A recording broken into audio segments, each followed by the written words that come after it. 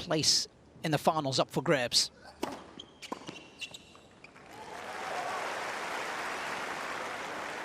Final.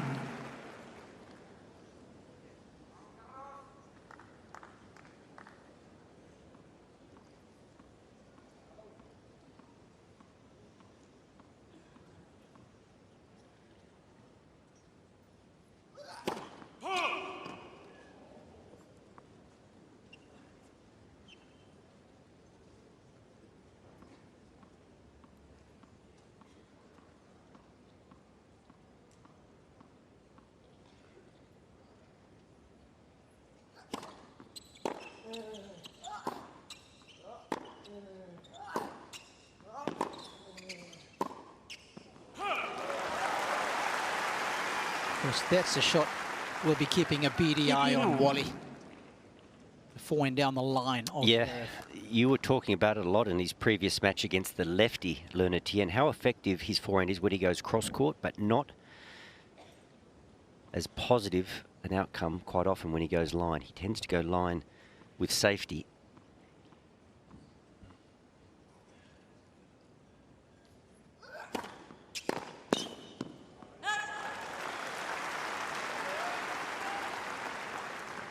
(30-15).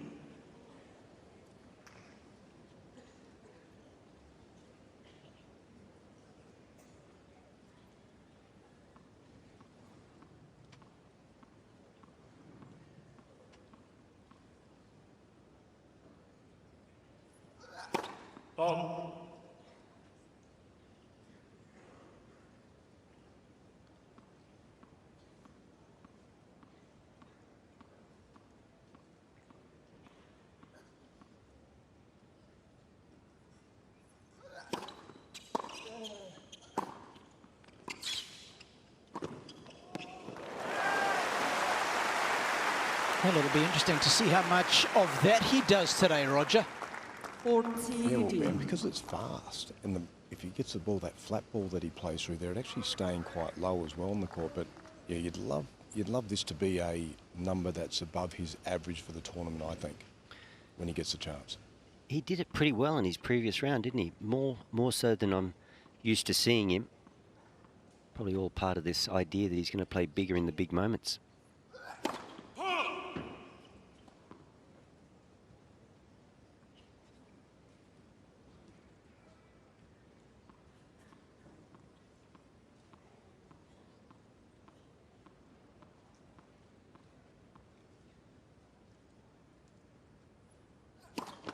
Left, second service.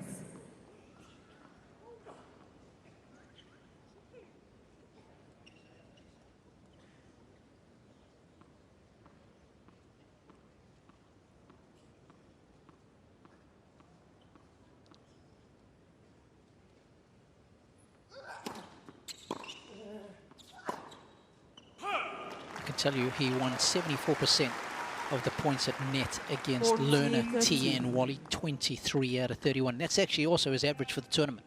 And a couple of them were not coming in off big ground shots and cherry picking. A couple of them were legitimate dig and scrape and stretch volleys. He did very well.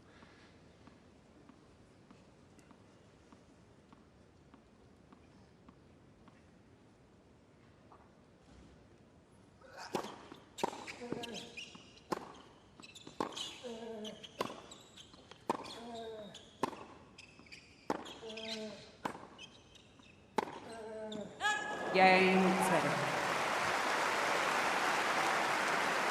Made 50% of his first serves in that game, did Zverev. But boys, I was just having a look at this matchup and specifically that first serve of Zverev, because we know it's such an important shot when he plays Carlos. And for the sake of the analysis, I discounted the two matches they played in 2021 because this guy's ranking was low. He's pretty much a junior still at that stage. But in the 3 of the last 4 matches that Zverev won against Alcaraz, his first serve percentage was 77 and above. Yeah, and it needs to be, Robbie. I think that's the only way you can take out those big players. And the last time they played here, that number was even higher, 84%. That's He can play right. that. Quickly, please. Ladies and gentlemen. And he also had a 37% of the time his ball doesn't come back unreturned. Let's have a look at that number, boys, as we go through this match. See if that's lower here with Alcaraz. Let for service.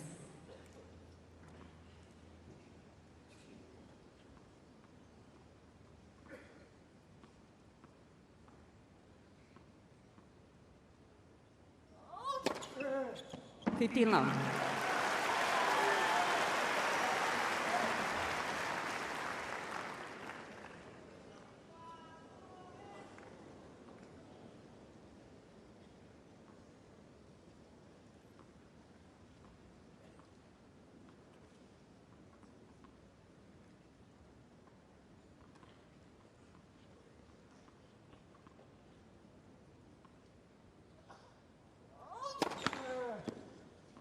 Let for service.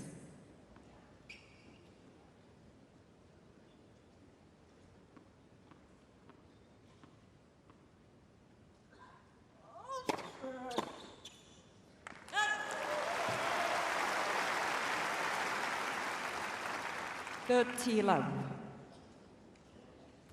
Who in your eyes today wins the physical battle, the conditioning battle? You two, who do you think? I'd always lean Alcaraz. And I go back to my statement about turning defence into attack. I think that's such a huge part of the game.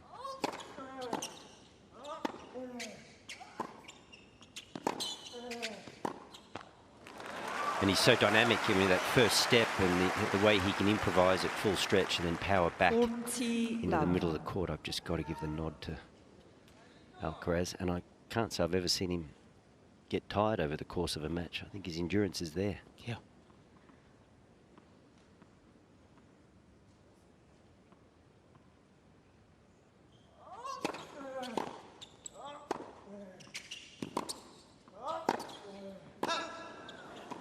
It's always an important shot for us, isn't it? The forehand of Alcaraz. We know how dynamic he is, but there have been on occasions where it's cost him in matches, Wally, where he's so exuberant with it, yeah, he almost can't contain himself.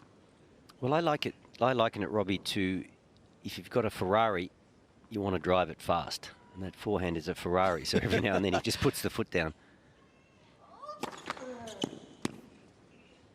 It's a V12. Certainly is.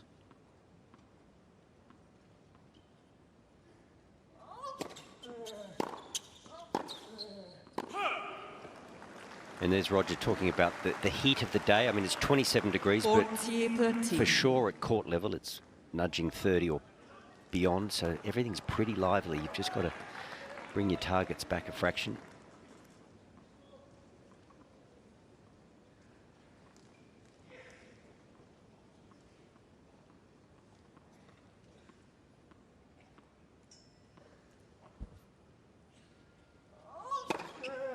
Cain, Alcaraz. Roger, what do you make of the Alcaraz serve? I mean, I've watched him throughout the tournament.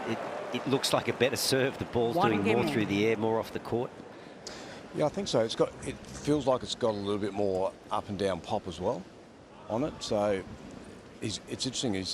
He was able to make such a change like that, and he's very rhythmic in it, isn't he? And that's the one thing you look for. Is there rhythm still there? But I guess that's why he's where he is in the world, isn't it? Yeah, you're right. I think the shape of his body under the ball doesn't seem that different, but the rhythm of the serve seems to have improved.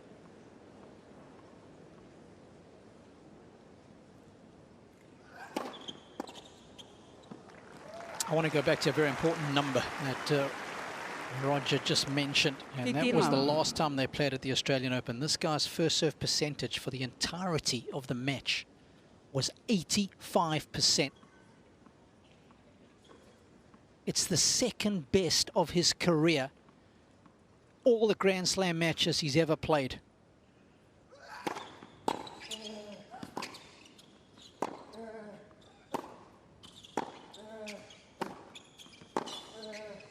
And including the matches here, Wally, that's 157. that's astonishing because it highlights some important factors, doesn't it? Well, it tells me that as good as his serve is, we see him consistently serve 200 and above, it's actually within himself. He is serving within himself, and that's the kind of power he can create just with his height, strength, and great technique.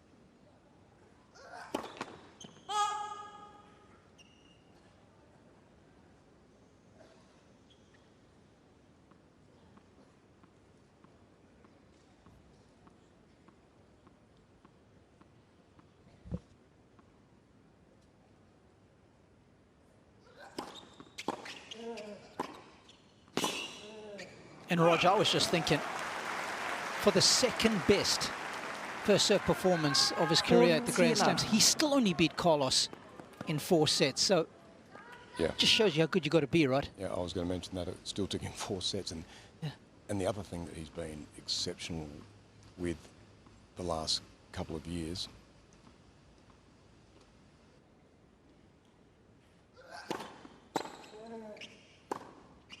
has been his location as just like that. He leads 2-1. We'll take a closer look at that serve right now. Zverev leads 2-1.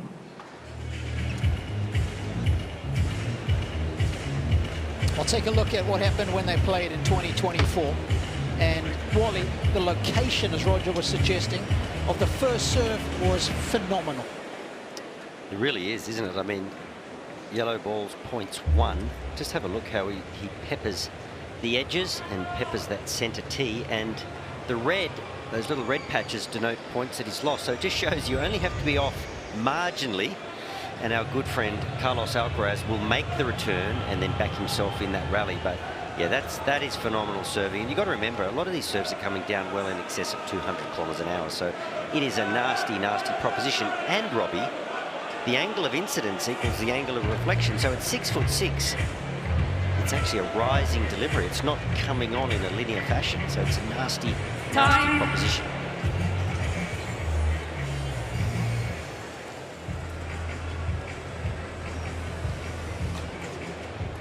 What a magnificent day it is in Melbourne.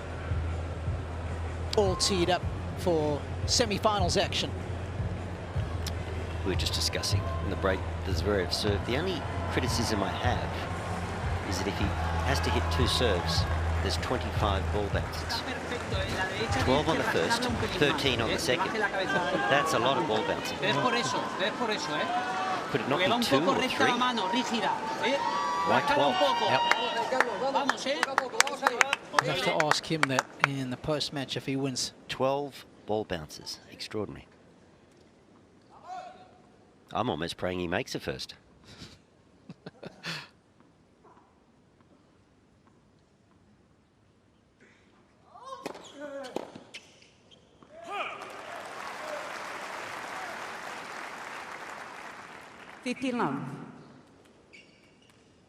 It's a jumpy day. The heat that Roger was talking about. We haven't seen too many balls in the net, have we? It's all flying, long, wide. Just take these guys a while to get their bearings, particularly dealing with the pace. Let's service. Mariana Valjevic is the chair umpire. Of course, umpires call all the lets at the majors. No net machine in use.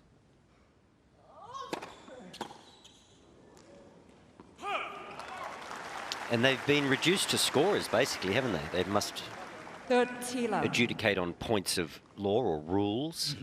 They keep an eye on the time, any time violations. But outside of that, it's a pretty cushy job, really. I'll tell you what, I'm often surprised, Wally, at how poor players' knowledge is of the rules of the game, basic rules even. It's a good thing we have got the chair umpires there. Okay.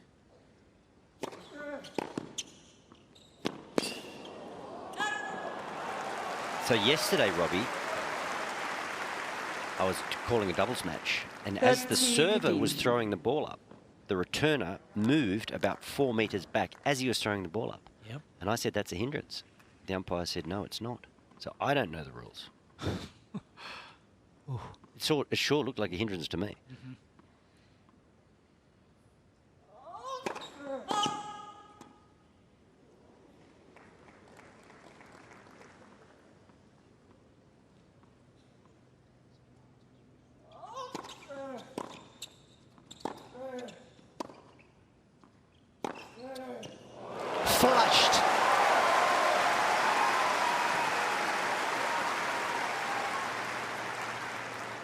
40-15.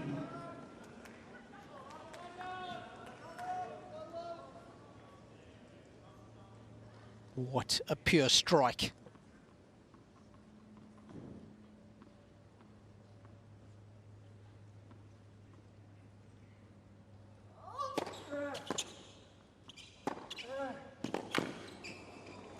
Cain, Alcaraz. Well, a lot has been made of the tweaks that Carlos has made to his serve.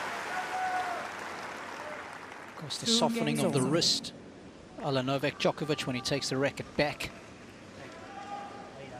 Of course, that man, bottom right of the screen, talking right now, Sam Lopez, is the one who's made all the technical changes. Even when Juan Carlos Ferrero was part of the team, of course, that was the big news in the off-season with Alcaraz splitting with Ferrero.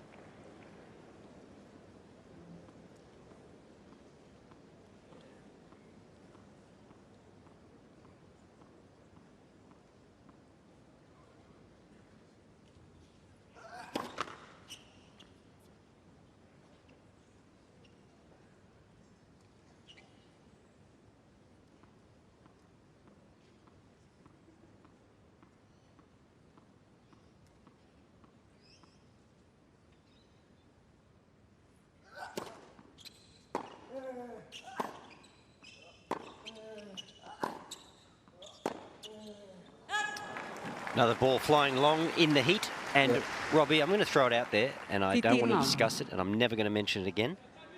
But let's limit the ball bounces to 5 in the rules, and once it leaves your hand, it's in play. Wow. Can't throw it up and catch it.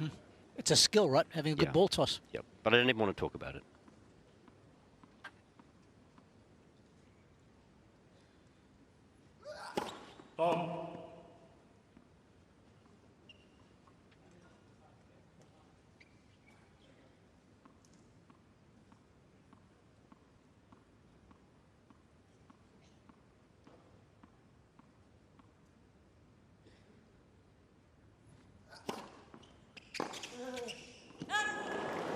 Well, I like the play. Yep, same. And I was just going to say, Zverev beat me to it, but because I think that the more you come in to pass someone on a day like this, if you just get it a fraction long with the ball flying through the air, very hard to get it up and down. And Roger, the fact that he's ahead in the count, so he's not under pressure on his serve, and with Alcaraz retreating, just basically sending a message, you can't just hit it down that central corridor. I might be coming. I like it. 40 love.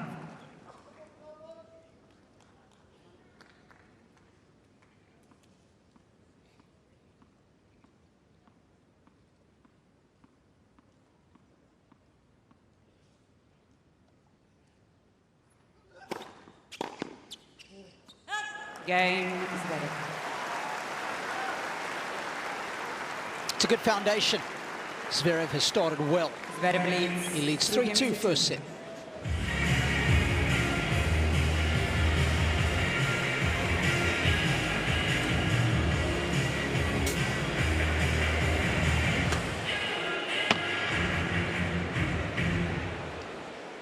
It's time for 2 lucky fans to experience the Shop Insurance Upgrade to the opening seats for Grand Slam champions Ash Barty and Korea.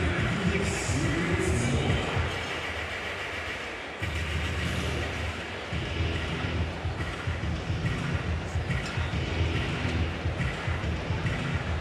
So, let's find our lucky winners. And there they are. Said it a number of times over the last 13 days, but what a city, what a venue. How it is just grown in stature, this major. Time. There's no doubt this is the place to be at the start of a new year. Melbourne, Australia. First tennis major. And of course, for Carlos Alcaraz, it's the one that he has not been victorious at. The best he's ever done was a quarterfinal before this year. And if he's able to get the job done here, in Melbourne. He'd be the youngest player ever to complete the career Grand Slam. He'd just nudge out Don Budge.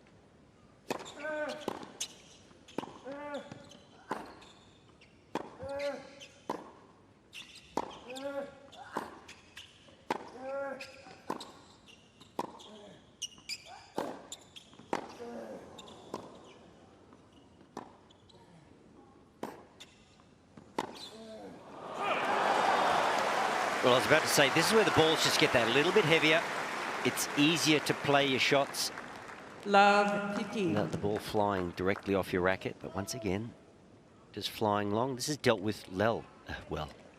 He's a tall man down below his knees, but hits it with a bit of venom up the line, and once again, the error is long.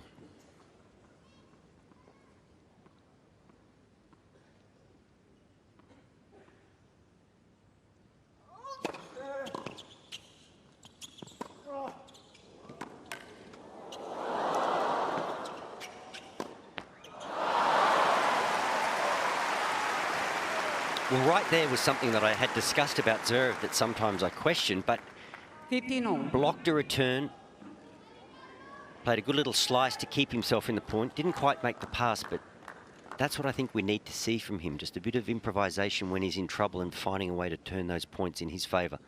Wasn't far off there. That should have been love 30. Yeah, makes that pass, it's love 30. That was the hardest, that was the easiest shot of the rally, wasn't it? Yeah. He'd done well to get himself back into it.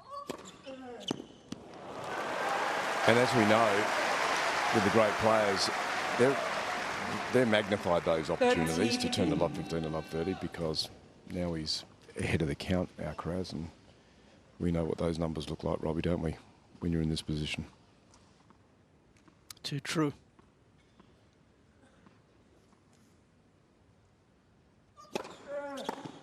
$40-15.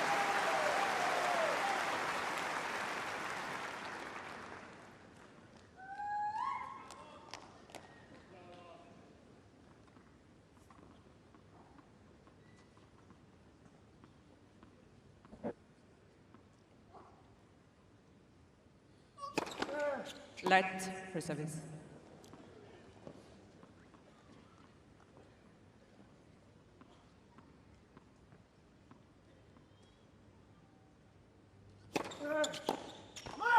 Game Alcaraz.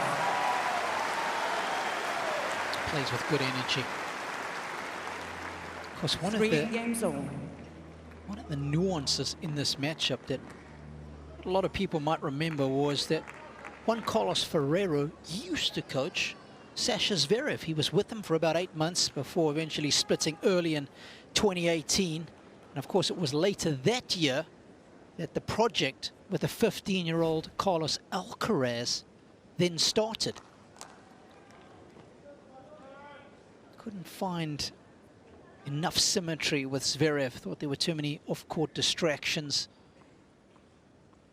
Felt that Zverev wasn't listening enough to him.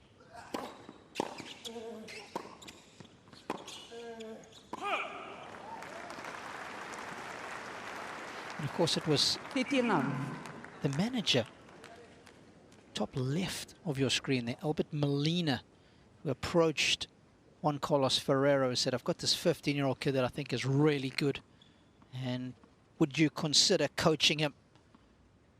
Of course, that's when the collaboration started.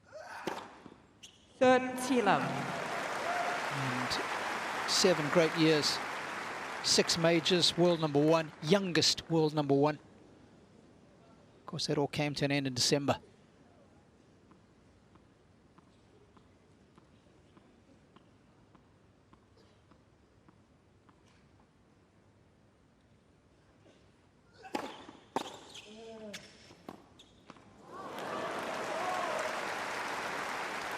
That shot there, Roger, that's what I'm talking about. I know it just clipped the tape, but it's just every time he's not in his... The ball's not quite in his hitting zone, there's no guarantee he's going to come out on top.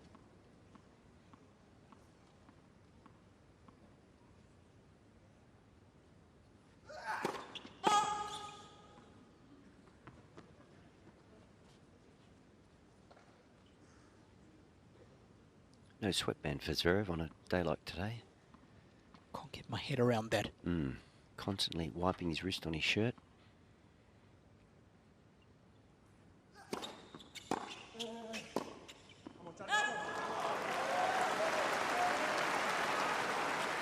The difficulties for Tian was dealing with that 30. hard bouncing serve of Zverev. Alcaraz has been able to nullify it beautifully. Thank you.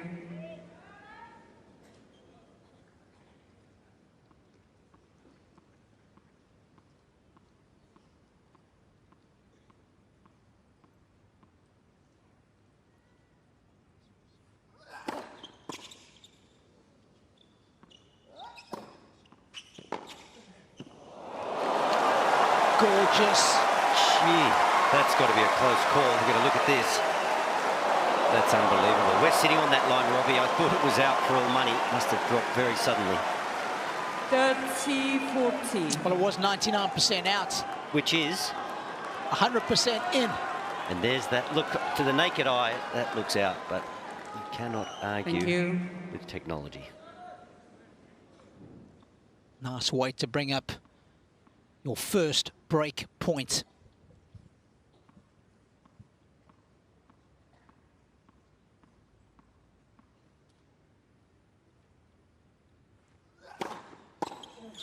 Deuce.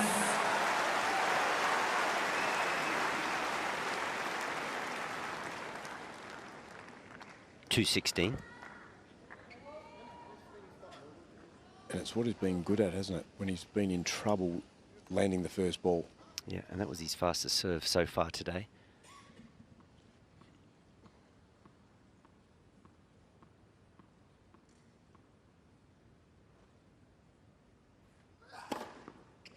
Advantage, Zverev. I've always been a believer, that Wally, you know this, and probably you too, Robbie, that in majors, the first set, I just feel like all eggs in that basket. Load up on the first, play your best tennis. Person who gets that first set is, gee, you're so close to being home compared to your opponent. Not just on the scoreboard, but emotionally and mentally.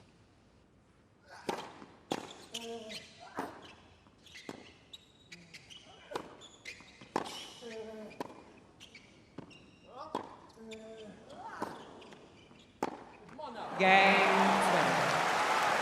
That's an important hold. A confidence-infusing hold for Zverev. 4-3 first set. Please. Zverev leads 4 games to 3. So, Robbie, we were discussing earlier the change in the Alcaraz service motion, and it's certainly very Novak-esque at the start, so it's a little bit of an abbreviated takeaway. And as a consequence, with not such a long swing, he doesn't have such a high ball toss. So that's AO 2025 at the peak, at the apex of the toss, 3.9 meters. AO 2026, I mean, this is significant. Have a look at that, 3.4 meters. So that is over a foot in terms of height of the ball toss. So it's changed the rhythm completely. So you'd have to say it's an abbreviated swing with a faster action. And obviously with a lower ball toss, a lot less can go wrong. But he seems to be able to replicate it, no problem, even in this short space of time. He's had to perfect it.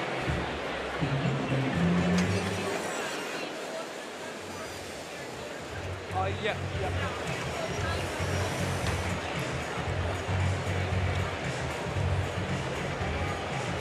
Time. Things are hotting up here in Melbourne Park. It's Rod's house. And with Carlos Alcaraz and Sasha Zverev starting to find their range. Have you heard the Ice House song, speaking of Great House, Great Southern Land? I love Ice House. Well, Great Southern Land was one of their hits. This is a great southern city in a great southern land, Robbie. I like what you're saying there, Wally. Below us, Tasmania, and then Antarctica.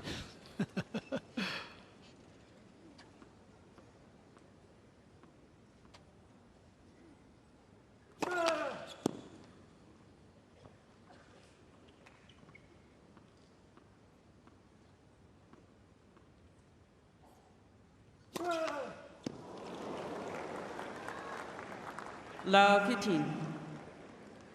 Roger, just going back to the final point of the last game, the ball on the backhand of Alcaraz, it almost seemed to shoot or stay low. Almost like a bad bounce on hard court. Yeah, he didn't he hit it halfway up the net, didn't he? Didn't quite come off his racket. And that also was a bit of a similar start. And he has the new balls.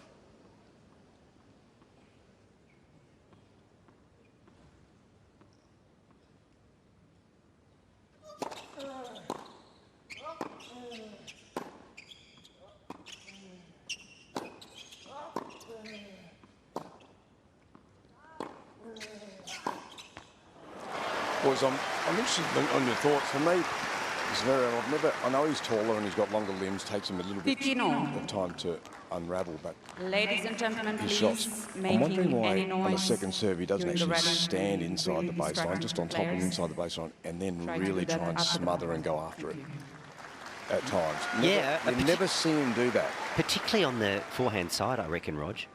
Yeah. I mean, he's susceptible to the body serve, as you say, with those long limbs. But just every now and then, I mean, his backhand there. Look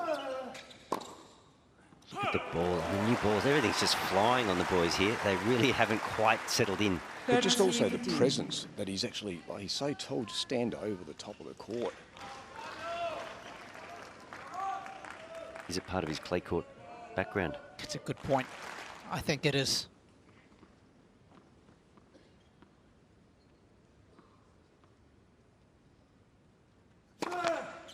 I'm just looking for the clay. Yeah. Not seeing any out here at Rod Laver Arena.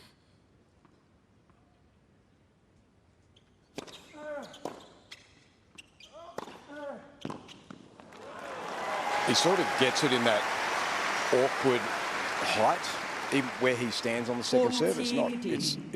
It's almost half pregnant, if you know what I mean. Yeah. I wasn't sure if that was a goat or a springbok. Mind you, these days they're about the same thing, aren't they? What are you trying to say, Robbie? I couldn't resist that one, Wally.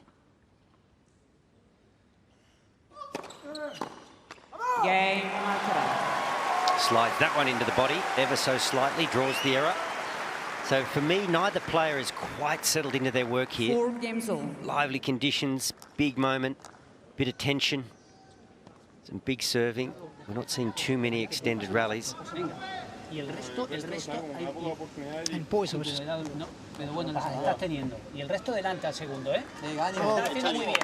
Just looking at his first serve percentage. Wally, you were highlighting the ball toss.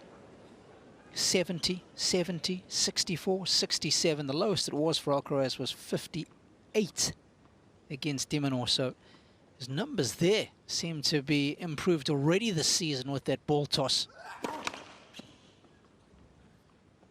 And the slight change in the motion.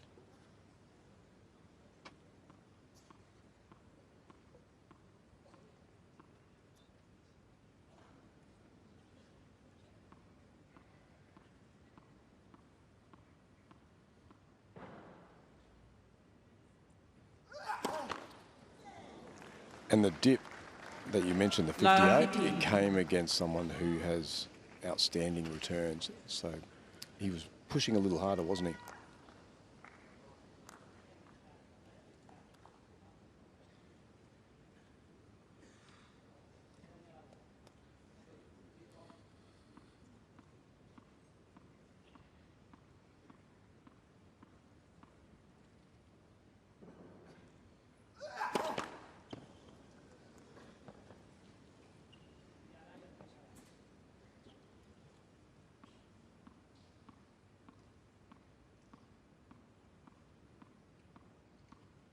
Little sneak in by Alcaraz.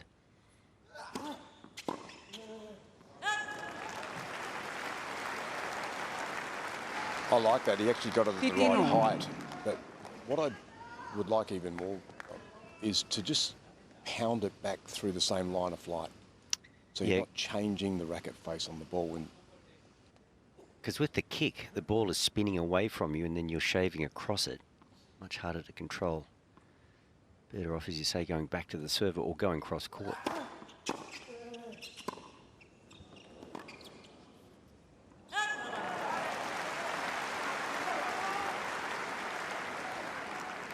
30-15.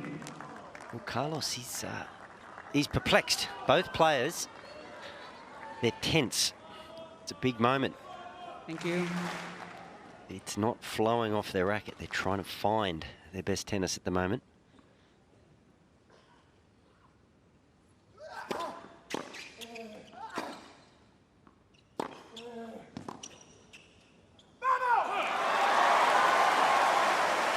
I kind of agree with you, Roger, you know, and it's much easier said than done because tension and a little bit of nerves and a quality opponent, it's very difficult, but you've kind of just got to come out of your shoes, don't you? If you're going to make an error, might as well make a big one. Just get your feet pumping, get your racket head moving. The safer you are in these conditions, the more likely it is to fly.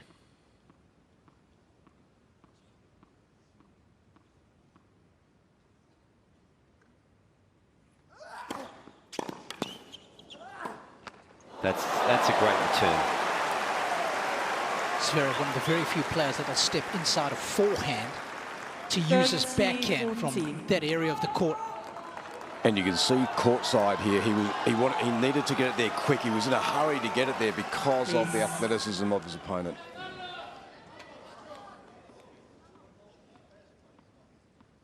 He's got another break point as Alcaraz.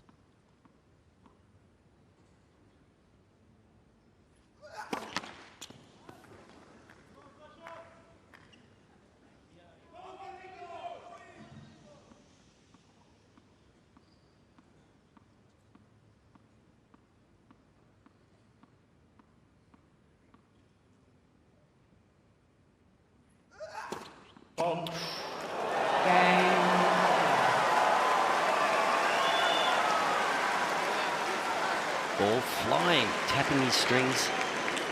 Alcaraz will take that with open arms. Nice way to be gifted the first break. It's 5-4.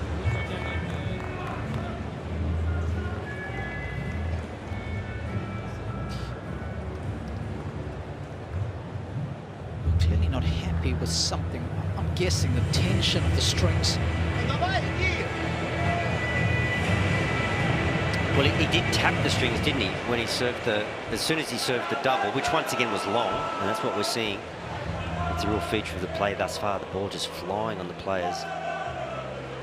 Yeah, I don't think it's the strings, though. I mean, the reality is there's tension in the air, isn't there?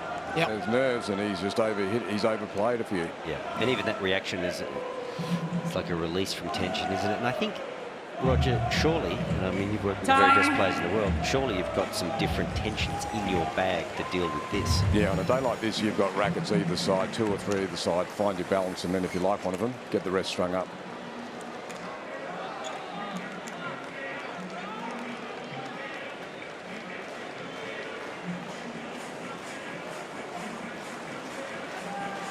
Hasn't always been easy to be able to break the Zverev serve. So when he delivers a double fault, Thank you, ladies and gentlemen. Alcaraz will be delighted, but still some work to be done. Serving from the tougher end, right, Rog? Here's Alcaraz looking into the sun. Yeah, he's into the sun, but that lower ball toss might help. I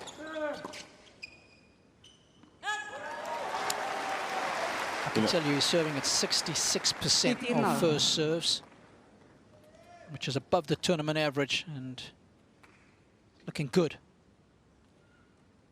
Well, if you haven't played on that, the extremely hot day, a lot of days here in Melbourne have been mild. Today we're nudging 30 degrees and it's lively. So you can see the opening 2 returns, a block goes long, a forehand goes long. 30 love. And you can't then play safely. The irony is you've got to go bigger, more racket head speed, more spin.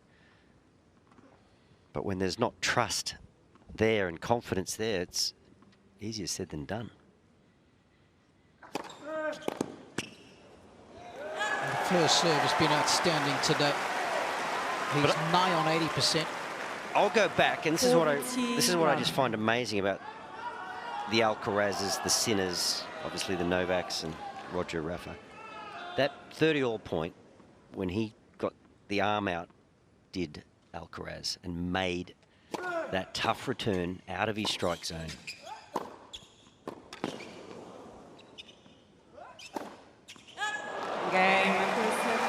It's a love hold, and the importance of that first set as a barometer of success has put Carlos in a great position. 6-4.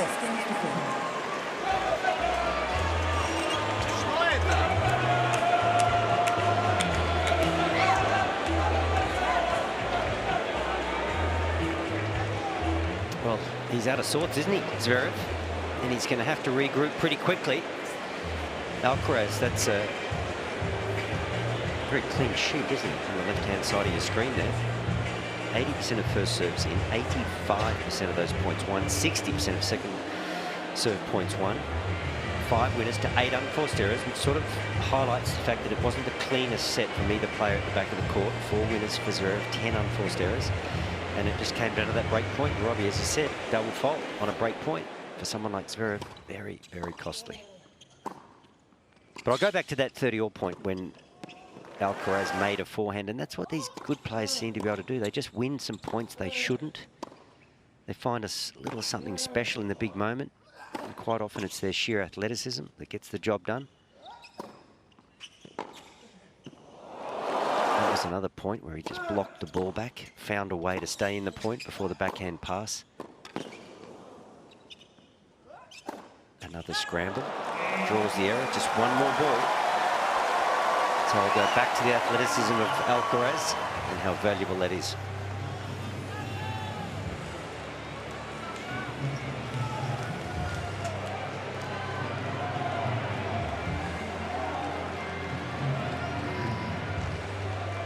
Well, if you're a Zverev fan and you want to try and clutch at straws in the 12 matches that they've played, only once Second set. as a player turned it around after losing the opening set and gone on to win. And of course that was Zverev who did that at the ATP finals back in 2023. Lost the first set in a tiebreak, came back to beat Carlos 3-4. But he's going to have to defy the odds big time here.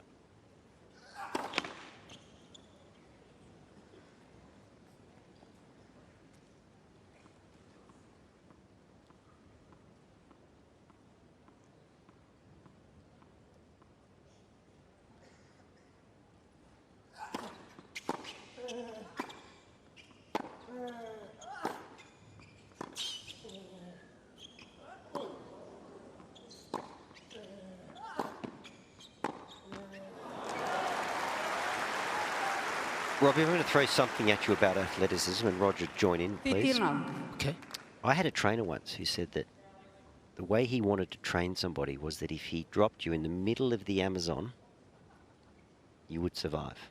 In other words, you were capable of anything. Yep. Climbing, scrambling, swimming. Fighting. Being a great all-round athlete. And that's what I see when I see Carlos, when I see Rafa, Novak, Roger. I don't see that when I see Zverev. I see a really well-crafted tennis player with a great frame who, when he's in control, is almost unbeatable.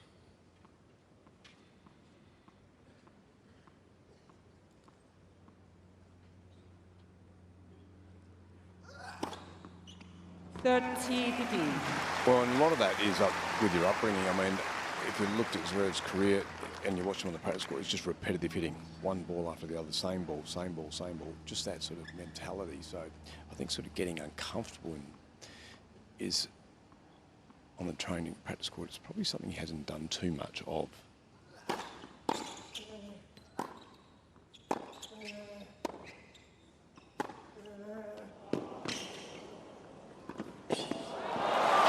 Your case in point right there, Wally.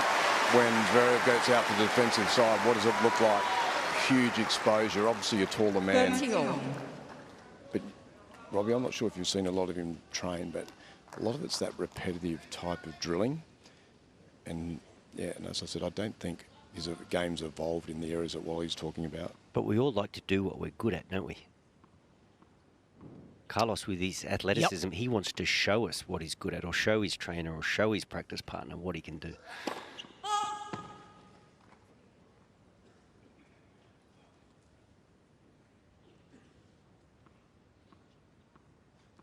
Just drifting in again. Carlos getting a little closer to that baseline. 30 all.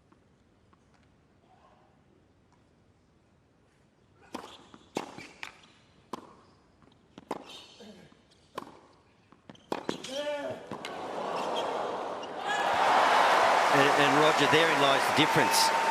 I mean, it wasn't quite at full stretch, but he was on the run. 30-14. Having to defend, but what did he do? He turned defence into attack immediately. Yeah, and one of his most dangerous shots is that fully extended forehand that he's able to just unleash. I mean, he ran onto that with a view in mind to attack. And that's what I find fascinating about the big four, and certainly the big two now.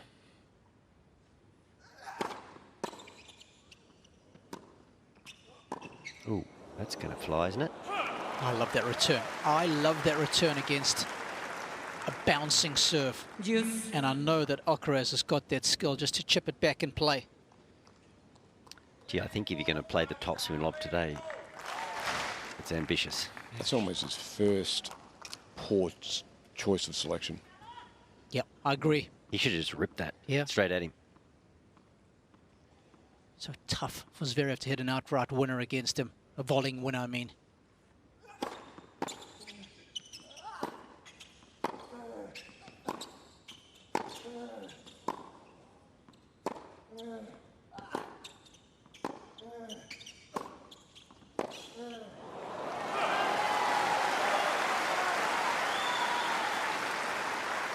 And I think that's a pattern of play that works really well for Zverev.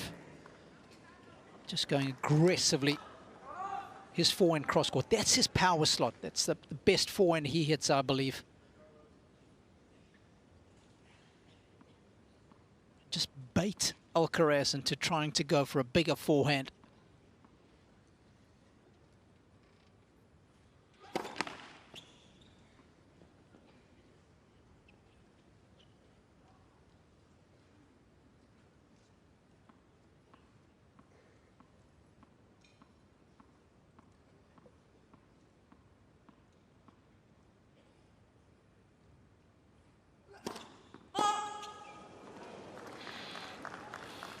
Juice. Well, he's looking at his team and he's looking at his racket strings, but I missed that break at the end of the set, whether he gave any rackets to be strung. So if we don't see any come back, you'd have to ask the question why you haven't sent any off.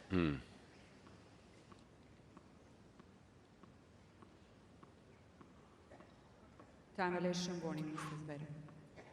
still bouncing, still bouncing.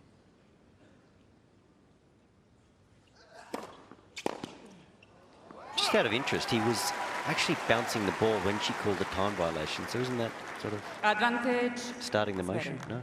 No. No. You've actually got to be, ball's got to be up in the air. No, it's got to meet the racket. Right. So, not now, not now. Not now. Now. Correct.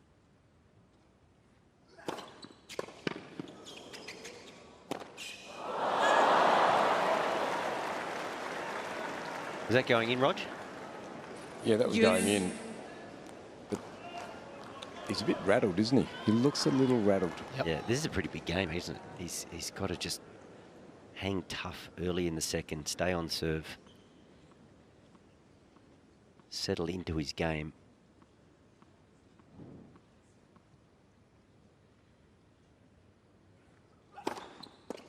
That'll help. There's a little bit of chaos going on here, and he has to find some calm. And I think a hold Advantage. It's better. will go a long way to doing just that.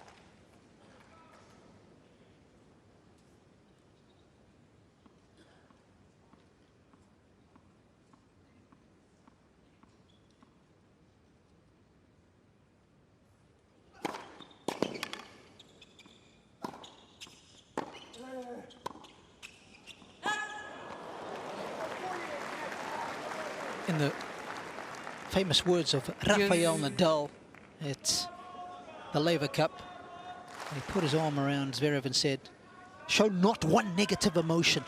Remember that scene when they went to the back? Got to be a poker player, Robbie. Yep. Cannot let your opponents know what you're thinking. Rafa was pretty good at that. Yep. The Spaniard. I remember Roger and Rafa giving that strong instruction to You remember? Fabio Fognini as well. Mm-hmm.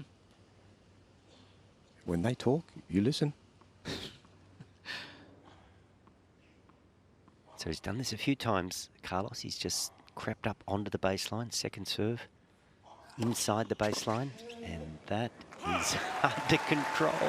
You just think, given the mood that Zverev is in, he might just be thinking, I've just got to make the ball, make the ball, make the ball. That's the most important thing right now, but he wanted to make something happen. It's just so lively.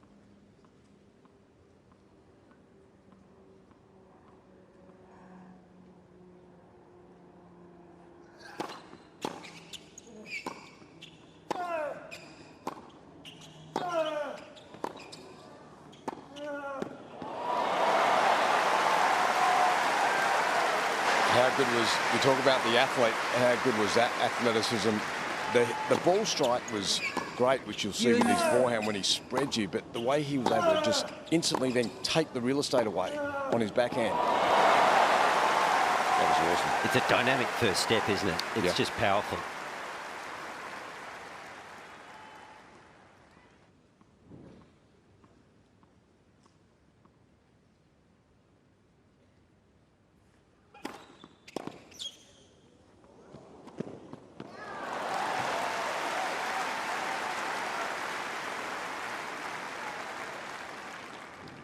Advantage, Zverev. Just got to keep plugging away.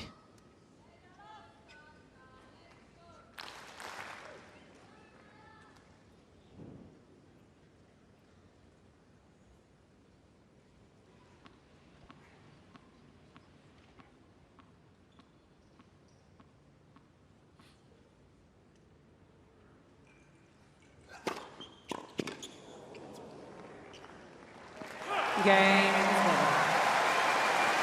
So important that he holds early on here. First game, second set. Because he knows how well Alcaraz has been performing behind the serve, and here is clear evidence of it, Wally. It's not only a little quicker, but the number of unreturned serves that Alcaraz is getting today is up significantly. Yeah, look, I'd say a bit has to do, well, obviously, the occasion, the respect he has for his opponent. I'd say just the heat of the court, too, the heat of the conditions. Everything's just flying that little bit, and he's gone for the sweatbands. Thank you, ladies and gentlemen. Ready for play.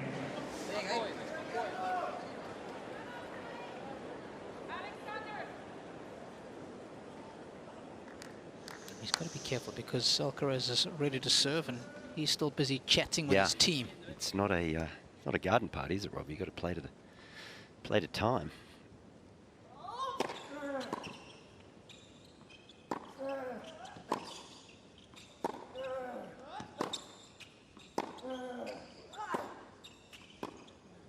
So the shot I value in that rally is the dig off the serve. Controlled the racket face, blocked it back, and that's what I'm talking about. He's got to find ways to improvise and just keep Alcaraz under pressure.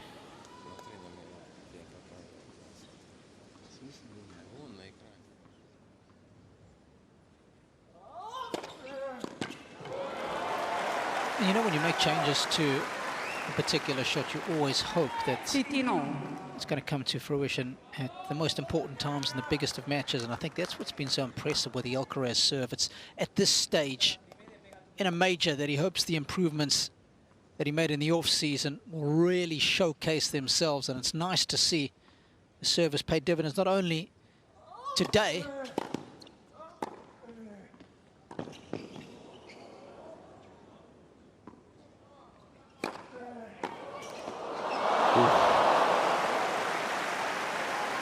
for the tournament as a whole. 13. And as if he needed any more confidence in his game, Wally. Just shows, doesn't it? They're great players. They're never satisfied. Constantly evolving, looking for ways to get better.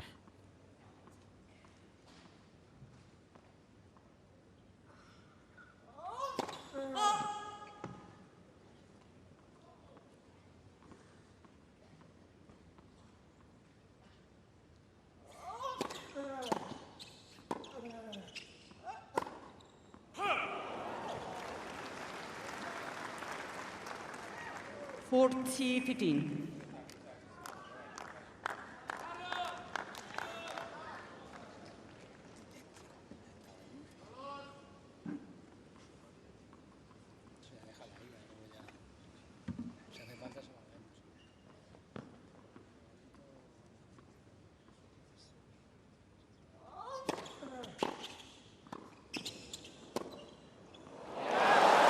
That's a little beauty.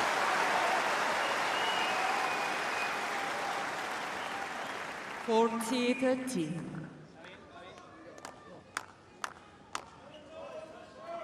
Great little pick up there, and that's what I've been talking about. Win points that are not necessarily in your favour. Find a way. Great pick up on the half volley there from Zverev.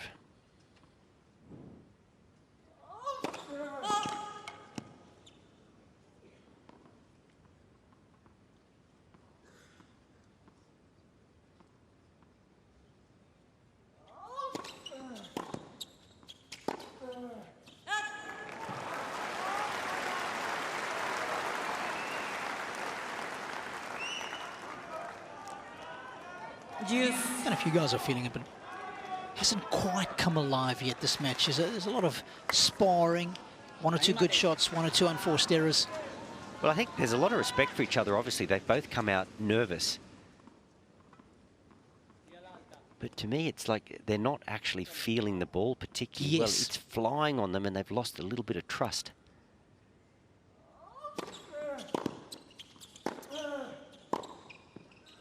There it is again, just takes off.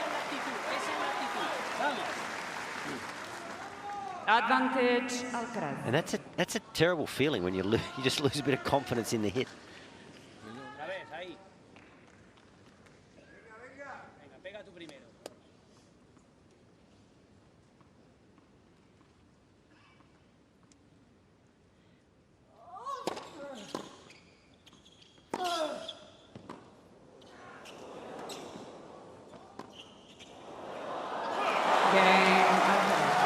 Well, it was a good scramble there from Zverev. Got himself in a position. We saw Rafa previously try a topspin lob.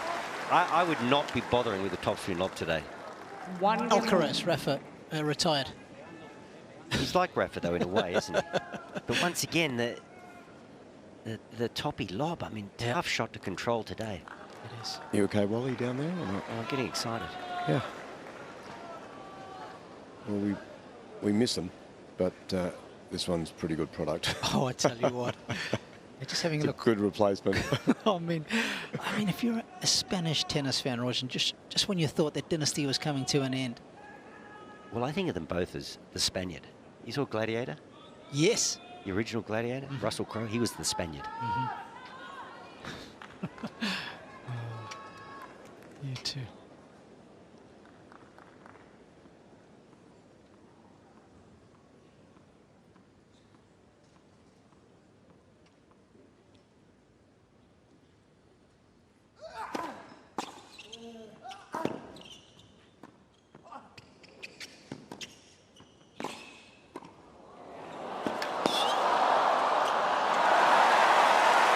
That's nicely done, and perhaps it's more of an option as well for Zverev. I think his hands are decent around the forecourt. 15-1. Let's just have a look where Zverev is in the court when he plays the drop shot. Maybe a metre or two behind the baseline. Drop shot lands near the service line, so tough to execute that shot too on a lively day, the drop shot. Yep. To hit a feathery, soft drop shot when the ball is flying, not easy.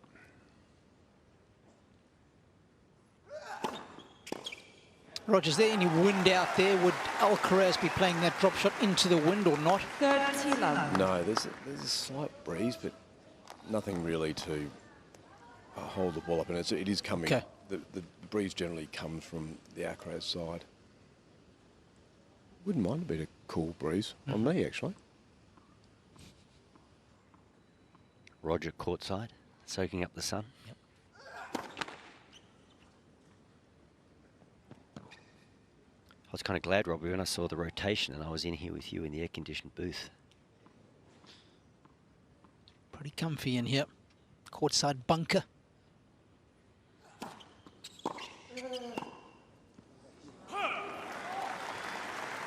And the issue is that when you're just sitting out here, it's, I think it's an exaggerated heat because your cooling system doesn't engage. But when you're out there running around,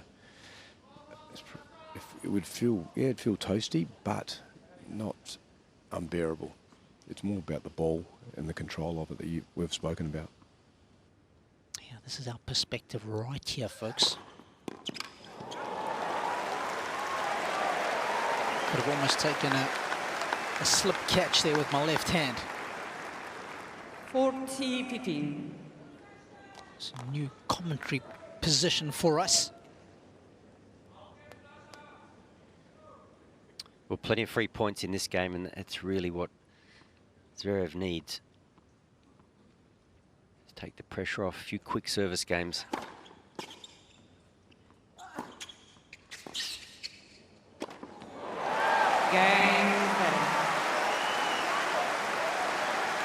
He's still not happy with something, Zverev, as he goes back to his corner. It's 2-1 now. Ты отдал, конечно, тянет. Такую же. Такую, наверное. Отдай еще ракетку, сгони сколько надо. Отдай 2 ракетки.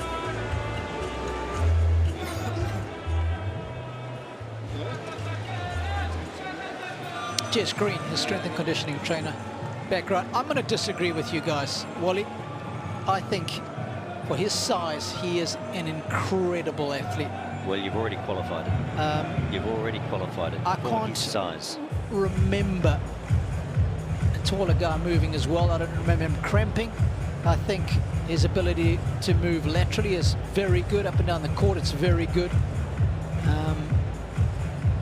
But you can only do your best with what you've got, right?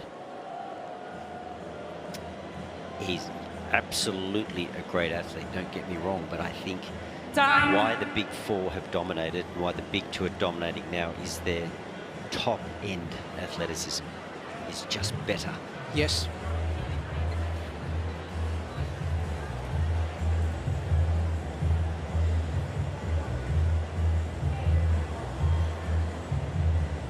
We've just ticked over the hour mark. First of the men's semi-final matches, of course, this evening.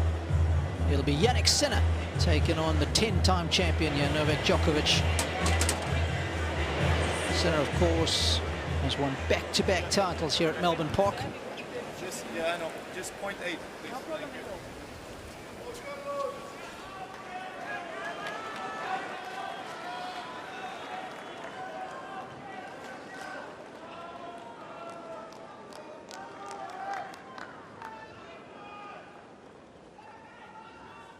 Please.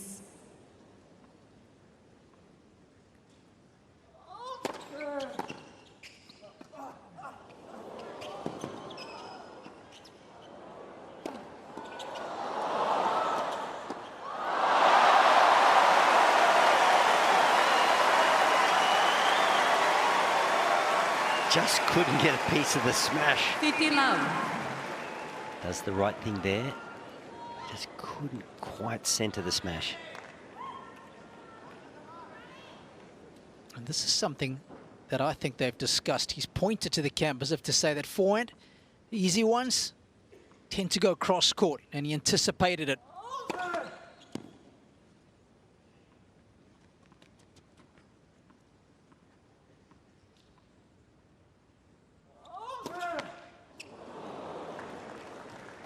Okay, double faults. 15 on.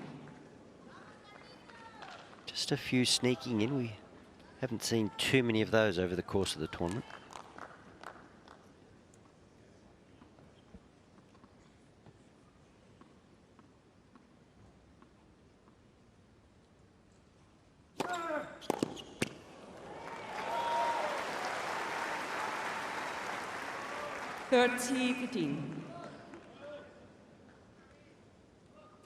Continues to impress with this first serve percentage. It's at 78 for the match.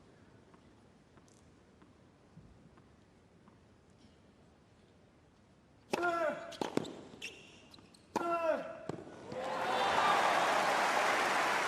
I'll be the first to hold my hand up, Rog. When I was watching him in 2022, even when he went on to win the US Open, I was worried that the serve might hold him back. But talk about smoothing out a particular shot. It's not too dissimilar from Djokovic in 2010, 2011. Yeah, it's a good call, Robbie.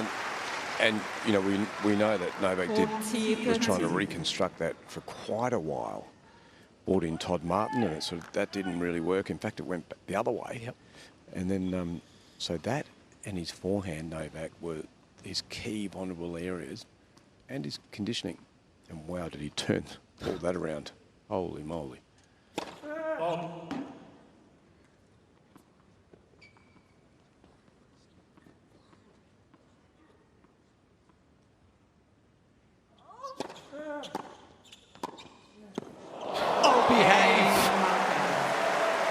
That was a little naughty, but very, very nice. Oh, behave yourself, Robbie. That was amazing, wasn't it? Quick hands. He's got a fairly it's not an extreme grip, is it, on the forehand? So he quite likes to hit the ball at full extension. Not that extreme Western we see with a lot of players where they like to hit their forehand with the elbow close to the body. He really does get that arm straight. It's interesting. Some of the biggest forehands all have that in common. Del Potro, Federer, Nadal. Do you remember Sampras on the run on the forehand? Yep. Verdasco.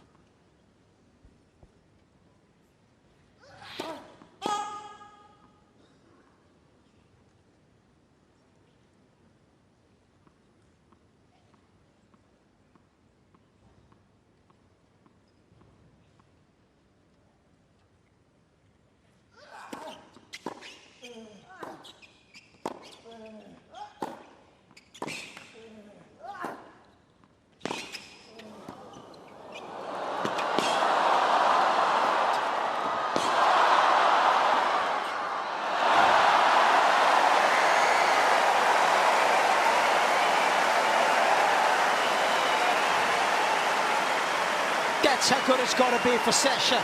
And guys, I'll say no more about end range athleticism.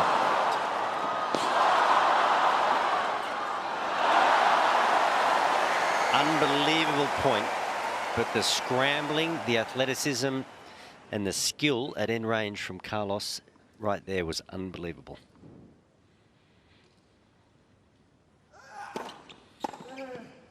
And that for me is why they're just so great. They do the ordinary things extremely well, but they do the extraordinary things extraordinarily well. I mean, come on, that last point, not that previous, well, that forehand was pretty good. But that point, there's a 90%, 99% of the tour cannot play that point. He's not in that category, though. No, that's phenomenal. That's why he's number one.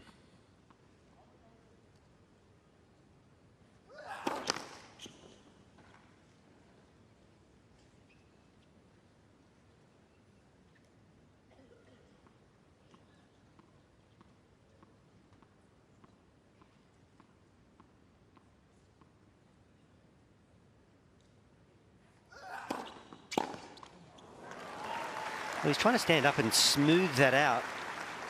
Just play a real hard court style of return, but it's not been that effective for him.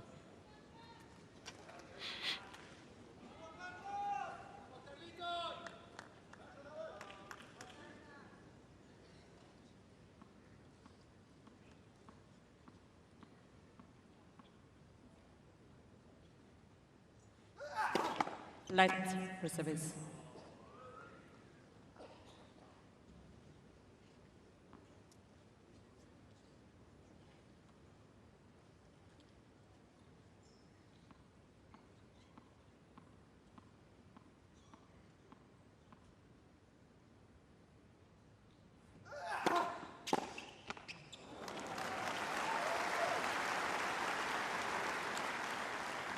40-15.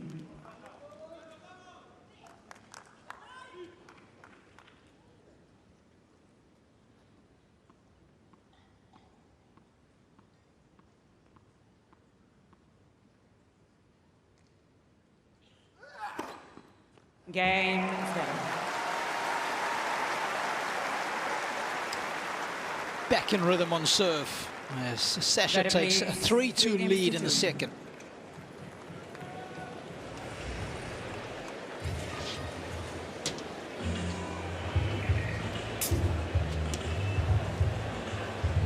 Gonna get the towel, please. I don't know what is it.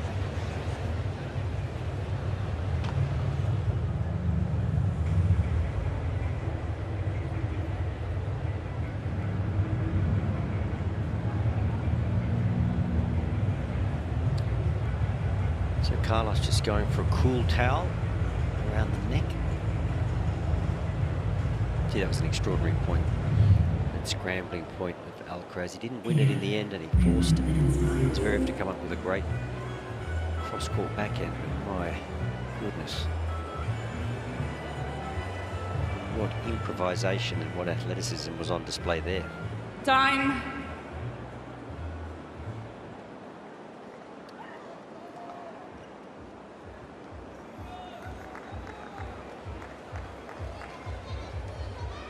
Tell you what, they've got some seriously creative headgear. And that's not the guy you want to sit behind. He's got a reindeer on his head. Ready for play, ladies and gentlemen. Very good. Thank you.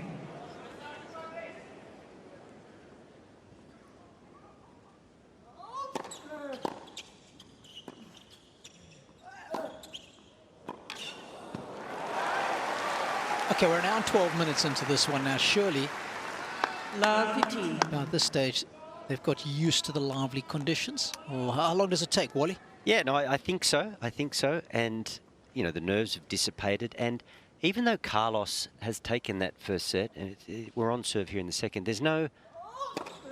I don't feel like he's in any clear ascendancy. I think this match is very much still in the balance.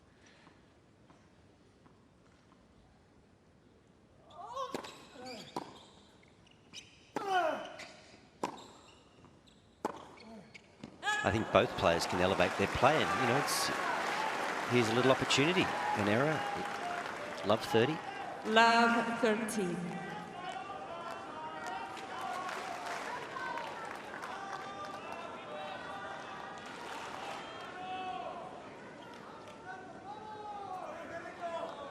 I don't think either player has quite found their flow yet.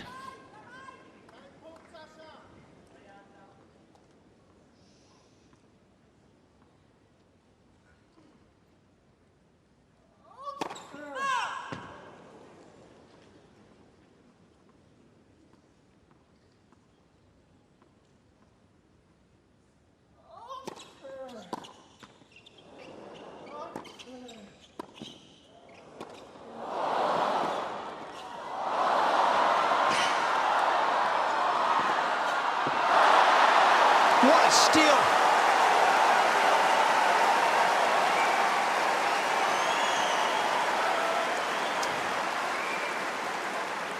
This is great movement, but that shot there was interesting, wasn't it? I mean, that was an approach straight down the center of the court to his forehand. Now this was a good gap. Tell you what, that's not bad for end of range. It's done well there. Thank you. No, it was good anticipation, but the approach from Alcaraz was interesting, wasn't it? It was a kind of a mid-court ball above the height of the net. Love 30 situation. That hurt him.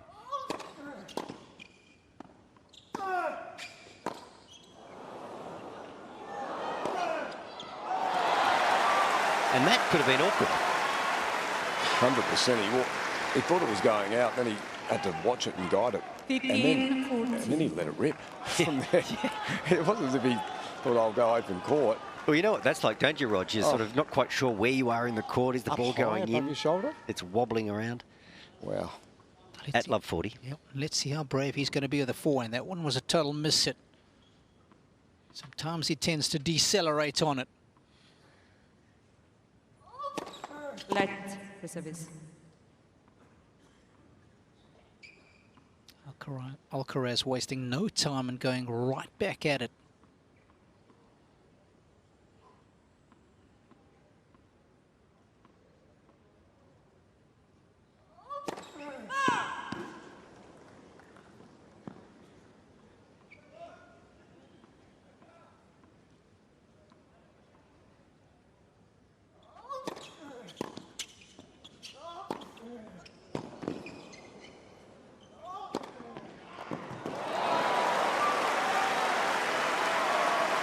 Again, the miss hit.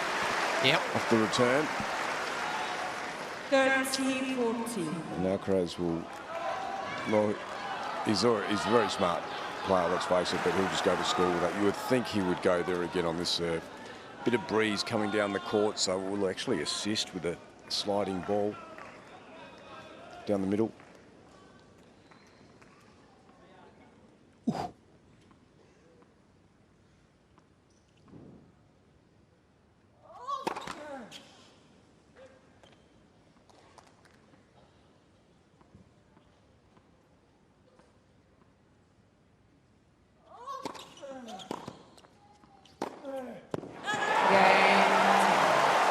Well, the youthful exuberance of Carlos costs him. Zverev leads 4 games to 2. That's a little bit of a donation after the previous 2 points. Well, what I didn't like about that game for Carlos is he kind of went away from what's been serving him so well throughout the course of this tournament, and that's serving to spots, getting a high percentage of first serves in. I mean, he was trying to... That last serve was 202 that he missed out wide. He just didn't find his rhythm and his first serve spots that have served him so well on big points throughout this tournament. He just went for heat.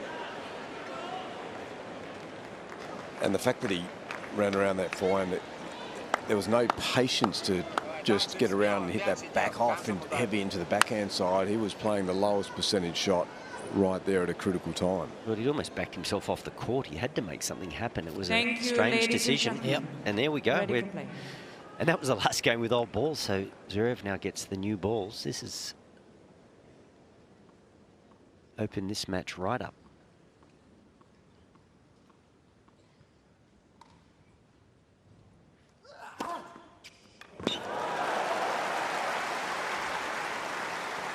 Just shows with Zverev, doesn't it? I mean, the quality of his serve just kind of keeps you under pressure all the time. Every game, every break point or pressure point is kind of magnified, knowing that you just won't get too many chances against the German serve.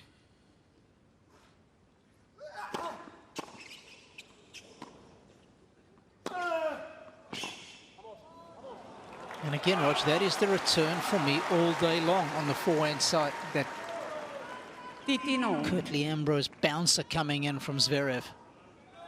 I like that, Robbie. He's coming off a good length. Yeah. Joel Garner. Oh, yeah.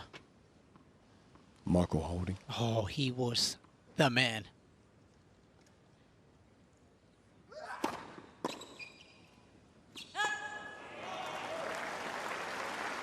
Let's not go down that rabbit hole. There's that many of them. There's a couple from your country as well.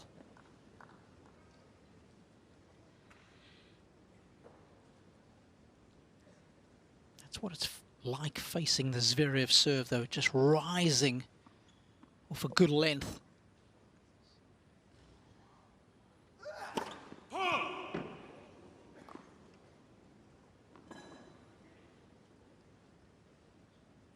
He's coming really deep to receive this second serve. Will we get a second serve and volley point?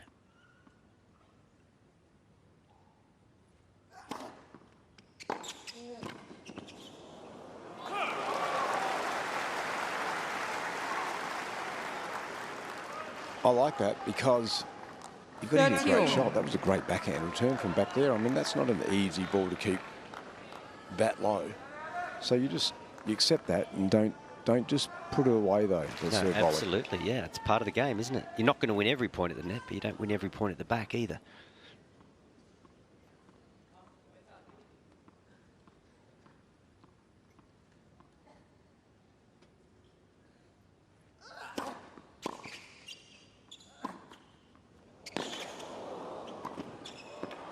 Great move. Great off-the-ball movement from Sasha. I think he does such a good job here of nullifying the movement of Carlos. Interesting, wasn't it, to go off with the backhand, because Alcaraz is so quick by going back in behind him. You sort of nullified that end range speed. Of course, he makes you play one more ball. Look at that for a scramble. Nicely constructed point by Zverev.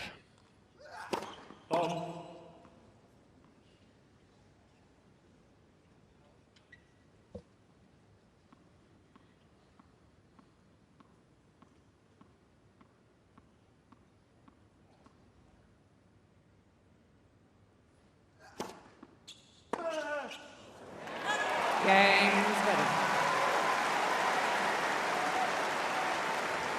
It's a relatively comfortable hold as Zverev takes a 5-2 lead.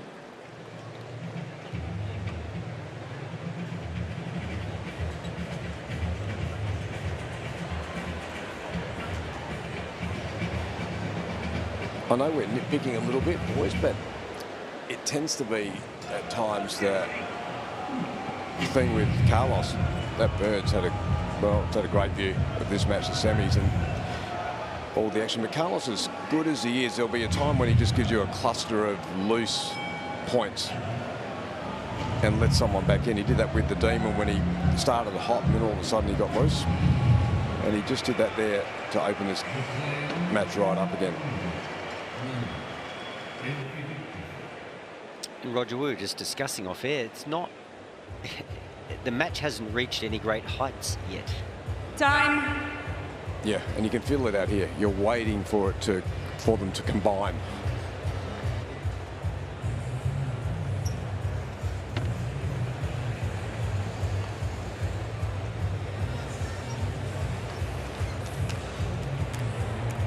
Well, it's been a set of tennis where Zverev really hasn't had to do anything special to get to this 5-2 lead.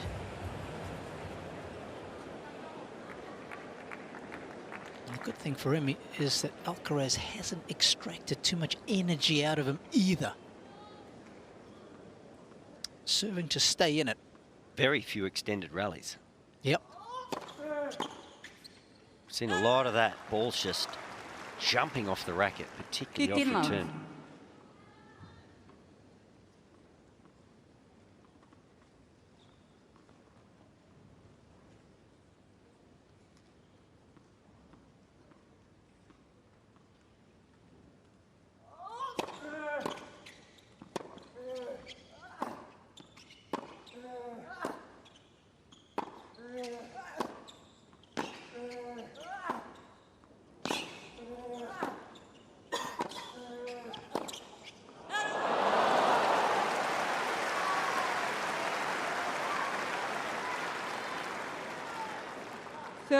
Love.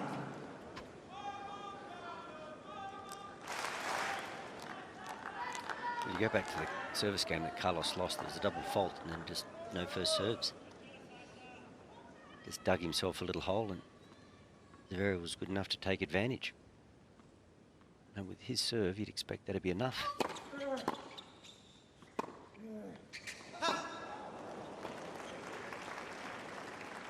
$30-15.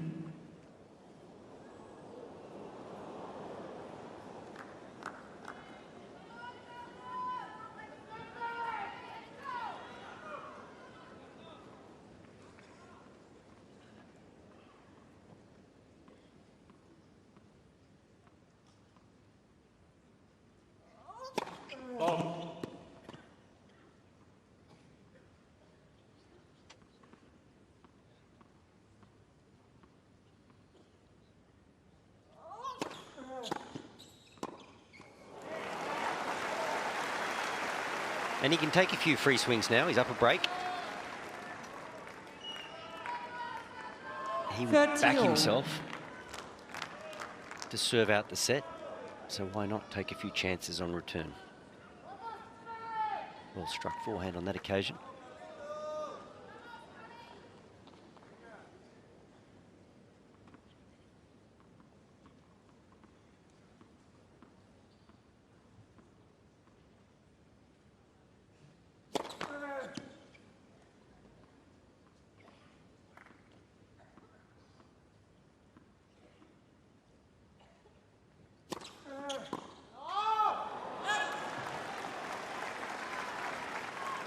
40-30.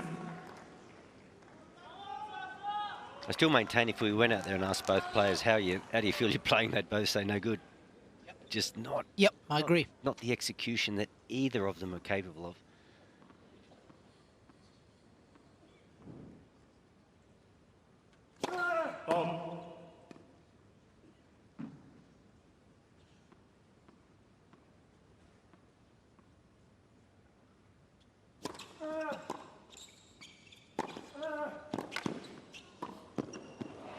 Cain, Alcaraz. Good all-court tennis. It's one of his greatest assets from such a young age.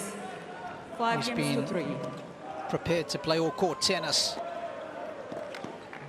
Just understands his way around the net so well, technically so sound, eyes down to the level of the ball.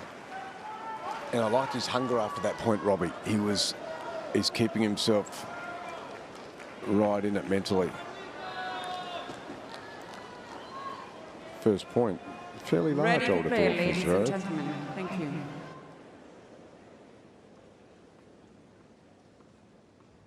Serving to even things up at a set apiece.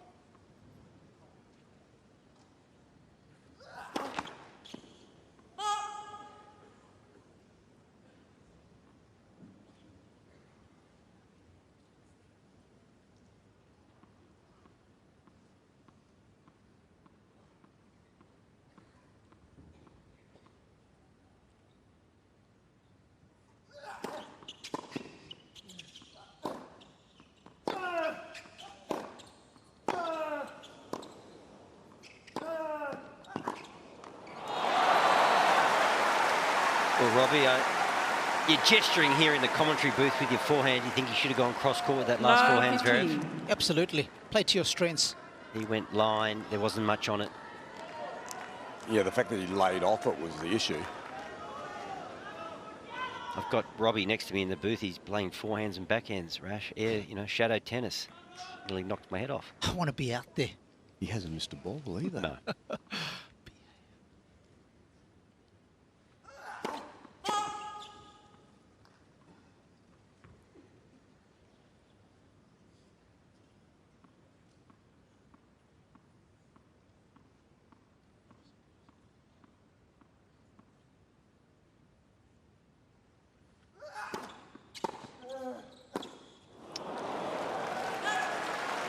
Now, is that a shooter off the service line? I mean, that's hard to believe. Love 30. I think he just came out of it. Lifted his eyes. So 2 first serves missed, 2 returns made. Love 30. Zverev needs to find a first serve quickly.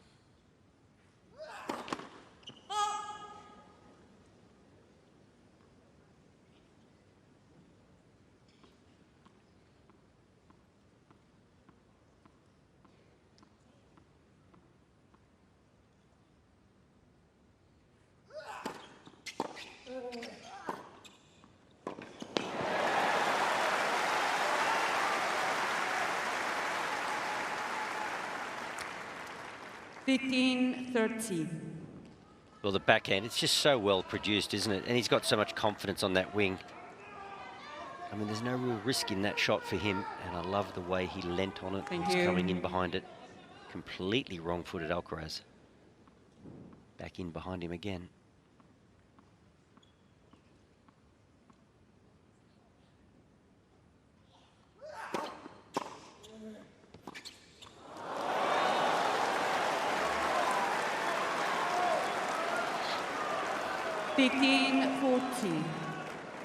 Right off the return there, I just feared the moment I saw Zverev having to play a forehand.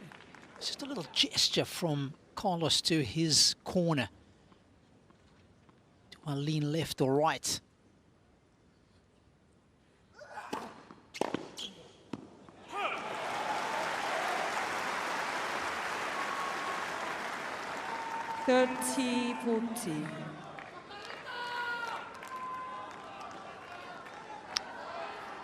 Well, 2 break points, it seems like a luxury, but 2 first serves can nullify that opportunity pretty quickly.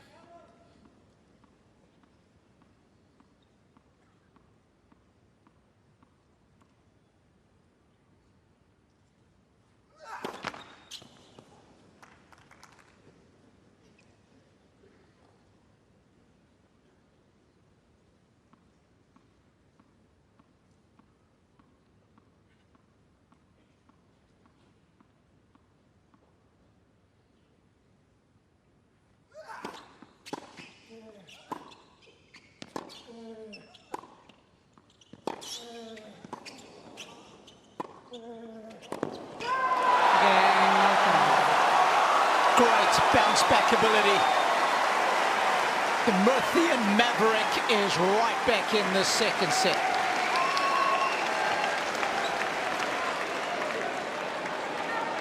Zverev leads 5 games to 4. And I guess that's what Uncle Tony was talking to Zverev about. Get after it. Don't play within yourself. How did Carlos play? He just got after this point. This was going to be all about him and on his racket from the minute the ball was in play. It's such an important point you make, Roger, and it's for moments like those that, you know, he went to have those consultations with Uncle Tony, spent a week there. Rafa told him the same thing. It's one thing hearing it, but being able to do it in the moment, that's what matters, right? Because it's technical. His backhand was fine.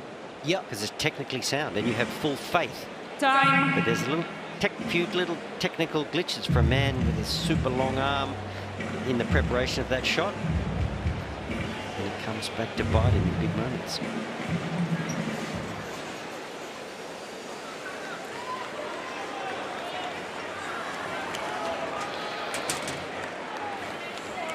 Well, Alcaraz done a good job. Just making some meaningful returns in the previous game, exploiting the forehand side of Alcaraz.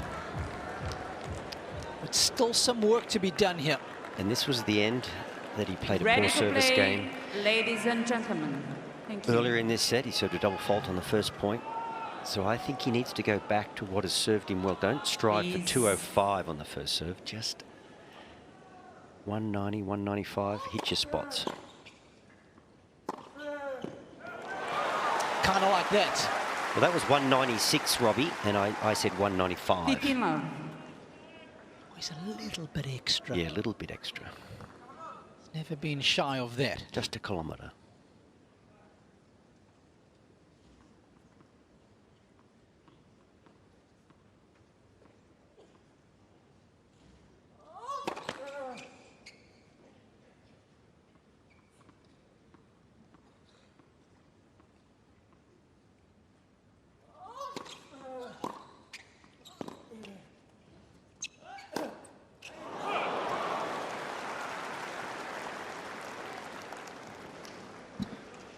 That was a gigantic miss. I don't know if he thinks that a different tension is going to make a difference to that kind of forehand. Did he break a string? No, I think he's just changing rackets. He's had a few come back now with different tensions, but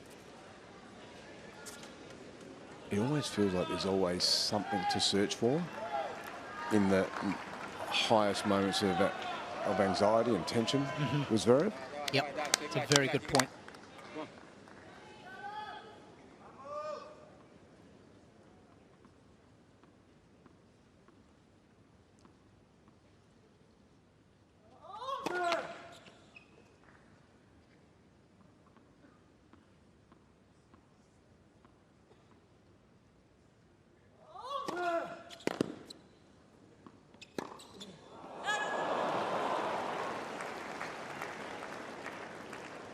$30-15.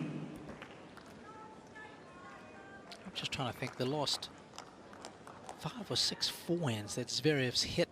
I think the only one that he's caught in the middle of the strings is the one that he hit about 6 feet long. Just needs to iron out that side quickly.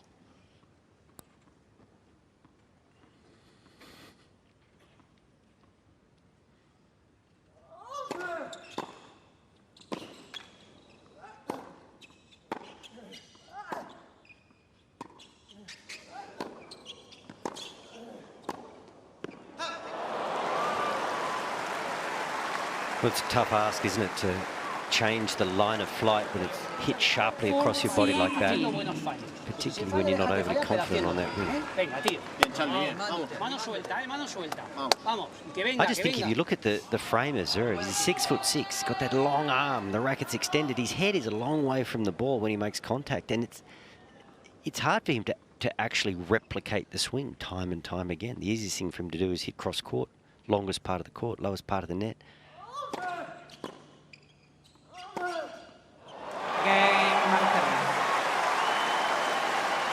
That is ferociously swift.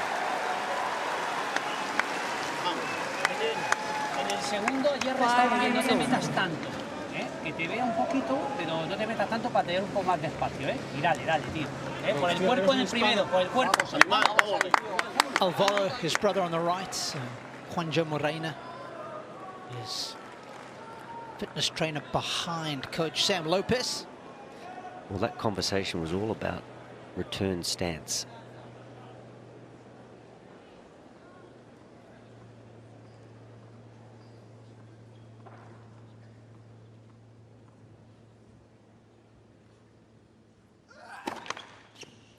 Well, if Zverev can just put aside the disappointment of squandering a break, I mean, it's 5-all. He's a whisker away from a tiebreak where anything could happen. He'll find himself at a set-all, so he's just got to be in the moment.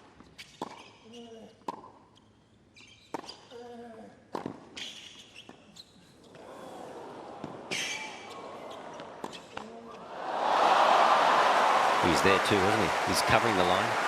Yeah, he didn't need that, did he? No, it's not. Sometimes, you know, when it rains, it pours. Once again, the drop shot really tough to play on a warm day. It flew, it bounced quite high. Lucky with the net cord. Vamos, Charlie. Vamos. Vamos ahí.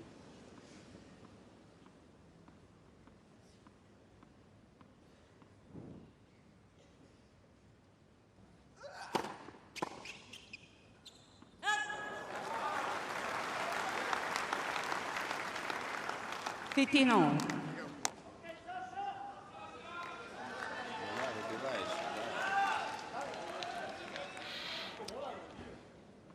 Dad at the front, brother on the left. Misha, southpaw, of course.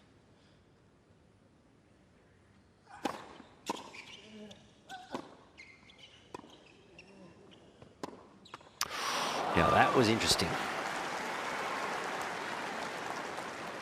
That's probably the biggest deceleration I've seen thus far on the forehand from Zverev. How smart was that from Alcaraz to think that through and just chip one down that stayed super low too. Yeah, he executed it well, didn't he?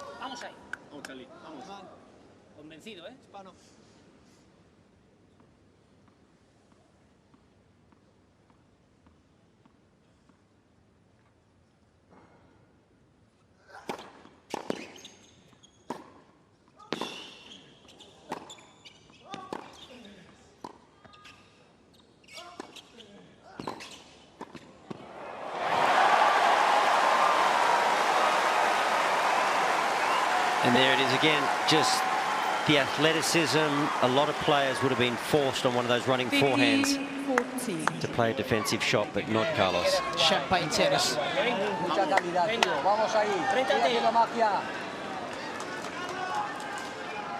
Technically so sound in all departments. You couple that with his creativity and his fearlessness. It's a great cocktail. Break points for Alcaraz.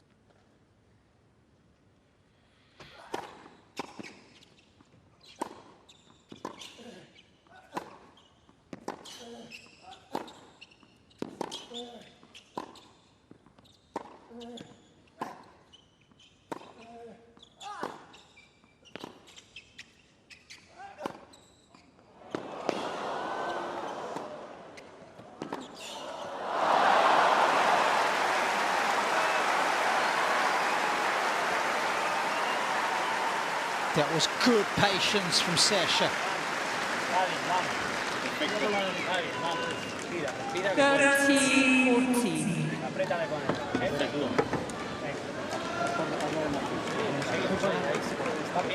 Both guys feeling the effect of that last point. Stretch the lungs. Well, this, if that's the case and they're feeling the pinch a little physically, this set is taking on a greater significance.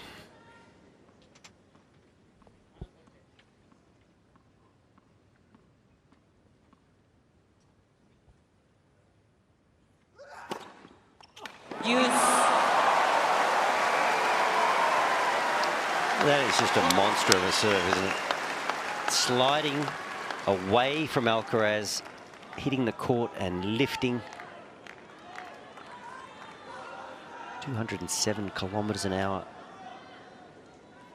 Zverev averaging 4 aces per set. I can tell you in this set, that was number 3. Very crucial, number 3. That counts for as much as an ace. Ball doesn't come back into play. Advantage, Zverev.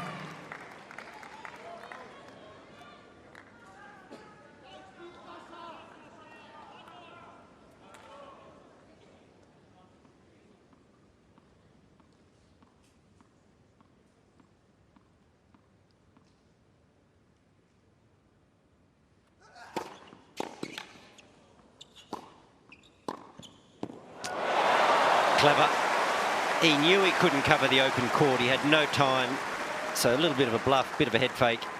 Stayed exactly where he was. No chance. There it is. Just a prop and wait. Yeah, it's the worst feeling when you hit that approach shot and suddenly you see the guy stayed home and he's just waiting for it. Still had to make the pass, which he did nicely.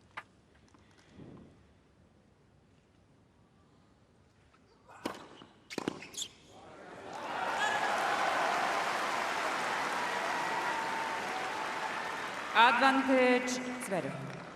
Robbie, maybe you can find out for me the unreturned serve so far off the Zverev serve.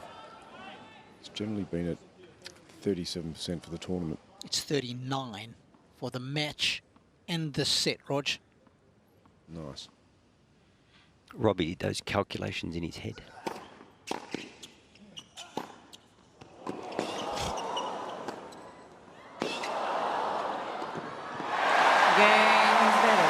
That's a hard hat hold from Zverev.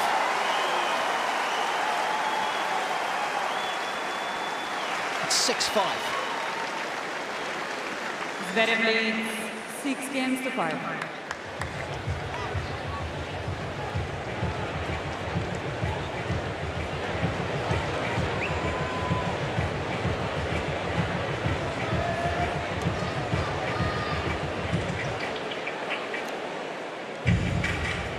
It's been well documented that, of course, Zverev is a type 1 diabetic, and in extreme conditions he's got to really stay on top of his well-being.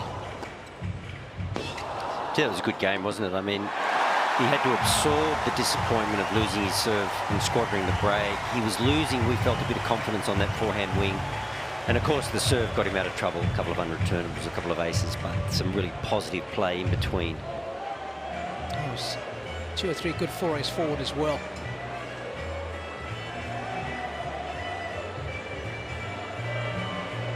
Time.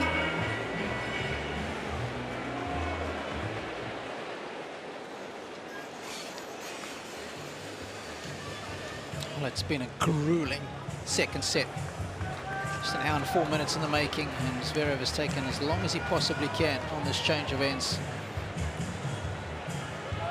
Remember, type 1 diabetic, of course, is Zverev. Checking his blood sugar levels again at the end of that previous game. Quite astonishing what he's been able to achieve, given that. Got to be so careful about what he eats in order to perform at the highest of levels. It's not easy. He's done well.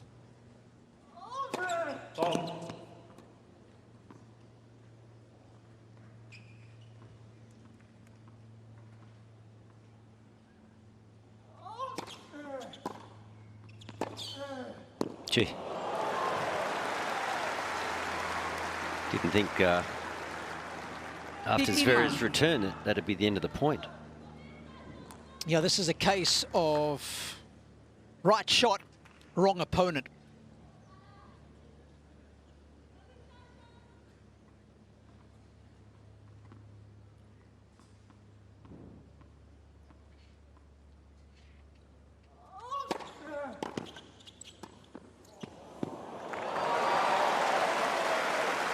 The Murthian magician showcasing us his full skill set. Murthian? As in Murcia in Spain, where he comes from. It's the town or the province? Yep. The town.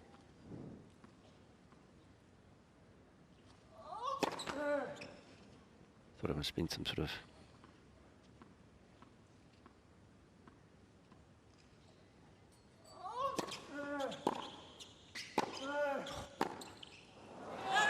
Oh, well, there you go. Big error. Plenty of racket head speed. How about that game?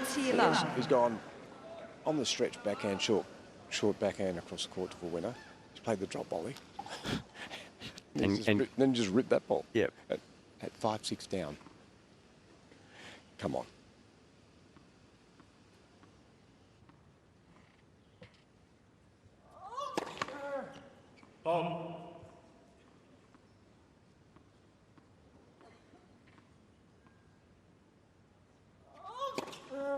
Game.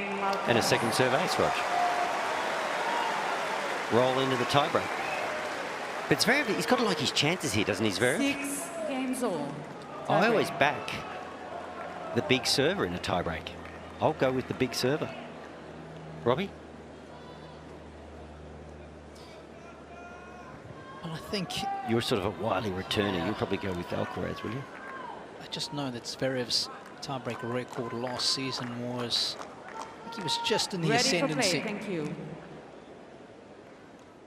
I just have a rule of thumb. Go with the big server in a tiebreak. Yep.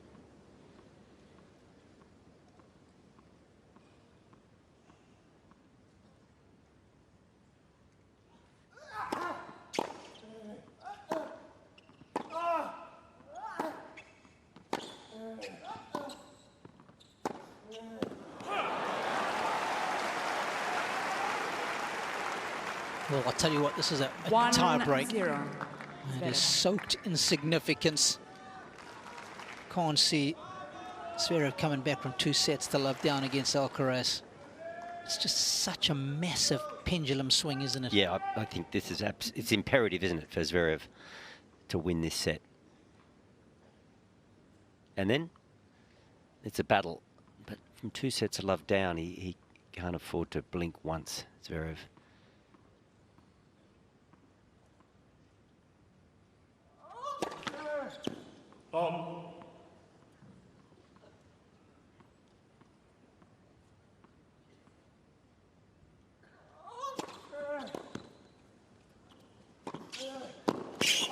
Gee whiz.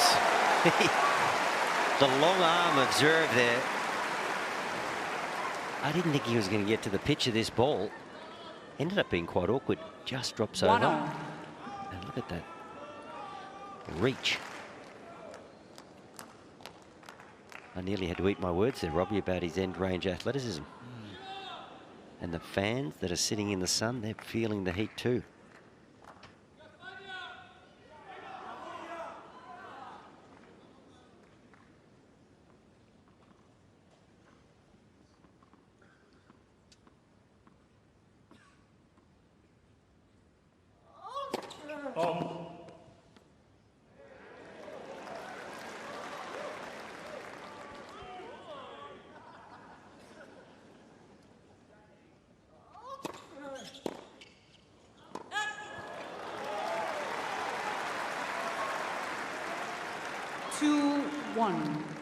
Alcaraz.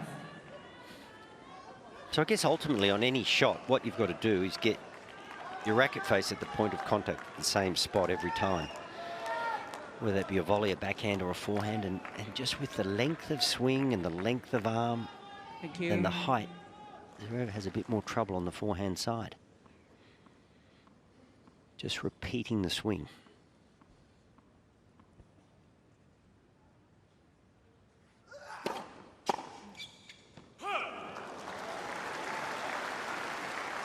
Well, it's just been extraordinary for me today, the amount of errors that have gone long. The net has barely, I mean, it has come into play, but barely compared to errors long or wide. Well, particularly long.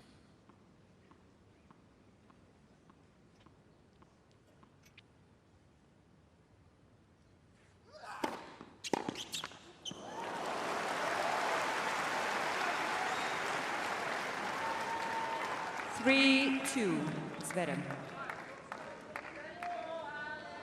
Well, yeah, I stand corrected as far as Zverev's tiebreak record last year was concerned. It was pretty decent, 63% success rate, right around the same number as Alcaraz.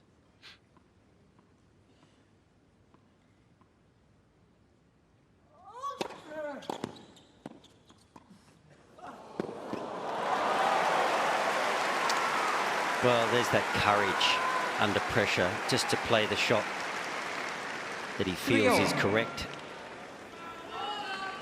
It makes sense with Zverev deep in the court, but it's hard to play touch shots when there's a little bit of tension on the scoreboard in the moment. But it doesn't seem to bother Alcaraz. Хорошо, сейчас на приеме в мяч чуть-чуть больше, в мяч иди. Да. Удар.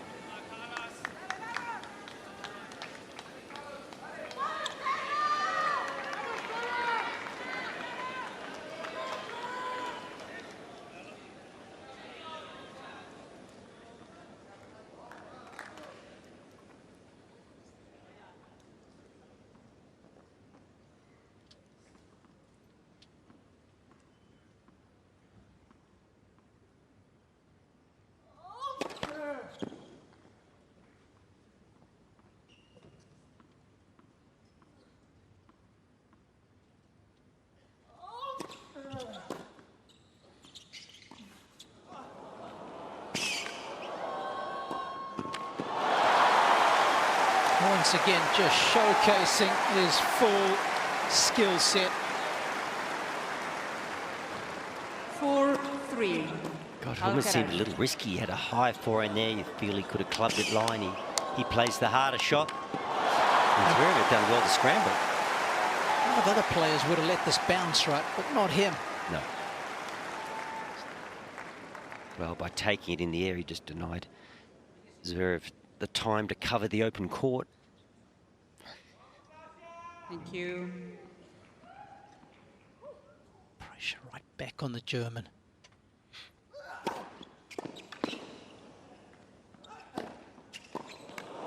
A little bit of a pattern, isn't there? On the big points, he's going forehand.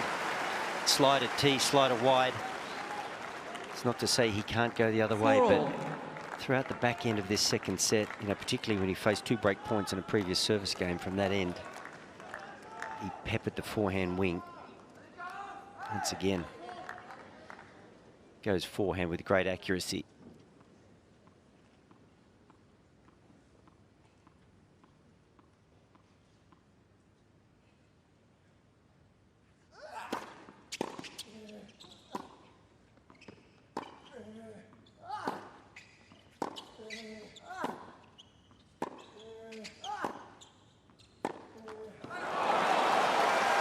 I wondered who was going to pull trigger line first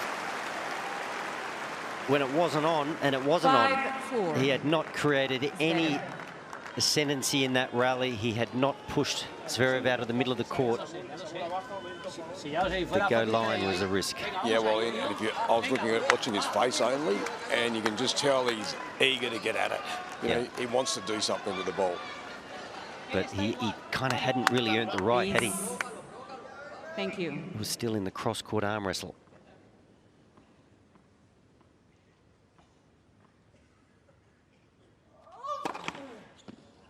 Let for service.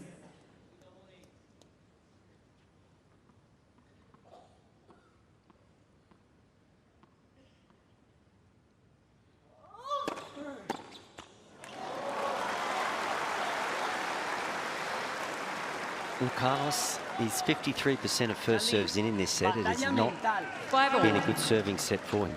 I can tell you that was the quickest serve of the match for Alcaraz, 213 kilometers an hour. I reckon that'll just be about his biggest for the tournament. That's at his top end.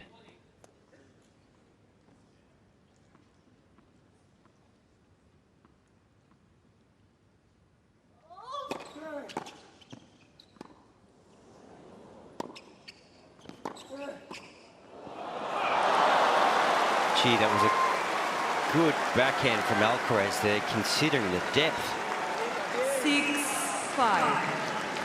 Alcaraz. This ability to crack a smile in the most important of moments. I don't think he can quite believe that he got away with that point.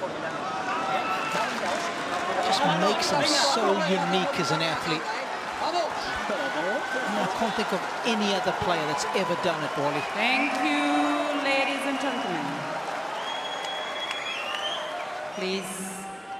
Just soaking it all in, loving it, breathing it in. Set point.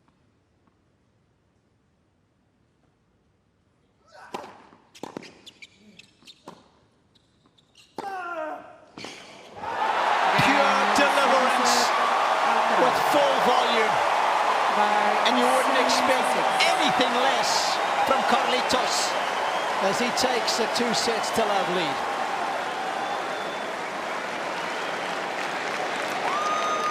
Alcaraz leads by 2-7. There's a reason he's number one, Robbie. He's fearless. And it wasn't a bad serve, was it? Out of the blue, he'd gone wide to the backhand. Nicely placed, but Carlos, he'd been burnt out of the forehand on numerous occasions. He picked it, and then the first forehand he got, he just unloaded. I think Carlos would like to improve on that first serve percentage at 54. That's actually what got him a little bit of trouble. And double fault, and a timely double fault. But he was down a break, let's not forget. He was down 5-2.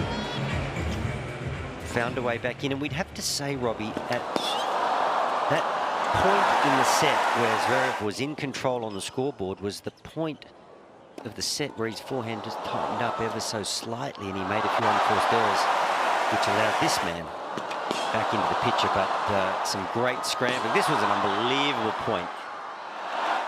Zverev came out the winner, but gee, there was some good defense from Alcaraz. And talk about being brave in the big moments. Maybe a little lucky there, but he played some nice touch drop shots in that tiebreak to close it out. And I think probably the only thing Zverev would regret was a couple of mistimed forehands.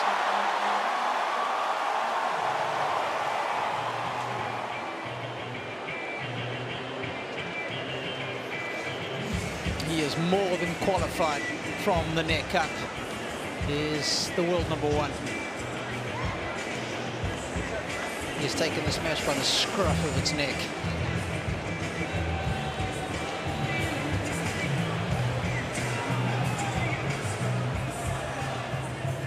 When the chips are down, he delivers more often than not.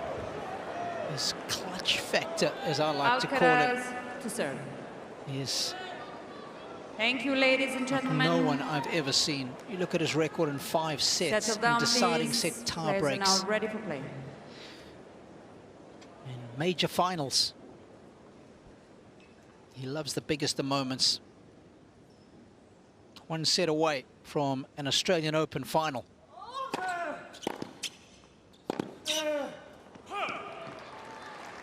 He has never been to one.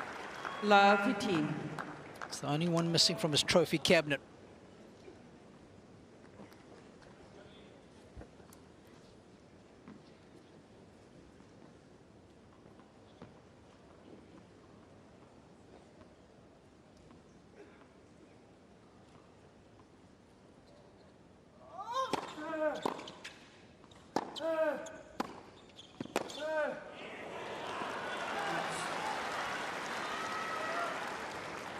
Love 13. There's no question this match now, there's a physical element to it. They've pretty much played This match in the heat of the day started at 2:30. Melbourne is notorious for heating up throughout the course of the afternoon. We're now at just approaching 5 o'clock.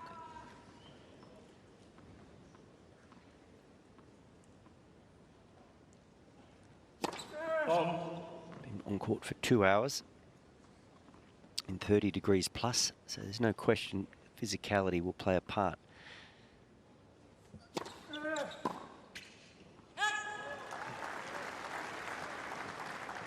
(15-13).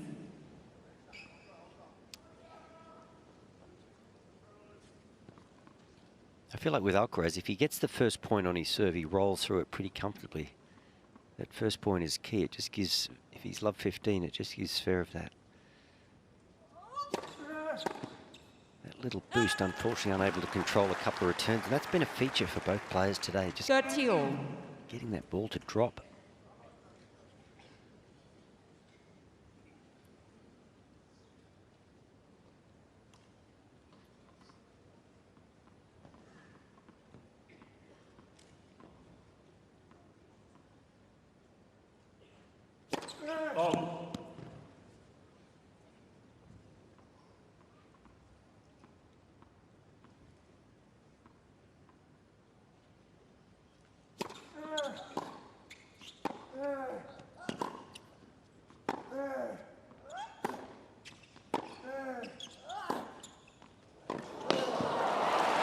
It's more like it. 30-14. The backhand in contrast for Zverev in terms of the way he produces the shot. He just stays on the ball for such a long time. Such a smooth shot, and he accelerates it through it nicely. 2 hands on the racket, real stability, strong left hand.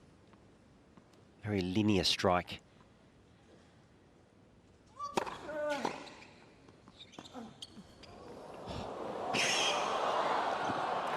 This guy carved from a different cloth. Deuce. And so wise, isn't it, just to sneak in behind your drop shot.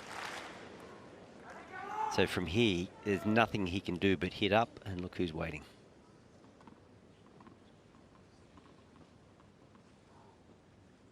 It's a pretty good get there from Zverev, but Alcaraz had positioned himself perfectly.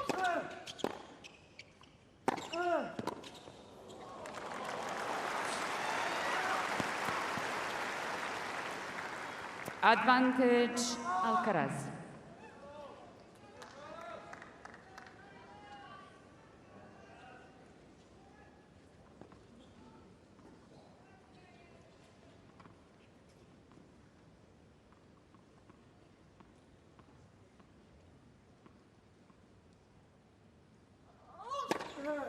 Game, Alcaraz. He knows the importance of that hold early on in the third. First game, 37. Just to keep Zverev at arm's length. Serving first, nice bonus, isn't it, when you're up 2 sets to love?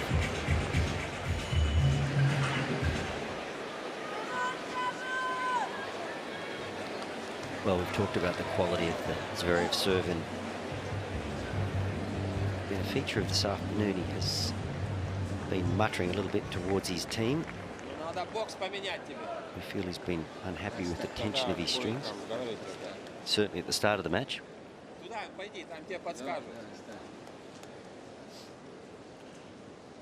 Thank you, ladies and gentlemen. Take a seat quickly, please. Players are ready for play.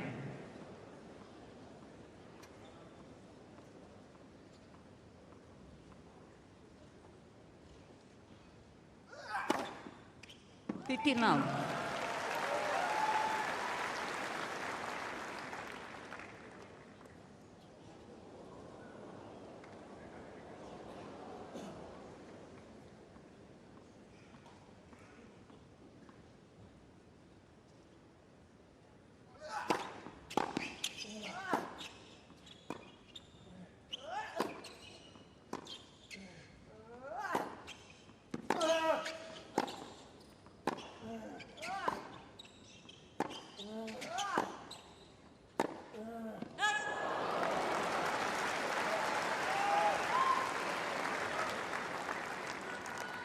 30 love. Cambiar el medio y mi cortado paralelo. Sí, no, Muy bien. el cortado paralelo yo no lo tiraría en un rato, ¿eh? No lo tires, no lo tires. Pégale, pégale que es mejor. No, no, la que él pega.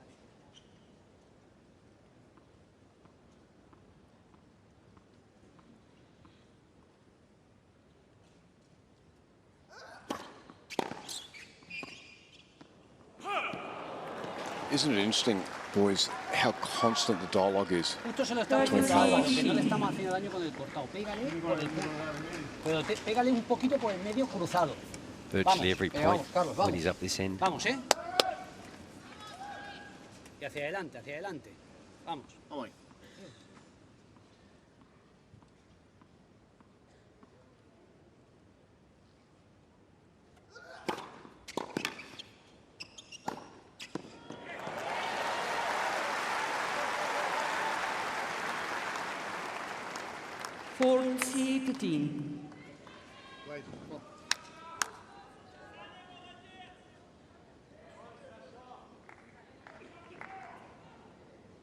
You seeing any heaviness in the players, Roger? Movement or otherwise?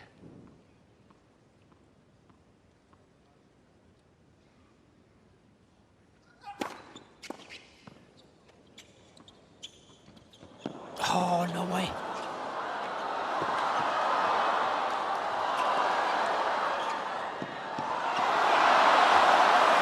Can you believe it?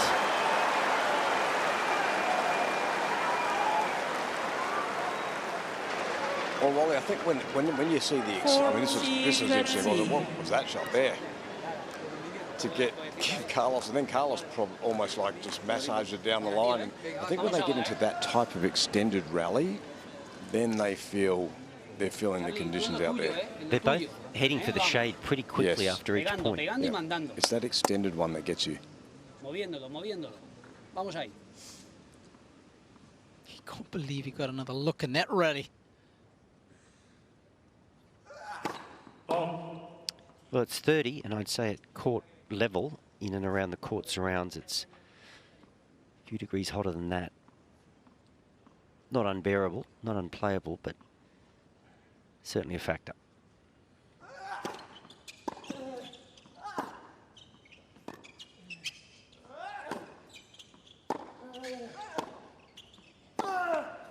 Game Zverev.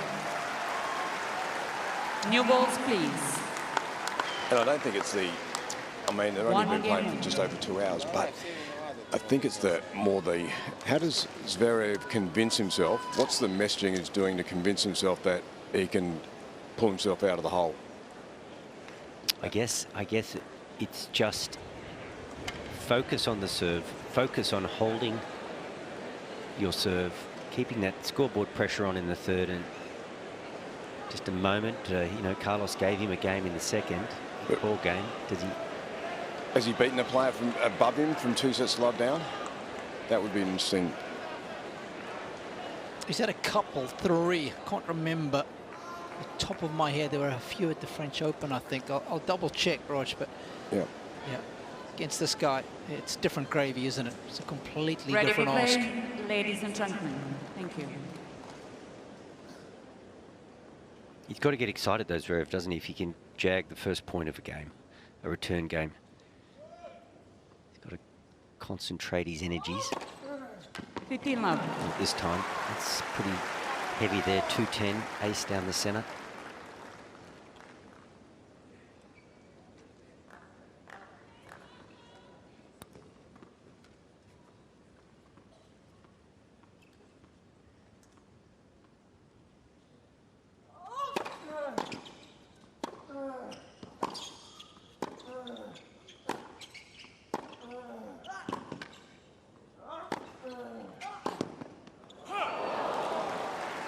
And the problem with, when I say it's a problem, Zverev's style isn't to, he doesn't engage the crowd much, you know, with these pretty sort of level.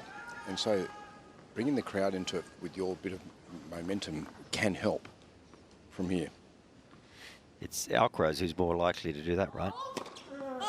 With a moment of brilliance or a gesture. Yeah, that's what I mean. Like, So they'll want to cheer for him from here. But what can you give them?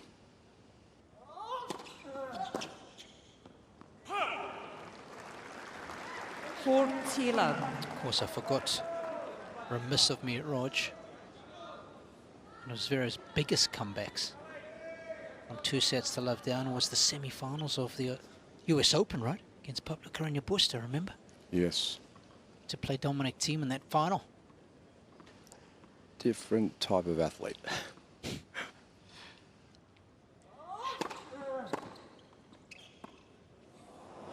But he's Spanish, doesn't that count? I guess. Not enough. 2-1 Alcaraz in the 3rd set. He leads by 2 sets to love.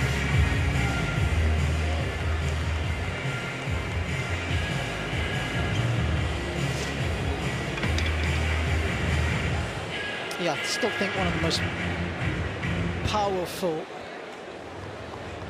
I guess, attitudes you can have to the sport. And I think, speaking of Spaniards, Nadal was the best at compartmentalizing each and every point, because the only way you can improve your position in this match is 1 point at a time. And if you can harness that and understand that, I think that is one of the greatest mental applications you can have in the sport.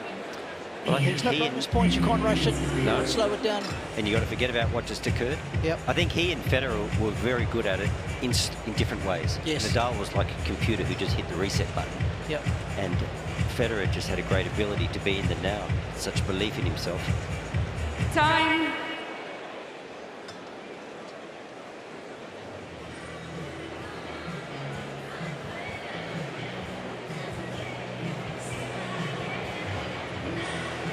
Full house inside the Rod Laver Arena. Jannik Sinner and Novak Djokovic will be keeping a beady eye on this one as they await the winner.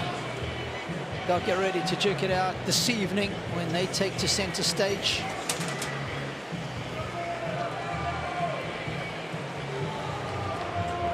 Hit me with your best shot, Robbie. Pumping over the loudspeaker. Yeah, it's got us bopping and weaving in the comms box. It's appropriate for the occasion. Rackets heading off.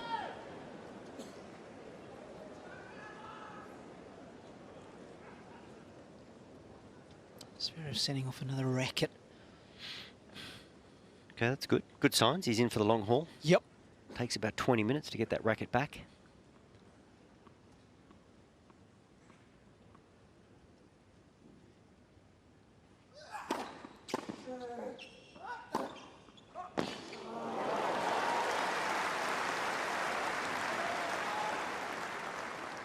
Love.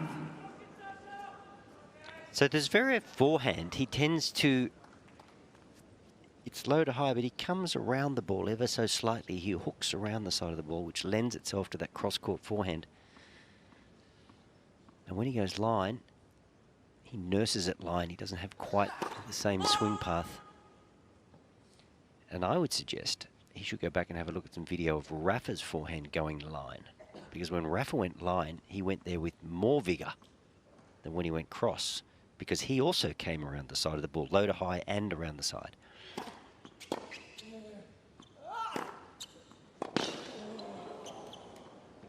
Bit of vigour on that backhand. Oh, that's really been a problem for him. That shot is forged in steel. Early days at the Uhlenhorster Hockey Club, where he used to train. Of course, that was his other love as a sport growing up for Zverev. Loved playing hockey until about the age of 14. Ice hockey? No, field hockey. Field hockey? Yep. Wow.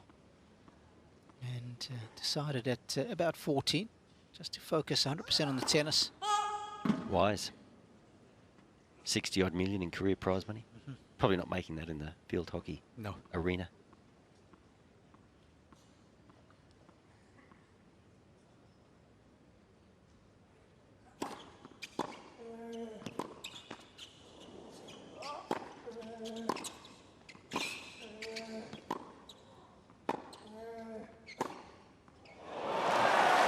That's vaporised. It's one of the best forehands he's hit in the match.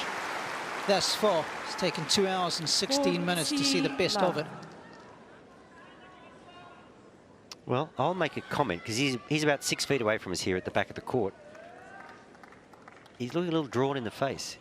He looks hot, he looks a little flushed, he looks heavy, and he has pulled trigger on all his ground shots in this game. So maybe that's part of the plan. Just hit big, don't extend the rallies. Game, set. Go for it. Well, it's a good idea in general, I think, against someone like Alcaraz, because you need to push into him a little. Otherwise, over the time of a 5-set match, he'll bully you. That's just a given. We've watched him do it against every single player in the world to a degree.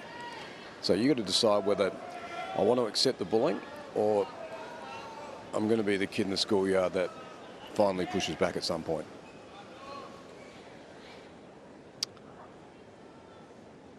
Well, I commentated Alcaraz's match against Hanfmann, the big hitting German, who actually did take him on in the first set. And it was a tricky first set for Alcaraz because Hanfmann denied him a lot of time. He pulled trigger, he hit hard and flat, he executed well. Didn't give Carlos any time to really execute. Carlos was doing more of the counterpunching. 15 love.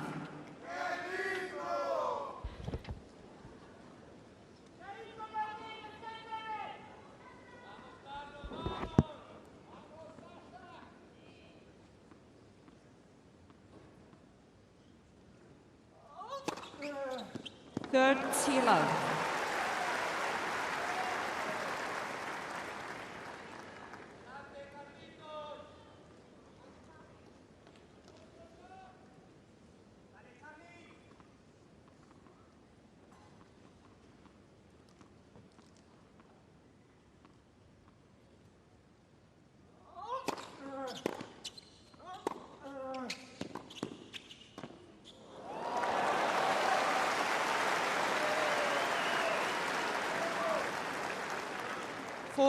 Love.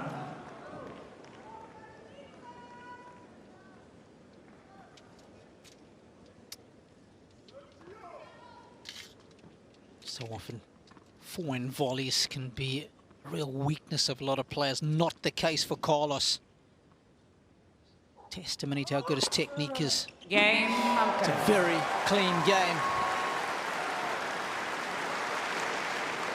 Using all the colors in his palette on this canvas that is a tennis court for him. 3-2.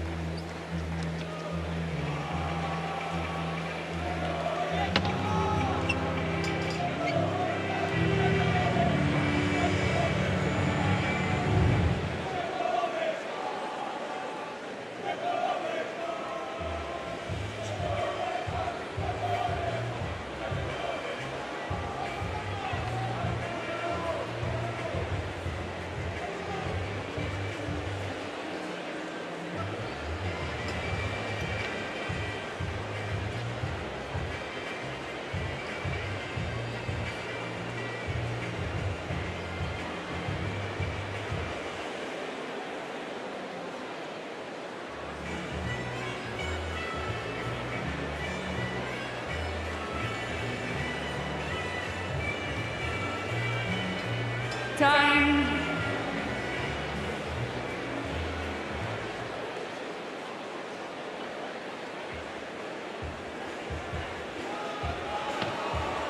Carlos Alcaraz bidding to reach the final here for the very first time in his career. It's his 5th Australian Open appearance.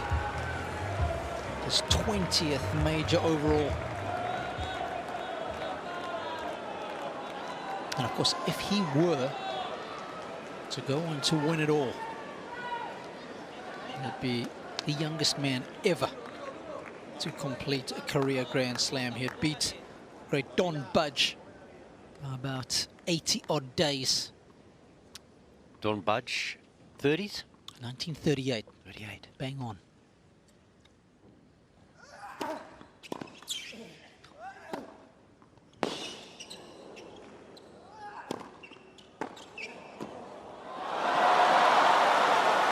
Well, I'm of the opinion that Zverev is just looking a little heavy. Just a bit. Yeah, you're right. And Love 15. because he's 2 sets to love down, and whereas it does burst your bubble a little bit. And he didn't take much time there. He didn't go into the shade, walk straight up. This is a moment Carlos will just be feasting on this. He'll feel it. Well, I felt that Zverev played really big in his last service game. See ball, hit ball hard. Didn't want long rallies.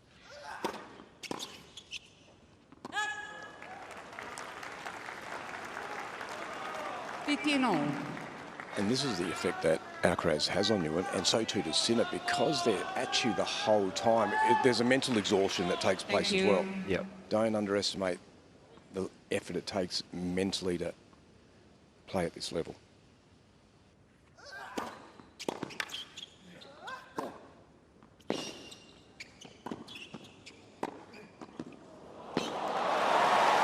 Yeah, well watched. Well, he's a hard man to pass, isn't he? I mean, line was the shot, but he's got a tremendous reach. But once again, no hesitation. Nice move forward. Look at that. That's an easy gap for Zverev.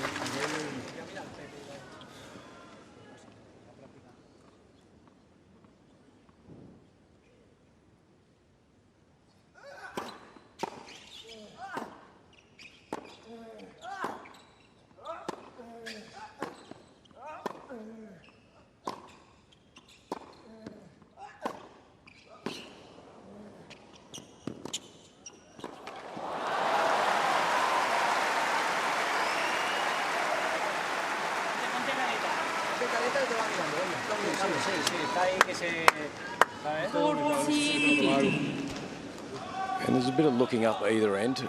They're both having a little glance to see how everyone's faring after a long rally. Look at, yeah, Zverev down.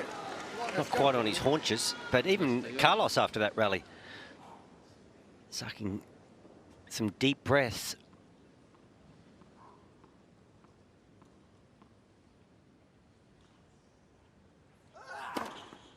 Game, Zverev. And that'll provide some welcome relief.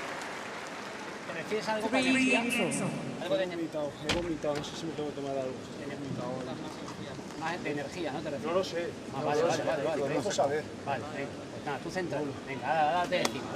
Venga, vamos, vamos, venga. Venga,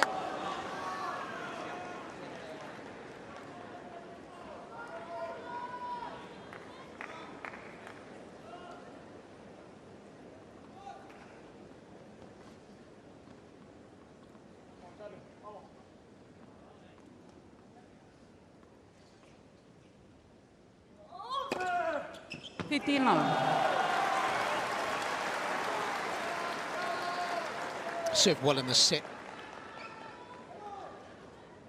82% of the first serves have gone in.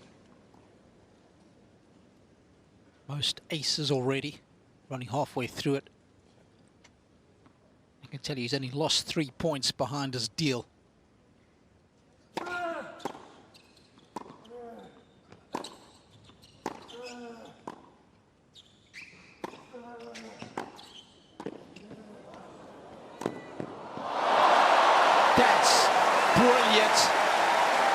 Wunderbar from the German.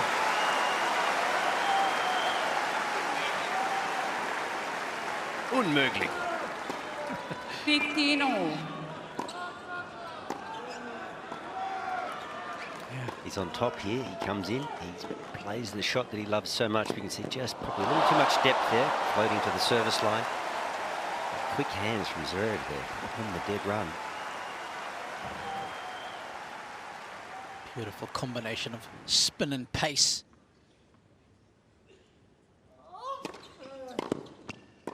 Oh, is that going in? Is that going in, Rog? It's hard for me to pick it up from here, to be honest. 15-13. That was a tricky ball, and you know what Carlos is like? He'd rather just have a go at it. Let's take a look.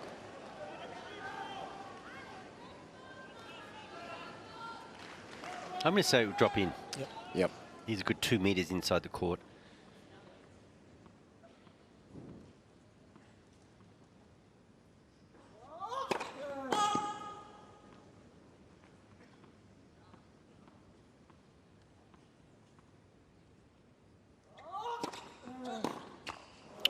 Gee, 15-30 second serve. That, I mean, it wasn't a bad second serve, but off his backhand, you'd expect him to just make it, keep the pressure on. Ponle la batalla mental, ponle. Vamos, ¿eh? So interesting when you hear that Sigue creciendo, sigue creciendo. the Spanish coach talking all the time. It's very much their philosophy, isn't it? They're always talking to the players, feeding drills. It's literally after every shot. 40-30. And of course, I've got to give a shout out to one of the great Spanish coaches. Passed away a couple of years ago, Pato Alvarez. In fact, I think he might have been Colombian, but coached in Spain. He was the first guy who really introduced the old trolley, shopping trolley, onto the tennis court and just feed the guys thousands of balls. And vamos, vamos, vamos after every shot. Constant talking, encouraging, improving. And it's very much stitched into their DNA. It's 4-3.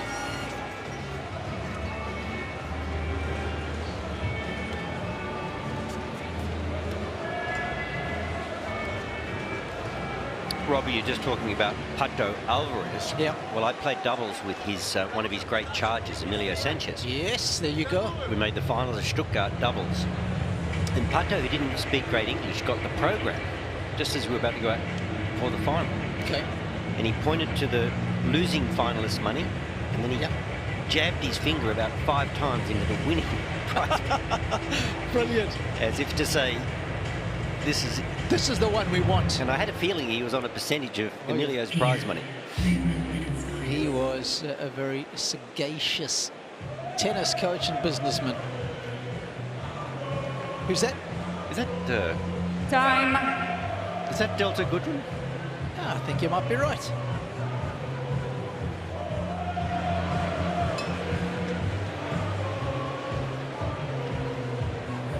Okay, danger time for Zverev. He'll have to be careful here. Any little slip could be terminal. Delta Goodwin in the crowd. Robbie, I once was playing a game of soccer and Delta was on the opposing team. Oh, wow. She was recovering, I think, I'm going to say from Hodgkin's lymphoma. And I took a mighty swipe at the ball, missed the ball and kicked a leg. I remember that game, Ollie. She was black and blue from ankle to knee. I felt... Indian Wells? Yeah, Indian Wells, I felt about that big, Robbie. Oh, wow. Did you get a red card? I red carded myself. Good. He's got white line fever.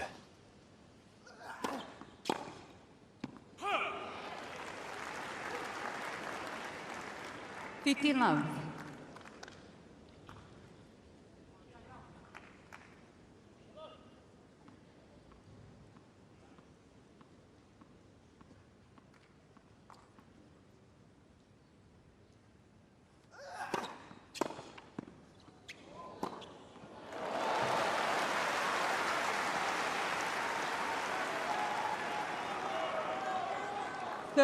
Love.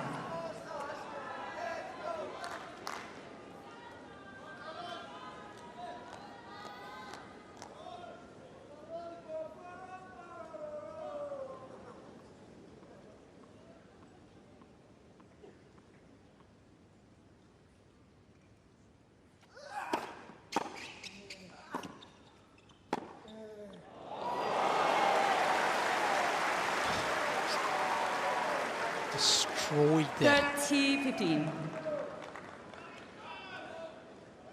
It's normally one of Zverev's greatest strengths, the backhand winners.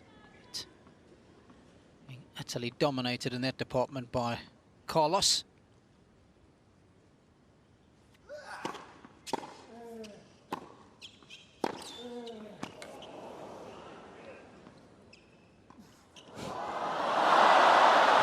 to be a little too cute there.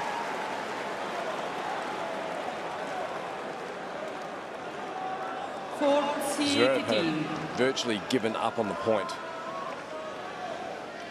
But Rog, I think if he just hits this, I mean, he could have even stepped around and hit a forehand. If he just rolls that heavily cross court, doesn't even have to thread the needle. That would have given him 30 all, pressure building. And it's hard to play the perfect drop shot when you've got absolutely no pace to work with.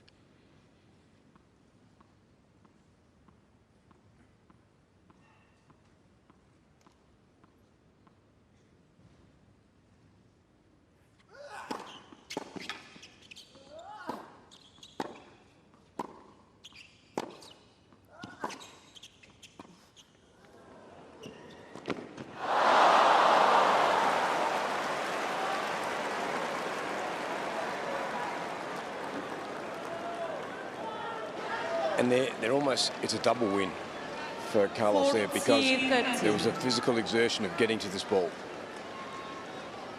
Has to work hard off the mark, misses it, there's frustration, and now he's got to recover physically. But if I look at that drop shot, which was, by his standards, well, by anyone's standards, really a terrible drop shot, and then the previous drop shot that he missed, you know, they're just a couple of little loose. We've spoken about Carlos's ability just to give you a moment. If that moment is on his serve, which is coming up now, things could get interesting. 4 games over. It gives Zverev props just for hanging around here. Yeah, absolutely. Yes. Well, it's one thing he's done, hasn't he? Yep. Robbie, through his career, he's stayed true to the competitive spirit and the nature of the game and just been there regardless.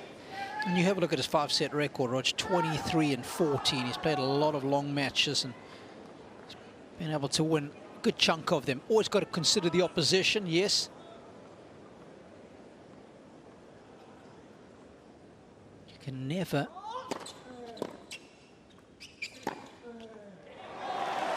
A lot of people were talking to me when Alex Dimina had to play Carlos Alcaraz, and they're saying, you know, what does Demon do? And, you know, you can talk this and you can talk that, tactics, you know, mix it up, come in, stay back, drop shot, whatever, scramble. But, you know, at the end of the day in men's tennis, you just got to hold your serve, and you need free points to do it. So you need to hit your share of unreturnables. You need to hit your share of aces or serve +1. And Zverev can, and that's why he's been ranked so highly for so long. And this is interesting. I mean, what's happening here? What's happening here? He's feeling something in that right knee.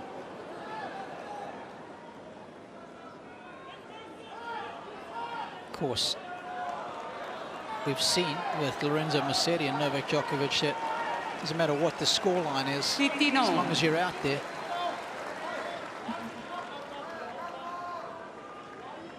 Starting the clock for 15 seconds.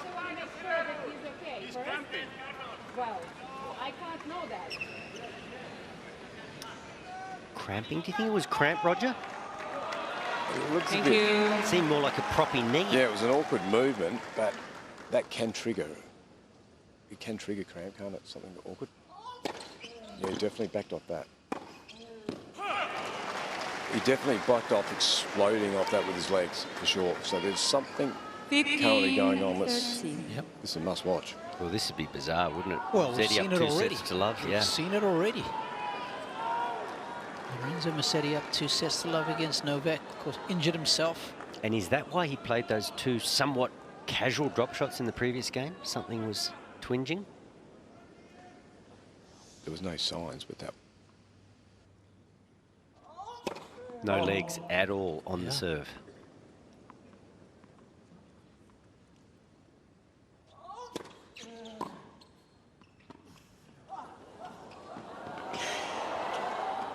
He's just hopped there. There's no ways it can be cramping, right? Well, it can be. And I'll be very interested to see whether... It's funny because some of them go to pickle juice after they start cramping. But in extreme weather like this, it should be part of your kit. Thank you. Well, how's the clock? Where's the clock? It's at 10 seconds, and he's watching it. Cramp, you should stretch it out, right?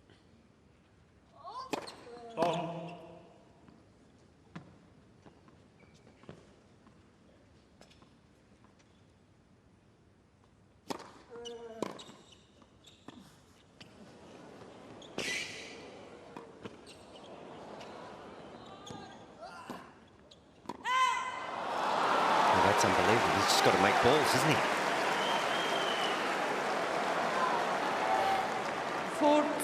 40-30. And for Alcaraz, he's just trying to get to the chair ASAP. Can he take an injury timeout? No. Not for cramp. No, he can't, but could he say it's a quad or a knee? Or he just wants to get to the chair with a 5 near his name. it's cramp, isn't it? He could, to answer your question about saying he's got a knee problem. But it's very difficult for the physio to determine the difference. Is it cramp or is it an actual injury?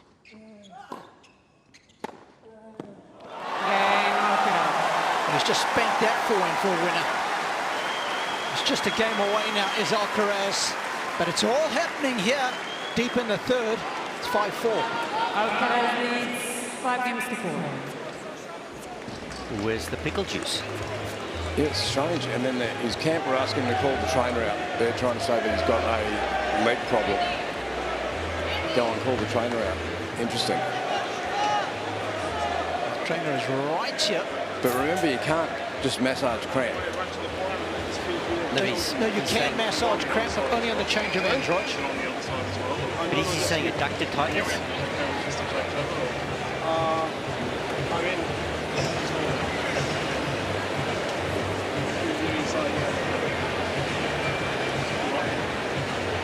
Well, this would be extraordinary because I covered the Musetti match and he was in complete control, and then the groin or the adductor or something went. I'm not saying he's in complete control, but he's in a very commanding lead.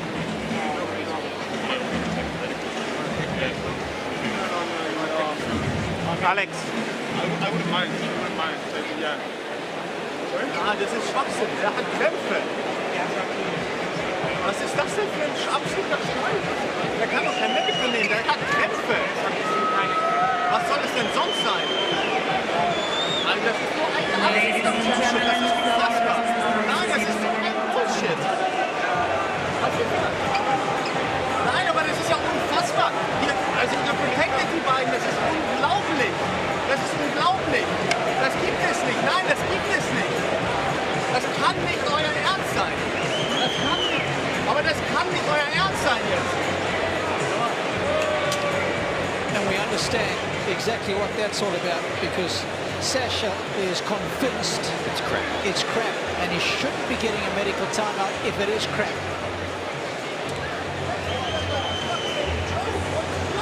Sasha shouldn't waste too much energy on it because he can't make that call. Yep. But I think you can understand the frustration if he feels that Carlos is getting the benefit of a big decision, right? It's a big decision for the physio to make. And I think that's the grey area, yes, isn't it? So the reality is, if the physio doesn't come out and he says, well, I actually have something, you've got to go with the athlete. But where he's getting the inside of his thigh, abductor, I'm never quite sure which side that is. So, is it a tendon? Is it a muscle?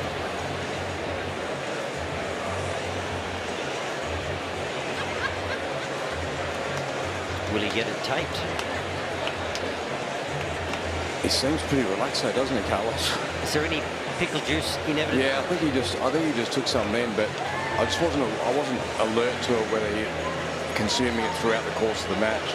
And that would be a dead giveaway, right? Because you wouldn't take the pickle juice if it was an injury, but you would take it if it was cramp. But you could take pickle juice as a matter of course, couldn't you? Well, you wouldn't really, right? No one's ever taken pickle juice as a matter of course. If I'm trying to argue for the defence here, Wally. Yeah, well, I would have if my player was going out in some strong heat and there could have been 4 hours of tennis. I would have said, oh, let's caution, just keep drip feeding the pickle juice in to your system. That would have been my thinking, but have you ever seen it done other than when players cramp, Rog? No, I haven't. Yep. Well, it's a horrible drink, right? It's not exactly. But you're also not really, you haven't got the antenna up for it, have you? They could be taking a little bit, but who knows? But yeah, interesting. We'll soon find out, because if you do have some cramp and it's setting in, even this little 3-minute timeout, it's not going to solve the problem if Zverev can stay out here long enough. No. It'll, you know, we'll be able to see what's really taking place. Would all players have requested a night match tonight, Roger, do you think? Time. Given the 30-degree hit? Yeah, I would have. Yeah, that would have been my intentions. Ready for play, thank you. Serving to stay in the contest is Zverev. How much energy does he put into this?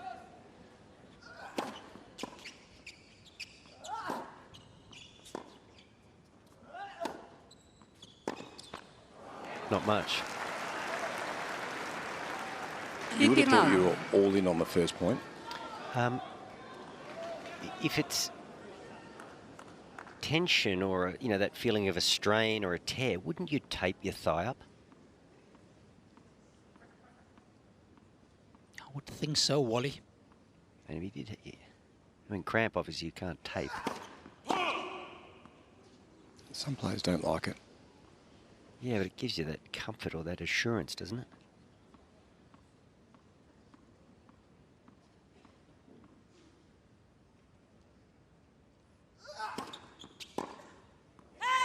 He's not moving at all. 30 love. Like he's gone. Like, if, how's this going to get better?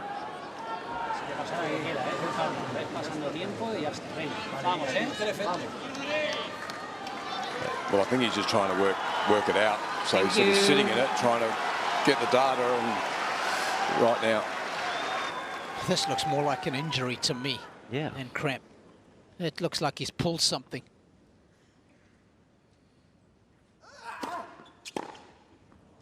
Pulled the forehand wide is what he's done, Robbie. Well, I guess it's interesting now for Zverev, because that was 184, and we know he spent most time serving up above 200. Does he just serve within himself, thinking that Carlos is gone? There we go.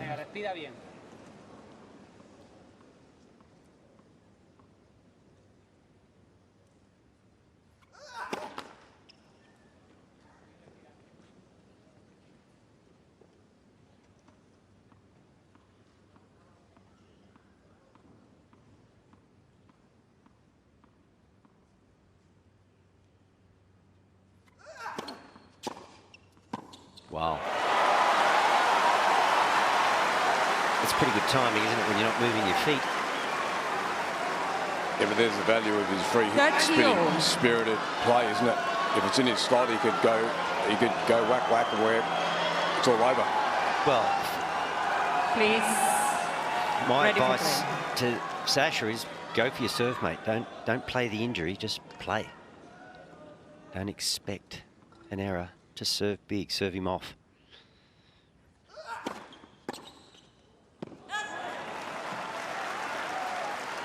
$40-30.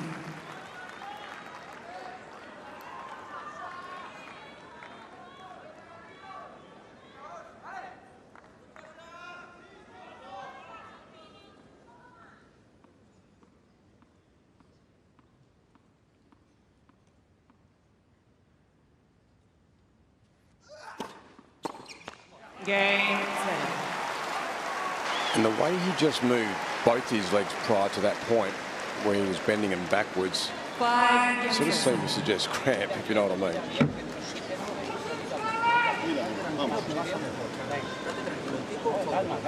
Actually, every single camera is pointed at Carlos Alcaraz.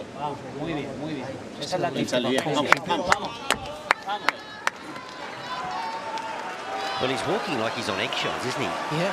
Like he's concerned. Thank you, ladies and gentlemen. And something terrible is about to happen. Or is he concerned to just load that muscle up, just in case it locks? So clock is at 0. Well, when you're not using your legs to serve, you've got no margin. It's hard to serve with pace.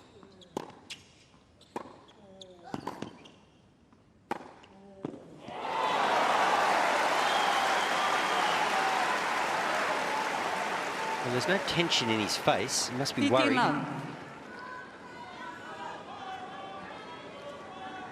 right, Robbie, I've vacillated. At first, I thought it was an injury. Now I'm going with cramp.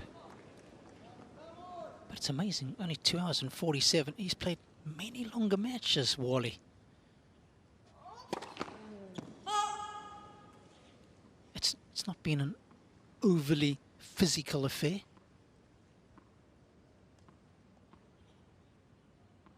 Tension, playing with tension, Robbie. Wow. And I feel for Sasha here because he's playing the injury.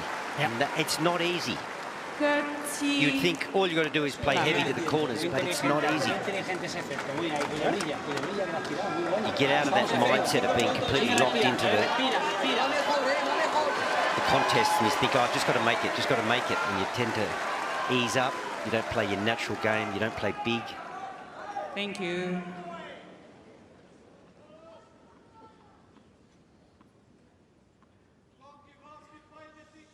Please, sir, when the player is ready to serve, please. Yeah, we don't need that. Thank you. It's one in every crowd, Robbie.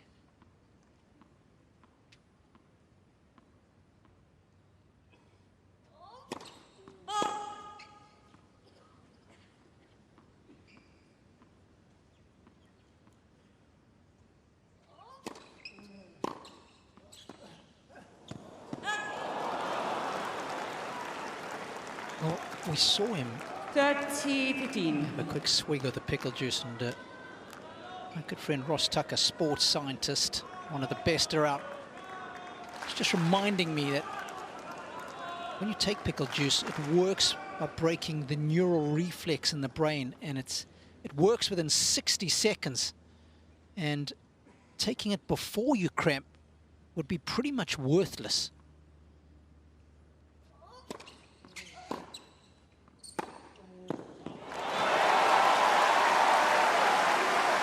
Well, the neural pathway is still working pretty well on the forehand for Alcaraz. It appears he doesn't even have to move his feet to hit winners. Yeah. Well, this is extraordinary. I mean, as I say, I covered the Musetti match. I mean, that was unbelievable and very sudden. That was an injury. Now it appears we're dealing with cramp.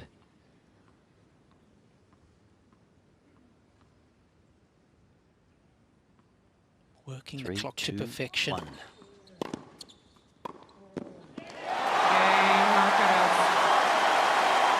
balls, please. The alchemy of Alcaraz. Now get onto your 6-5 in the third. Your pickle juice doctor and find out where's it going to go from here, Robbie? What's going to happen? Can he continue? Alcaraz leads 6-5.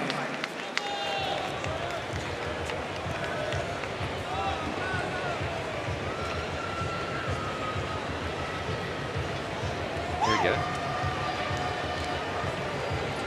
That's the pickle juice. Is that enough? Didn't take enough. It was like a little sip.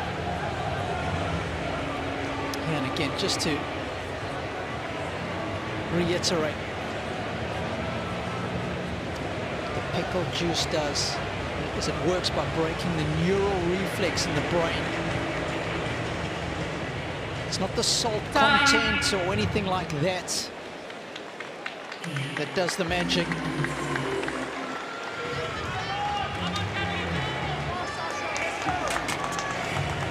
So it's a chemical in the pickle juice.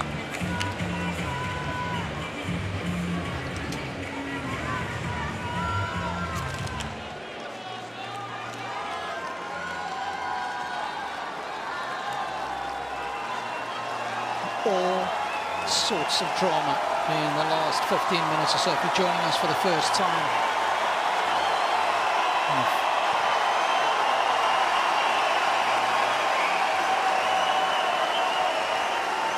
well, Ready to Zverev play. may well have a case because he Ladies and gentlemen. argued vehemently when he was Thank receiving you. treatment and got a medical timeout that it was cramp.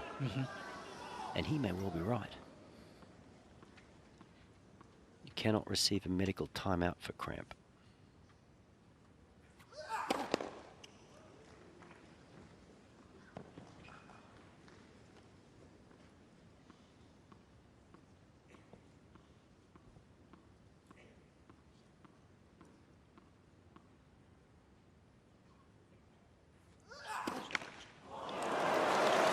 And I feel for Sasha because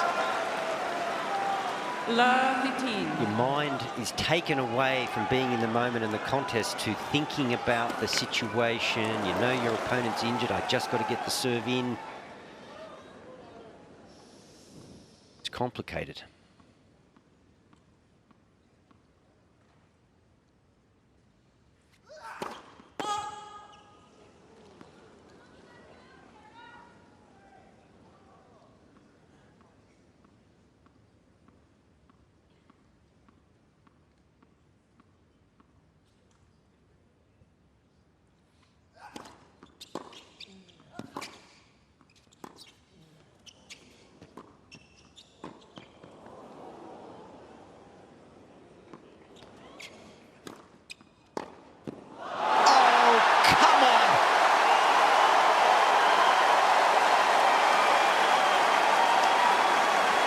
Pretty clever from Alcaraz. Deep lob. Love 30. The odds are he's going to slide around the side of the ball and go cross. He just stood there and waited for it. This is a clinic on how to hit winners without moving your feet. Robbie? Thank you. Yeah, but Zverev's also frozen up. Please. Yeah. I mean... Which is natural, isn't it? Yeah, some players love it. I remember Leighton Hewitt would love this scenario. Yeah.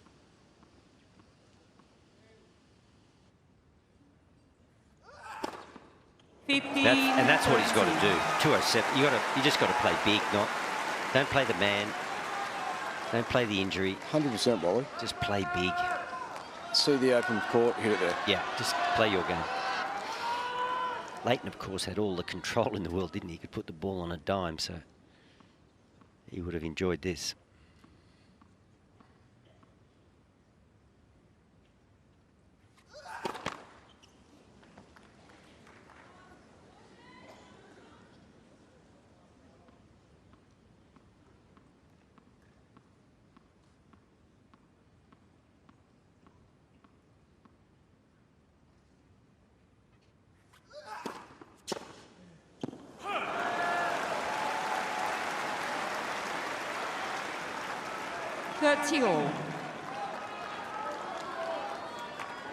But could Carlos risk it now? You know, like, could he risk loading up the legs?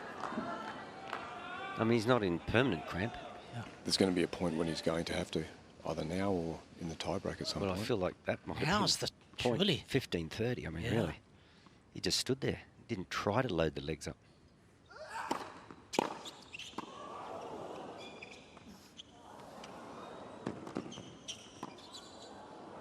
He's going about this wrong, in my opinion. Alcaraz he's walking his way to a fourth set. 40-30.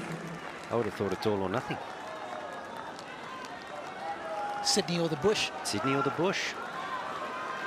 Sydney being, you know, the preferred option. Yeah.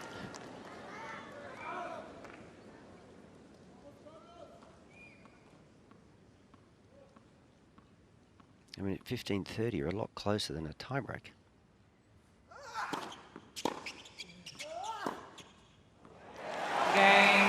Well, you've got to give Zverev credit because he has just done enough to keep his wits about himself. Tiebreak. And Rog, why can't he load up? Well, I think he's probably never been in this position before, where his body's sort of retiring a little bit. So he's probably concerned that if he does, it'll engage it and just lock it in cramp. But you've got to find out. I'm with you guys. That game had to be. Please. Let me go hard here. Yeah, 15:30. I mean, just load up, you know. And realistically, it was one or two movements. Please. yeah, and what's going to happen? You cramp.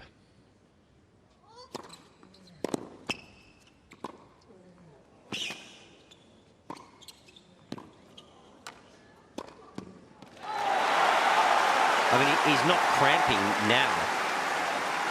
So he's playing to protect getting cramp.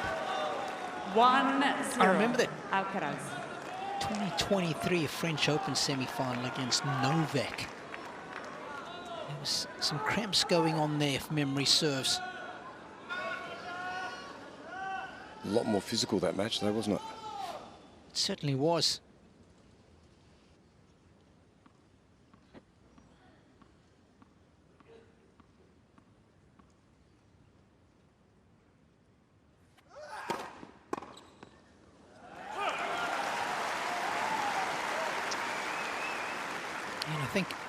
1-0. On that occasion, a lot of it had to do with nerves. Not so much the physicality of the battle, but nerves.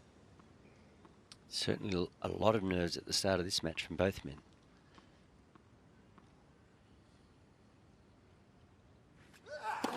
Let for service. I just don't quite get the mentality of Carlos, though, because it's not like it's the end of the 5th set. I mean, there's a long way to go. He can't walk through the rest of the match. It should be all or nothing right now.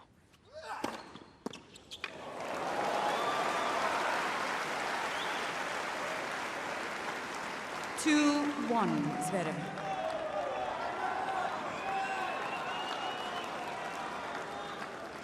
In fact, I just pulled that up, Wally, and it was 1-1 in the 3rd set at Roland Garros when the cramps set in, Rog. So early days. Yeah, it was early days. I agree. I remember he was, yeah, that was the tension. I think he may have mentioned that afterwards. He did. In fact, I think he might have even given up a service game in order 2-0. to get to the change of ends to receive treatment. So, been there, done that before for Alcaraz.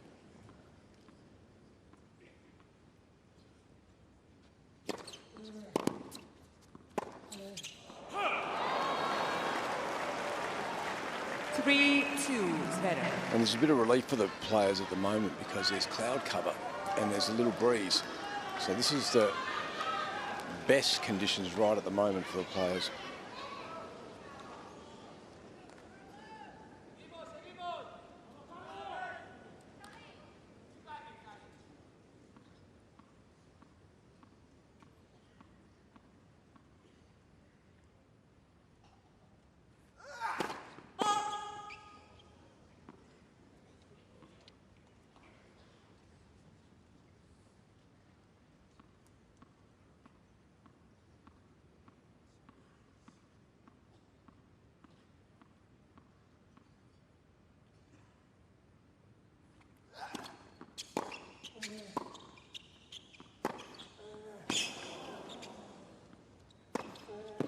It's missed. And remember, at this stage, last year, it was Djokovic who retired against Zverev in the semi-finals after just one set.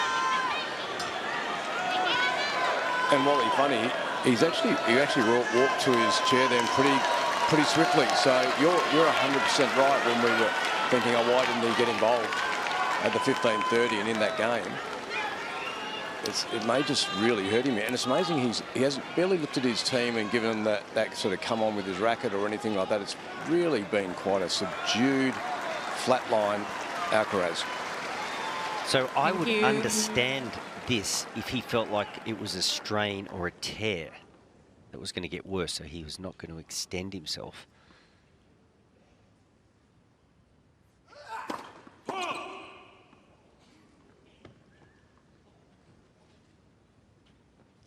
But if it is cramp, well, what's the worst thing that can happen? You cramp.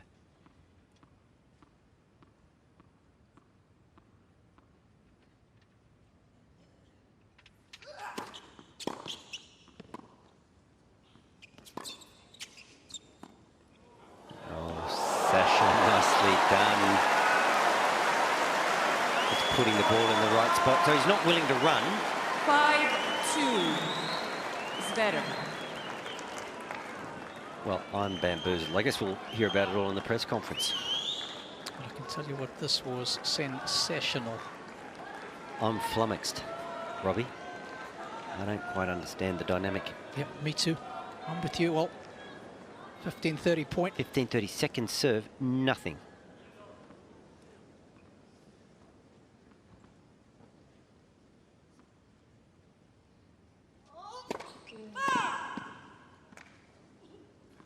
And what's the point? I just don't understand now. 5-2 tiebreak. What's the... Thank you.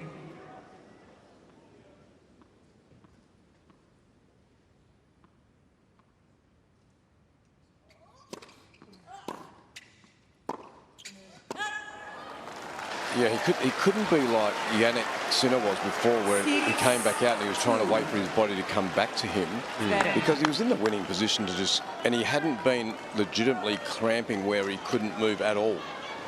No. And now he's going to wait. Well, we'll know after this set, you know, he may stop. Yeah. 4 set points.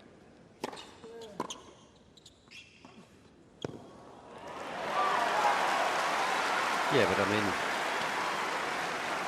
I just don't get the mindset. 6-3 is better.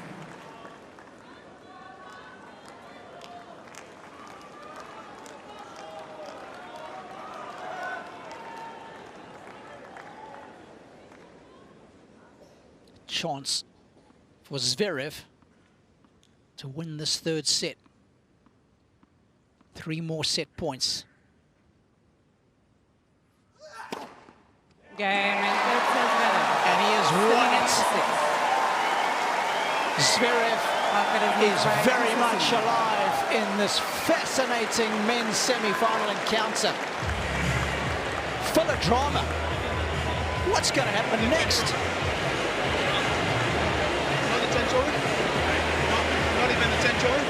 Not even the 10 joy. That's the 10 joy. They have the championship. That's the 10 joy. Both legs, different leg. It is cramp, prickle juice. He probably should not have received a medical timeout, Robbie. You are quite correct, Wally. Майку-то.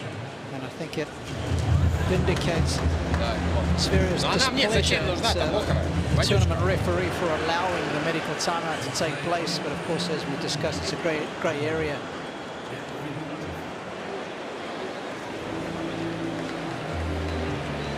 He can only get two full treatments and a change of ends. That's it.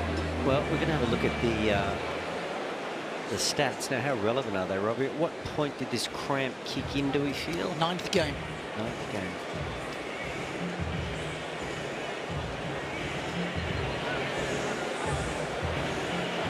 What was that?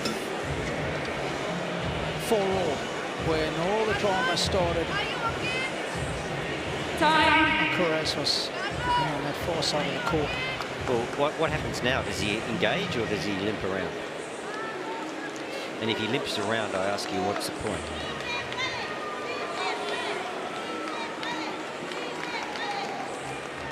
Well, if you're joining us for the first time today, where have you been? It's all been happening here in the last 20 minutes or so. Big drama, big turnaround from Zverev, because the man in picture has just started to cramp out of nowhere. It hasn't been a particularly physical match. First 2 sets were littered with a fair amount of unforced errors. But we're in a 4th now.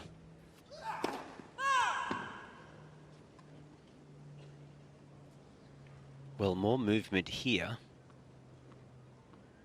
already from Zverev, from Alcaraz, I should say, than we saw in the tiebreak. Now he's dancing. 15 love. I guess the real key is we'll see how he serves in the next game, whether he actually has any leg drive or makes an effort to get up and over the ball.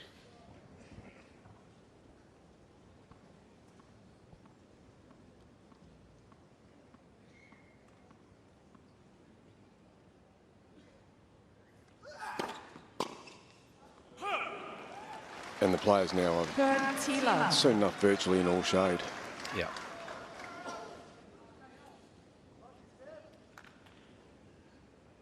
Zverev had a sneaky look over at Carlos after that 3rd set just to see whether he's going to walk to the net and shake hands.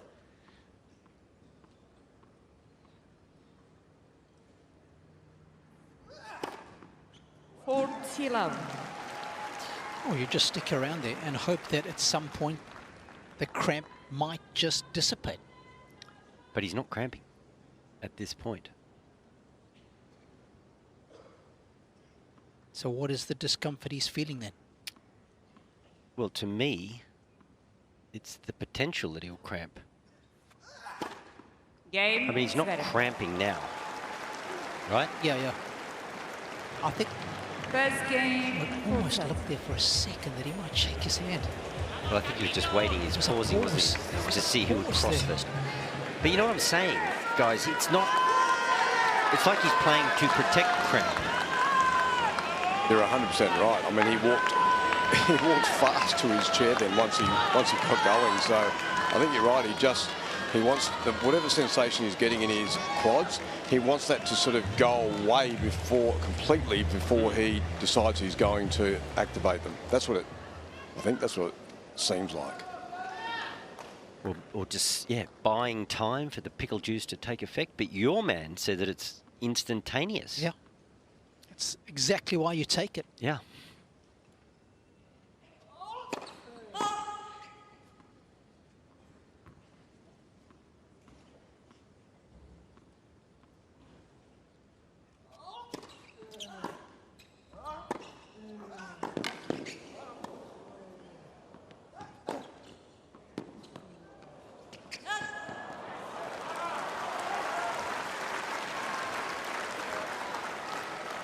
A good 10 minutes here from Zverev, and he'll be racing this fourth set. He'll put his hand out soon, Carlos. Vale, pero escucha. El dedo meñique, ¿sabes? El último pelo de la cabeza. Aguanta que te estarás bien dentro de un ratito. Sigue aguantando, sigue. Vamos. Venga. So if I'm Carlos's coach, I just say play hard, mate, and if you cramp, we'll get out of here. Not sure what the point of wandering around is.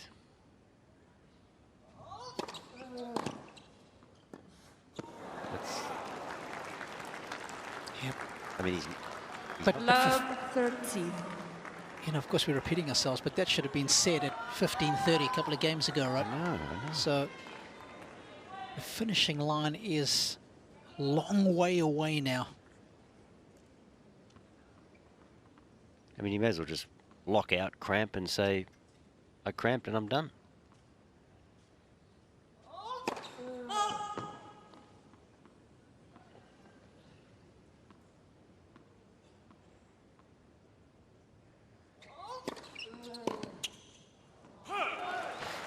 I'll tell you what, gentlemen, very interestingly, 15, coincidentally this morning, I was on a boys' junior match between Kai Thompson and Nuranorli. And Nuranorli, the young player from Kazakhstan, was cramping. And he just walked around, and eventually the cramps started to dissipate. He had player point, get cramp, and eventually he worked through it.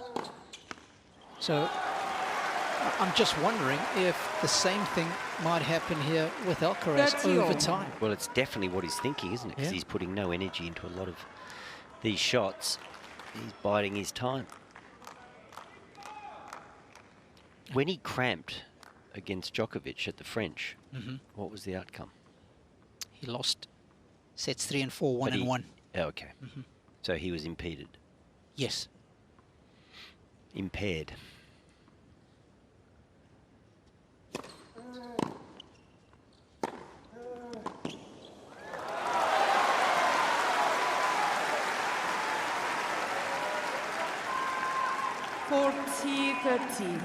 Well, it's very strange, isn't it? The match has the air has completely gone out of the match.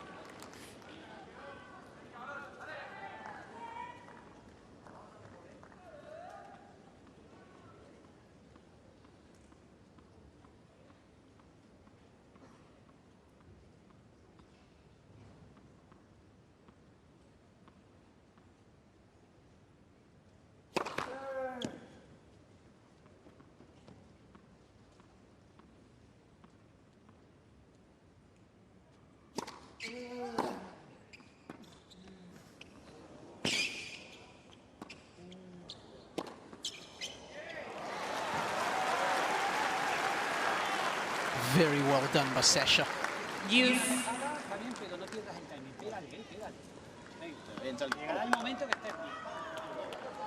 Well, the irony is I actually felt at the end of the third set that Sasha was looking red in the face. A couple of times he was hunched over, he was breathing heavily after the long points. I thought he was the one that was just starting to battle a little bit in the heat.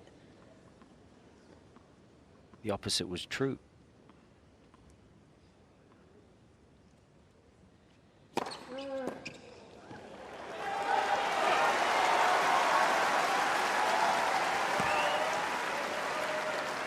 advantage, Alcaraz. Well, Roger, I'm just watching the shadow creep across the court now. It's almost covered the entirety of the playing surface. Is it pretty warm courtside still?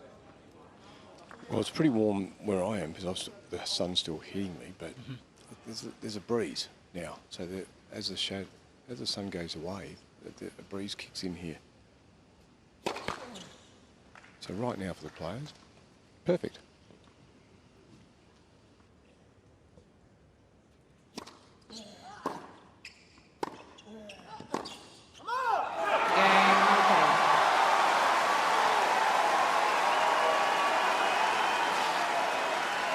Take a quick look at this graphic that we have for you. 1 game more. We're calling it the pre-cramping, post-cramping. Alcaraz's first serve. The leg drive, she's calculated meters per second, is significantly down. No surprise with the average. Just sliding through serve, isn't it? Just right shoulder, around left, little slider.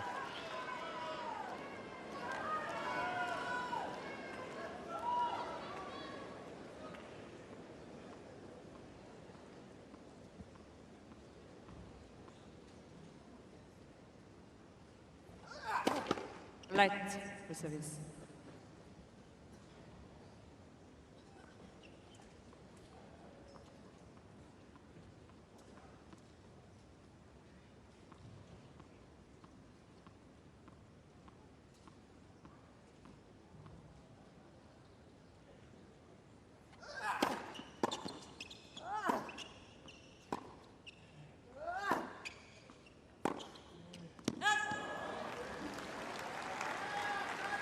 Interesting there. I think he just got a little bit of information because he loaded up on his backhand there and he nodded his head. I'm not sure whether that was...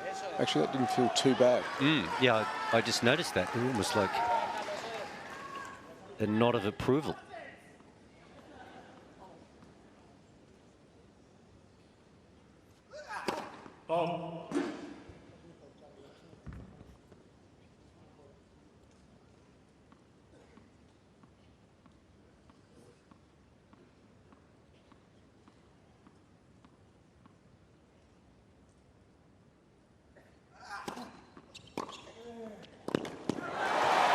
Wow, what a strike. He's just talking to himself again, Alcaraz, just trying to convince himself that he's getting better. Ladies and gentlemen, please, cheering is great, but when the players are ready to serve, please let them focus. Thank you. And I guess to all our points and that, just before the third set tiebreak, where it wasn't just a hard push to finish that, but we've also seen it with Novak a lot, haven't we, where we thought he's out. And he's been able to, through time, manage his way back into a match and then play blinding tennis.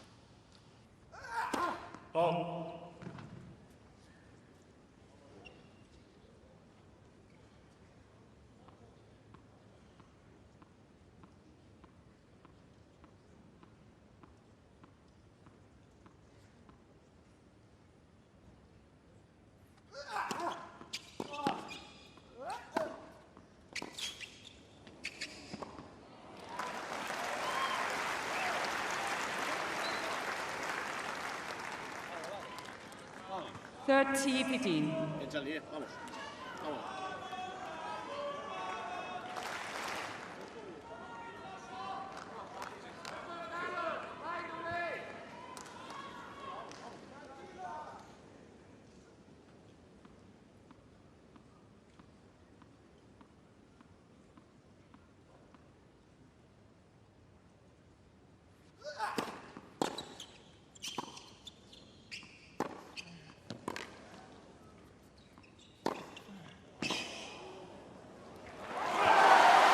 That's probably the lightest we've seen him on his feet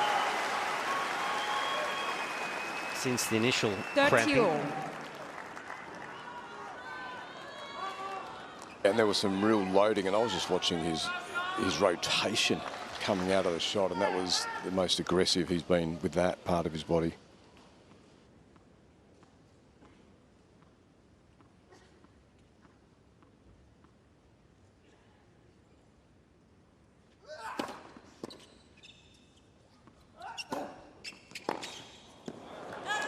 Yeah, was definitely loading up on that last forehand too, so confidence building for Carlos that he won't cramp.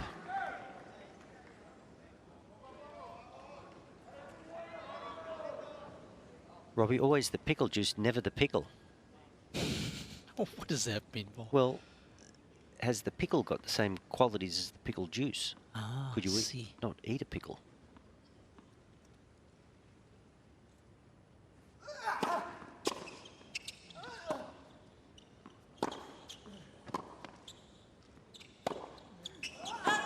Game. Some discomfort on the forehand side, a little more than the backhand. Zverev takes a slender lead in the fourth set. It's 2-1.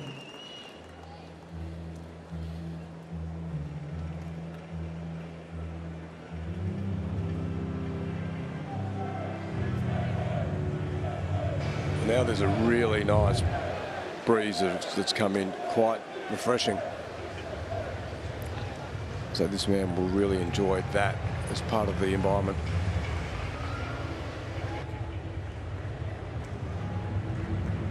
And I'm just thinking to myself, if it wasn't nerves that affected him against Novak at the French in 2023, he's so much more experienced now. He's won so many majors. You know, the way he plays with a smile on his face. You wouldn't think that there's too many nerves. He seems to handle it better than most, and in the biggest of moments, he's better than most. Time.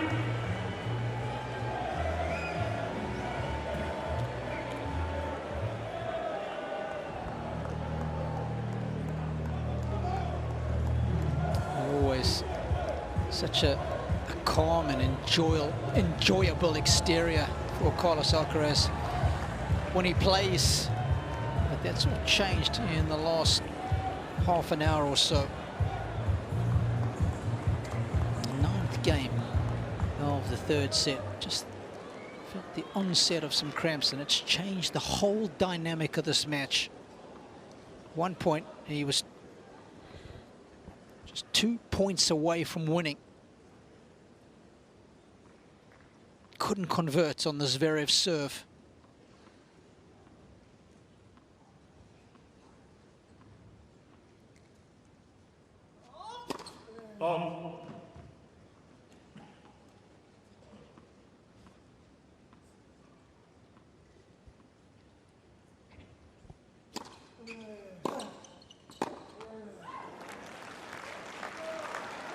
Love 15.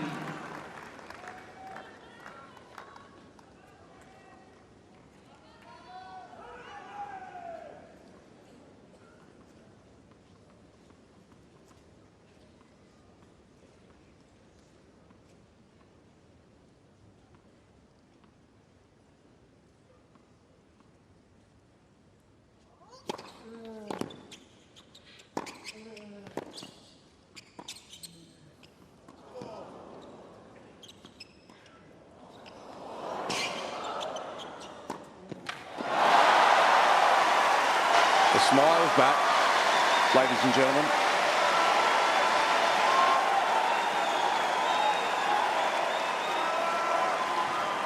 Yeah, but almost a smile of disbelief that that went in and this shot worked. You feel like now that we don't play 2 o'clock, but right now you feel like Zverev's playing 2 o'clock.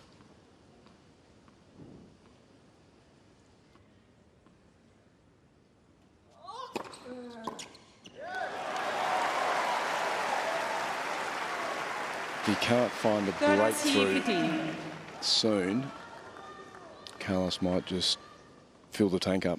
Yeah.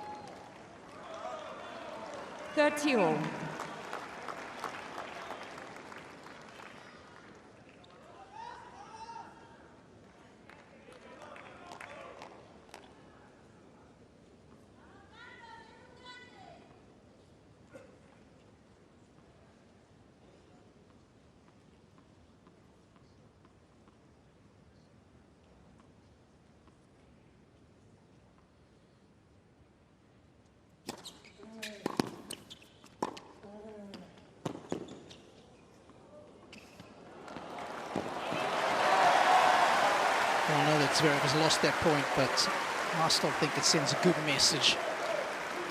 Just the fact that he is chasing everything down. And Robbie, this is why I don't like these umpires' chairs. Watch this.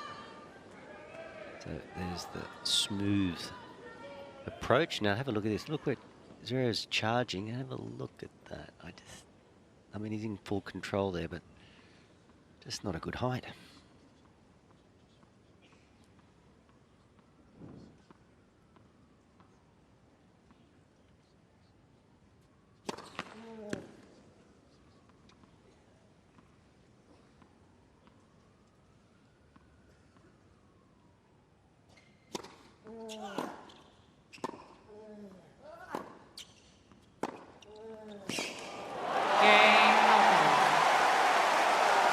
Well, if you want to know how important legs are for serving, to get height, bounce, flight, pace, this is a case in point. Alcaraz, that second serve, 139. Some of his first serves are in the 160s.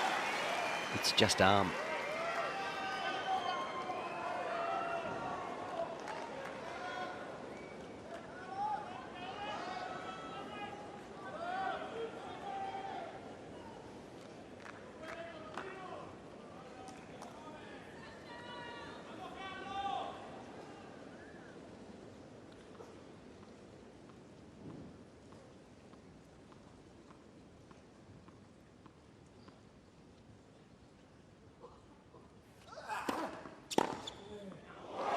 Yes, he's made it.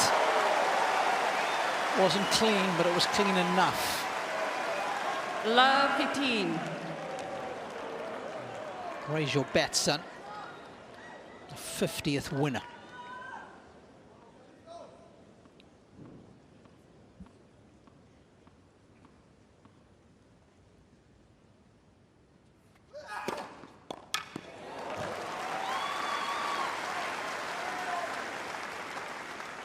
So the Carlos walk has returned to normal. He looks quite fluid when he's walking. He's not proppy or seeming to walk on eggshells.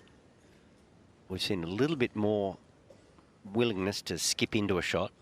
Has yet to load up on the serve. But he's definitely feeling better. I'm surprised he's not stretching it out. Don't you normally do that with the onset of cramps? Just keep stretching those muscles? I thought so. Haven't seen him do any of that. Just the treatment that he had on the change of ends. He's had 2 full change of ends treatment, so he's not entitled to any more.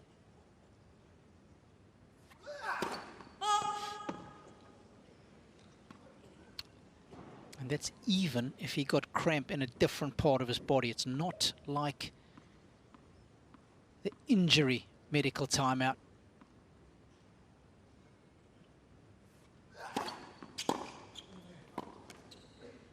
Well, this must be frustrating for Zverev. I'm sure there's times, particularly at the end of that third set, where he thought 30-all. Carlos might even pull the pin. Instead, he's facing these pretty vicious strikes, so he can't play safely, Zverev. He's just got to continue to play big tennis, get Carlos on the run. He can't just let him stand and deliver. That's the second forehand that's clipped the line in this game alone.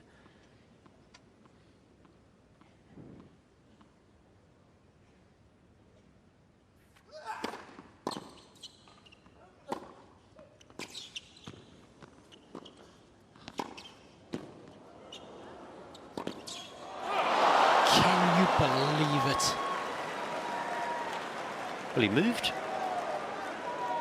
Not dynamically, but he was pretty silky moving to that short forehand. Not sure what he was thinking when he got there. He could have driven a truck down the line. I know.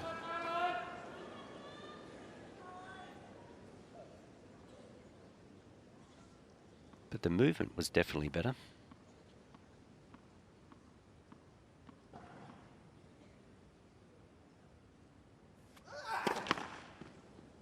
Let the service. Zverev's actually been very calm, hasn't he? Ever since, well, he was annoyed that Carlos was getting treatment for cramp, but since that moment, he's had a very calm exterior.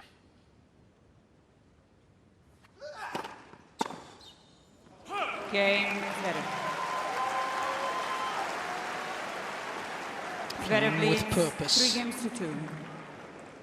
Back out in front in the fourth set is Zverev, 3-2.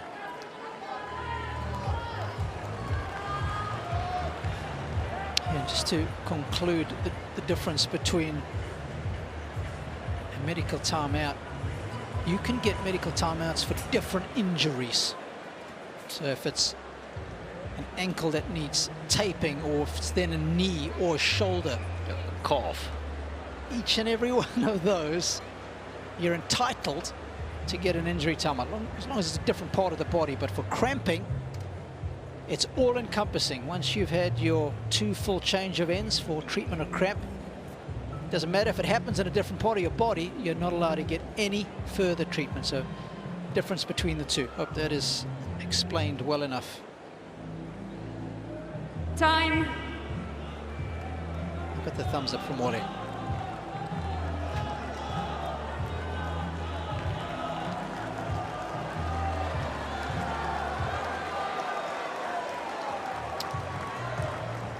So in my mind, Carlos definitely moving a little more lively in that previous game. Let's have a look at the serve. Does he use any legs on the serve? Ready for play, ladies and gentlemen. Thank you.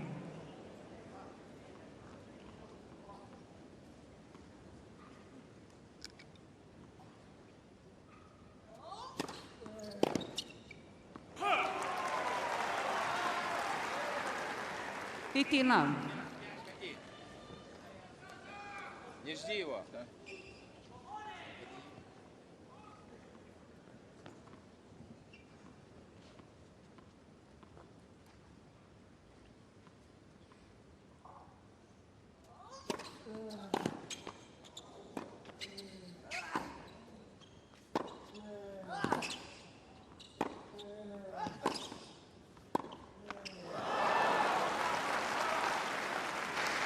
He looks almost fully capable now. I mean, he leant into a slice there and loaded, and then he followed that by a backhand down the line that he loaded. And he's a bit more powerful off the serve ball.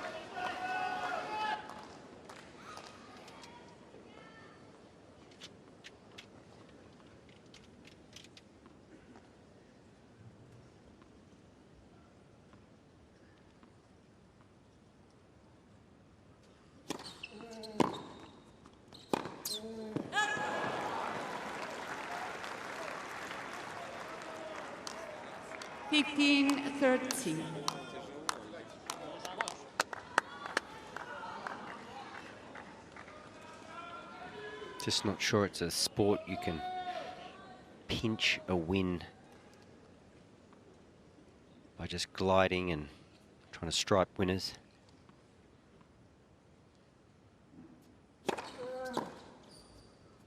So 204 on the first serve, so that's impressive, but then a little slow to get out of the way of the slow blocked return.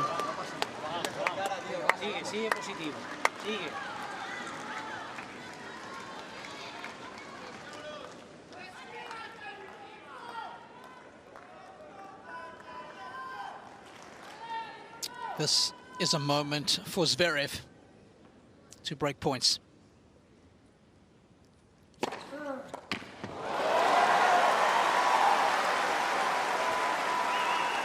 Quickly snuffed out the first one. 40.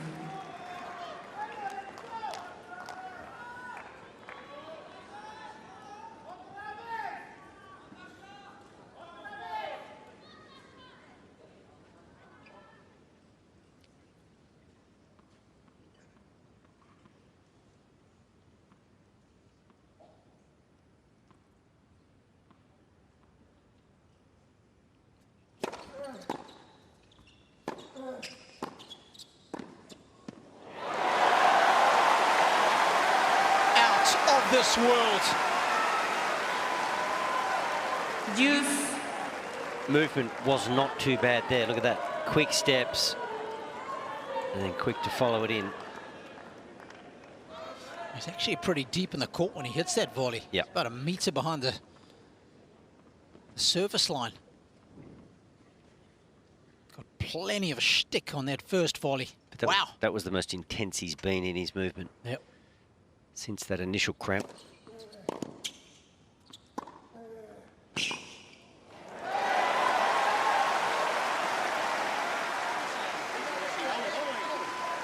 Advantage, Alcaraz. I think the neural reflexes, Robbie, have been blocked. I think the pickle juice has done its job. Yes. Good knowledge. I think it's onwards and upwards from here for Carlos.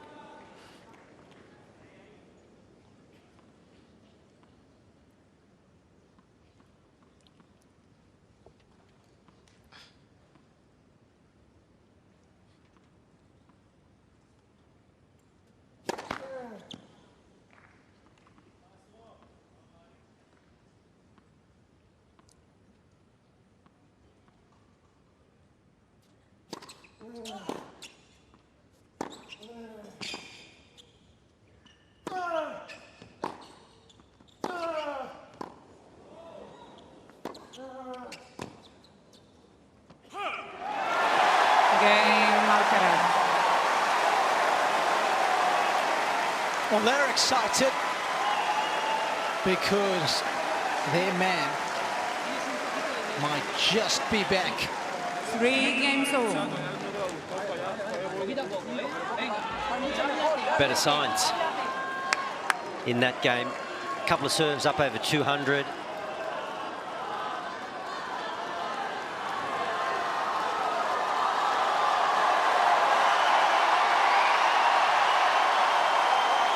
The crowd are enjoying themselves. The theatre, the drama. Ready for play, ladies and gentlemen. Thank you. Definitely got a bit more pep in his step, Alcaraz.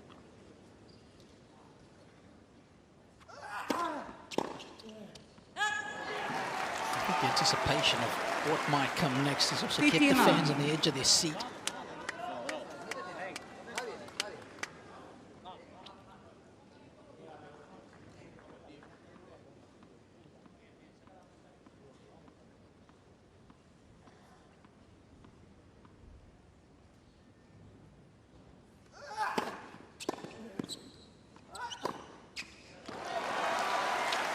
The problem, of course, is that you've got to move pretty dynamically to return Zverev's serve. I mean, it's so big, it's so accurate. You can't sort of float your way into a point. You've got to be dynamic from the get-go. And that's this guy's greatest strength.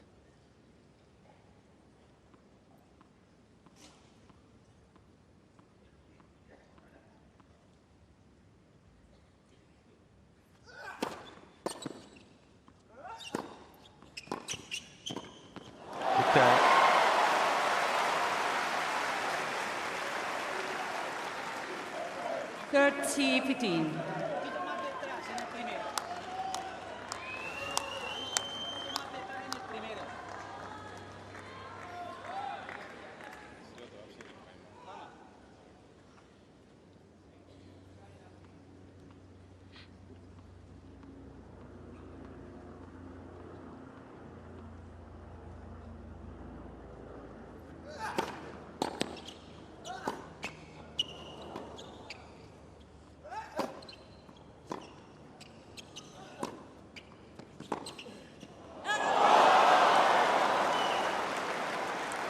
Zverev's done a good job there of sending him coast to coast.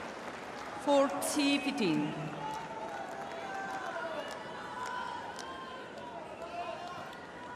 The time your game is most vulnerable is when you're ahead.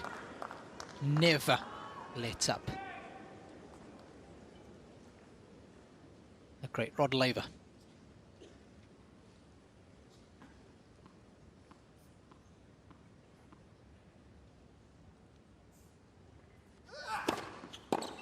Game, Zverev. Zverev not letting up on serve in this fourth set.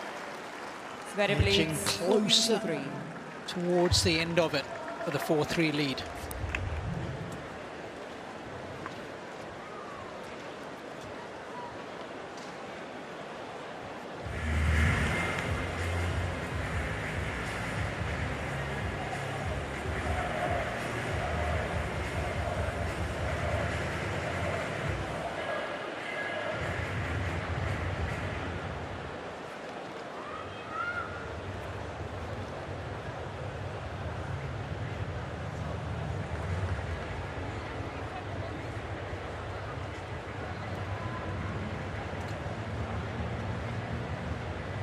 Well, Zverev's taken his own concoction as well. Not sure what that's for.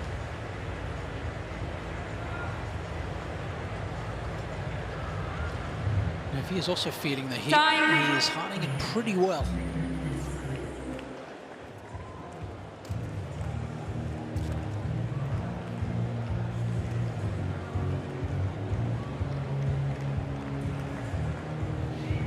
Well, one of my favorites multiple times I won here was Stefan Edberg with his wife just next to him.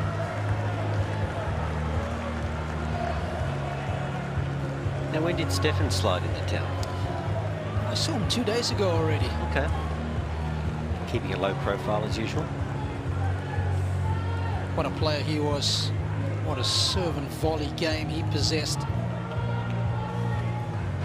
I think he would have liked these conditions today. Yeah. Get that server bouncing around. Jumpy, get in tight.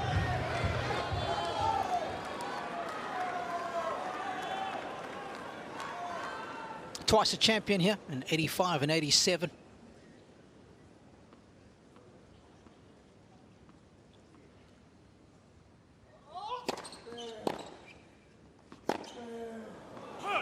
And when I say here, I mean in Australia.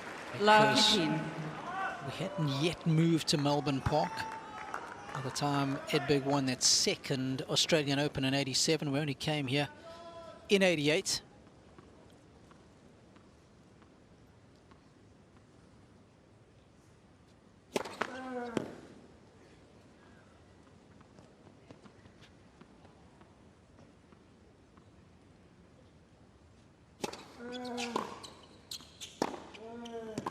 It was a tough 2 years for Pat Cash, losing that 87 final in 5 sets to Edberg, and of course the following year here he lost to Mats Wilander in 5 sets. I want to say 8-6 in the 5th.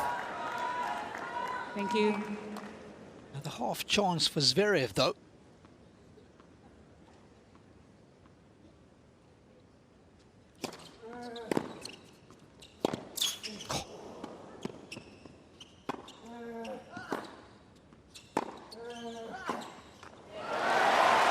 I've got to say, he's shown a lot of maturity, Zverev, because 15, such a big occasion playing an injured man. Sometimes it's hard to get your emotions right, but he's done all the right things. Let's not forget he was 2 points away from losing the match at 15-30 on his serve. He was actually down love 30 in that game. Love 2 30. second serves, right? Yeah. At love 30 and at 15-30. But he's just maintained poise throughout, kept his head, hasn't shown any real emotion.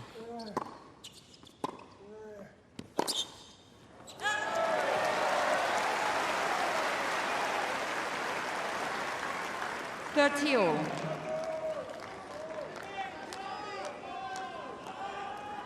Well, Carlos is sort of moving now when he has to.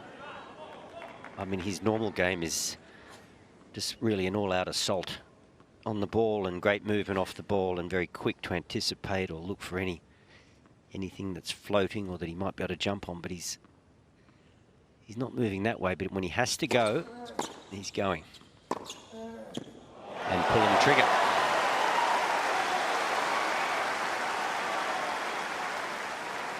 It's back-to-back games 30. where Carlos has been in a little bit of trouble and he's come up with the goods. What a linear strike.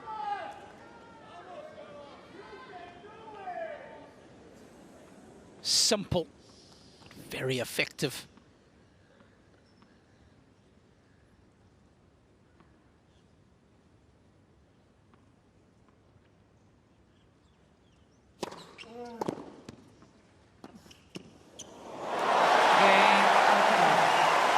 Back-to-back service games, Alcaraz gets out of a pickle.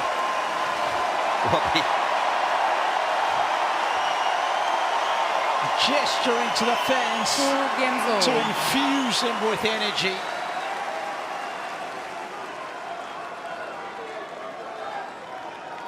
He's like Maradona and wasn't Argentina. Just lift a finger up and the crowd go up.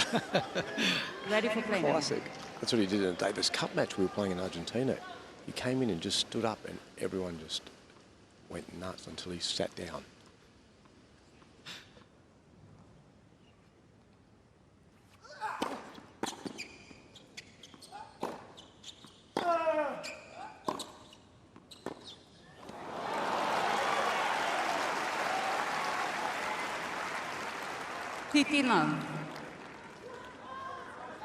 He's just doing such a good job, Zverev, of plugging away. Yeah, he's been very good. It's easy to overplay, underplay, get frustrated, think your opponent's about to deef. Your mind wanders, it's hard to get it back. But he's been very experienced. I mean, he's been such a good player for so long. You mentioned his 5-set record. He's played a lot of them.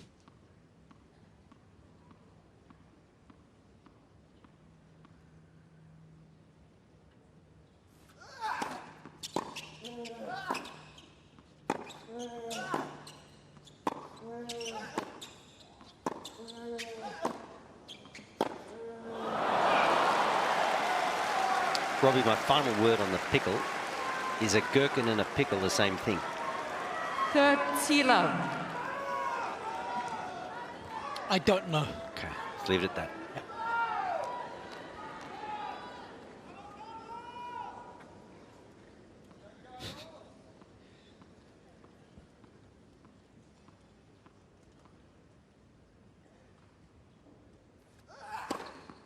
Great serve.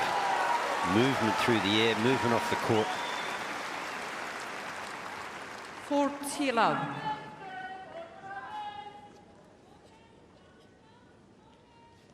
Both players now 138 points.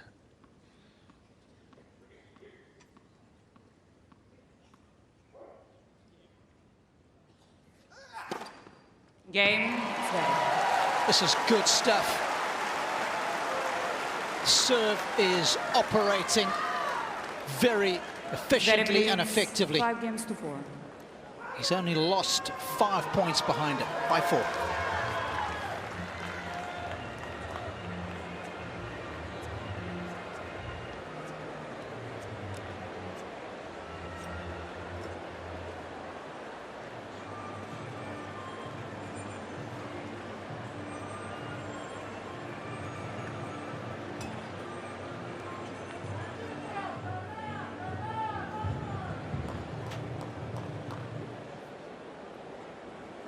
See there as he landed on his right leg.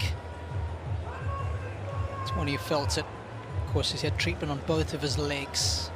By the physio was massaging them both.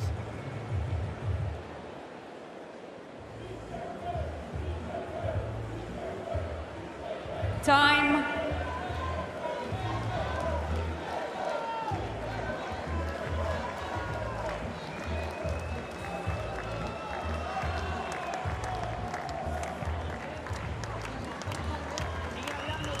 We're approaching the 4-hour mark.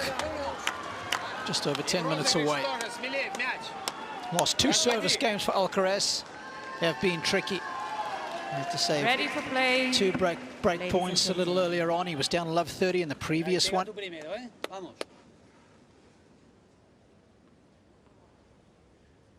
Zverev showing some good body language, just dancing around, ready to receive.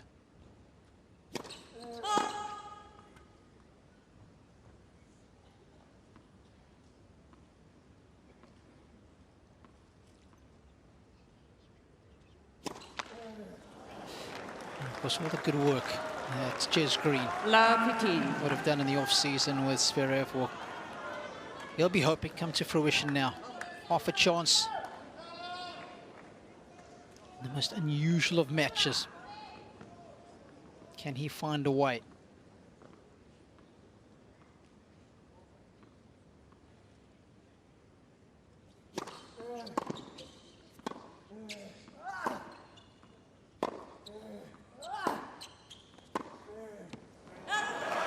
Been a big focus on speed work with Zverev in the off-season. Endurance was always amazing.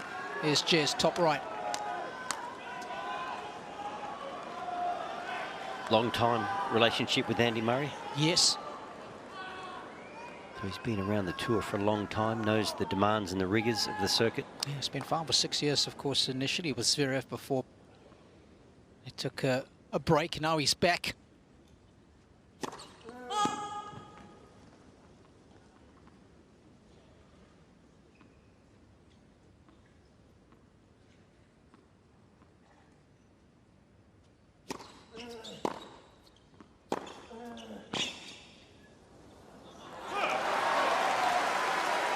Love to see him crush one of those second serve returns on the forehand. Well, they're all sliding into the forehand, aren't they? He's not really using the heavy kick, throwing the ball over his head and using a big knee bend to get some leg drive and a big kick serve. So the majority of the ball's just sliding into the body or the forehand of Zverev, particularly the second serve.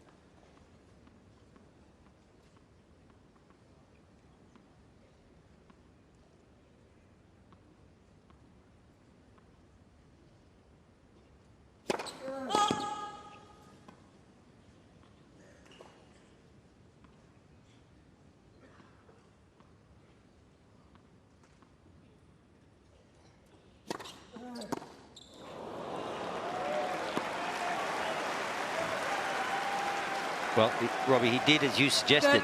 He went after it. Just skipped through a little quickly on him.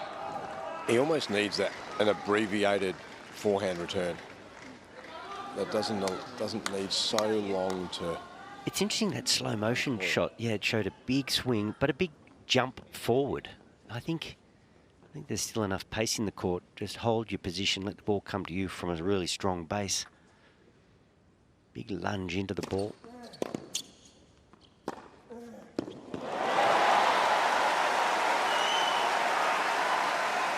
That's a smooth strike. 40-30. Third service game in a row.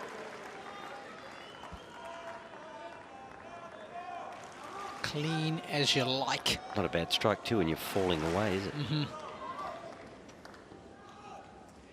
Racket certainly heading in the direction of the winner.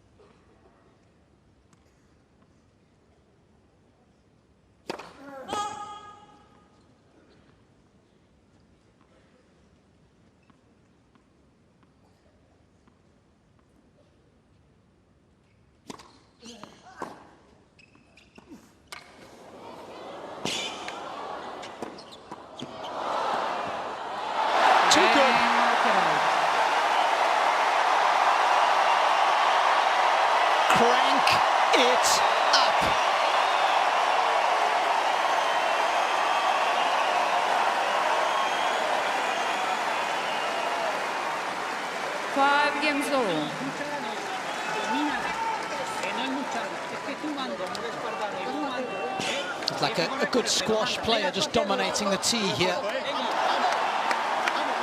Zverev has moved pretty well up to those drop shots, though, hasn't he? He's read them well, and he's got their time to spare. Thank you, ladies and gentlemen. Now, Zverev's been so comfortable on serve. I mean, Carlos has got... There's no energy when he returns. He's just standing there, and if it's in the hitting zone, okay. If not, it's an unreturnable or an ace. I mean, he's got to try to get back on ball and just get some of his good serves back into play. It's very... 50 more. There's no presence from Alcaraz when he's returning, and he's serving with ease, Zverev. 81% first serves in this set. Yeah, but there's no sort of implied threat. There's no energy or dancing or changing a position. It's almost like a serving drill.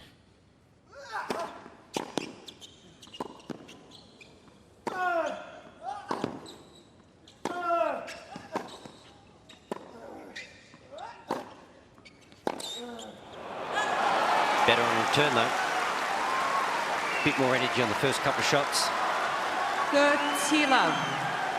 And Roger, I don't know why Carlos just doesn't come out of his shoes now, because it doesn't appear to have that proppy step or that anticipation of cramp. Yeah, I'm watching it going, I'm waiting. Yeah. Sitting here, like, you can feel his energy on the court now. But he's sort of gliding through a lot of points when you think... Correct. Let's just dig in.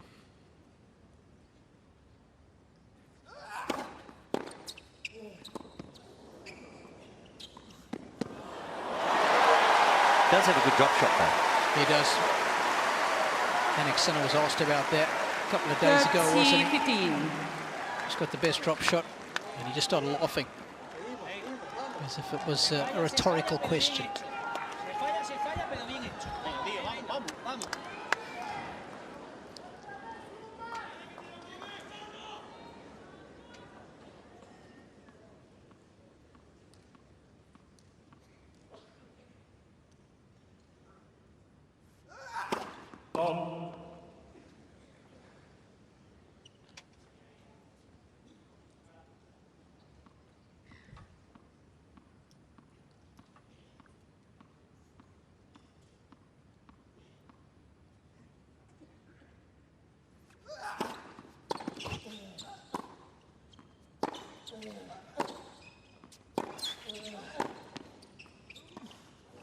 It's short.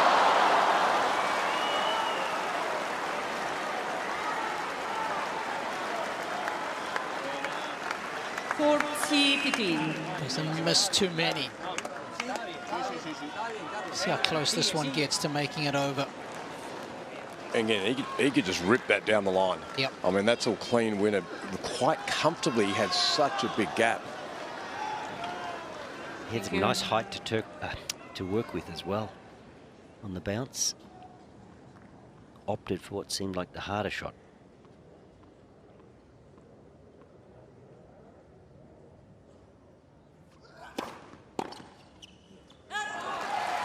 Games later. Another comfortable hole for Zverev. Zverev leads 6 games to 5. As we edge our way closer to a 4th set tiebreak.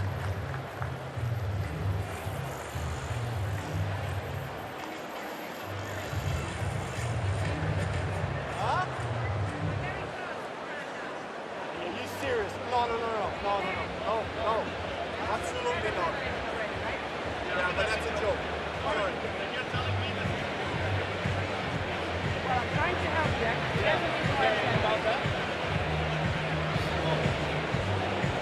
Yeah, Mariana's got to take into account that Carlos is not always ready.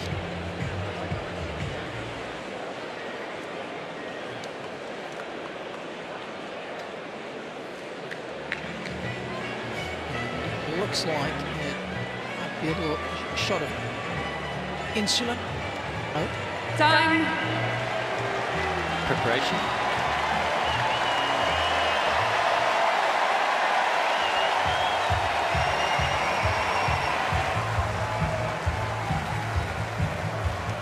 Just on the change of end, chair umpire just giving Zverev a nudge about time.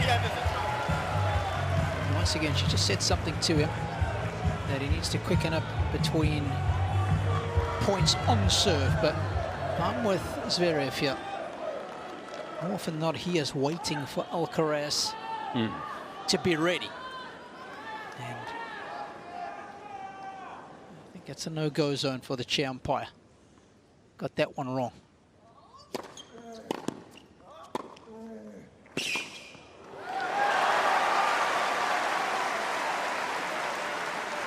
Yeah, I think before Zverev heard that little conversation, she needed to direct that towards Carlos, and then if she directs it towards Zverev, he'd understand, but yeah, seemed a little one-sided. Yeah.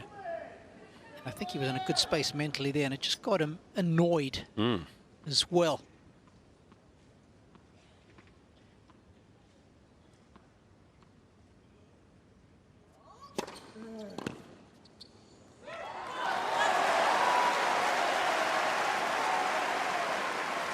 Love.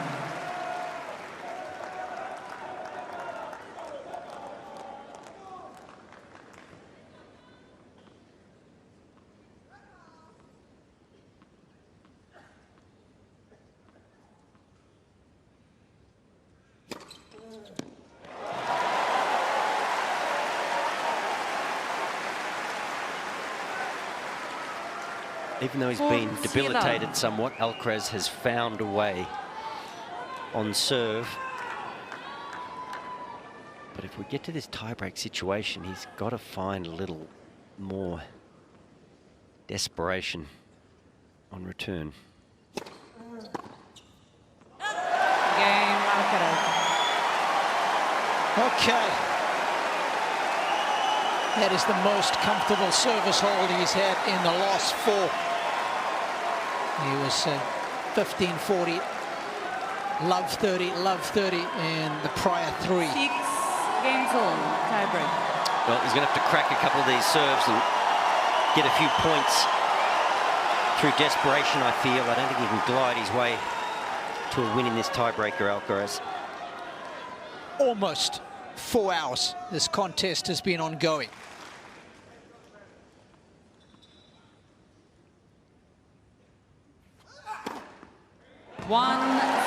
And Zverev continues to deliver on serve. But I reckon if you spoke to Sasha now, it feels like practice. Just he's in a nice rhythm.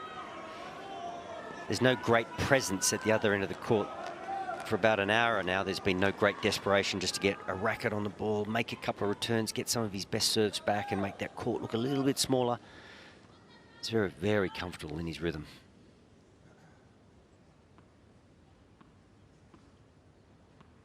Carlos is going to have to find a little something physical.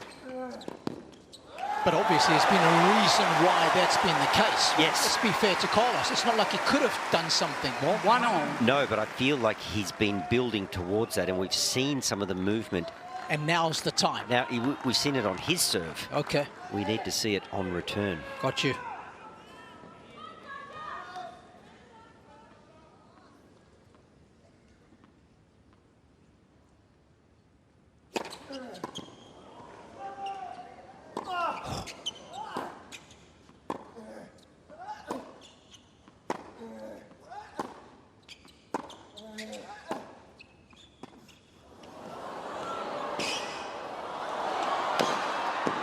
Zverev's got him, and he's got him good.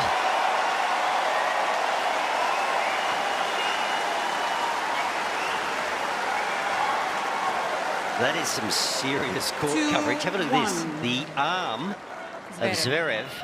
Where is he? Well, there he is. Telescopic arms. And Carlos looked at him. Zverev just turned and went. Yep. Well, Carlos is very good at winning those cheeky little rallies, isn't he? Thank Not you. that time. 2-1, 2 serves to come. This is where Carlos will have to find a little grit. Legs or no legs.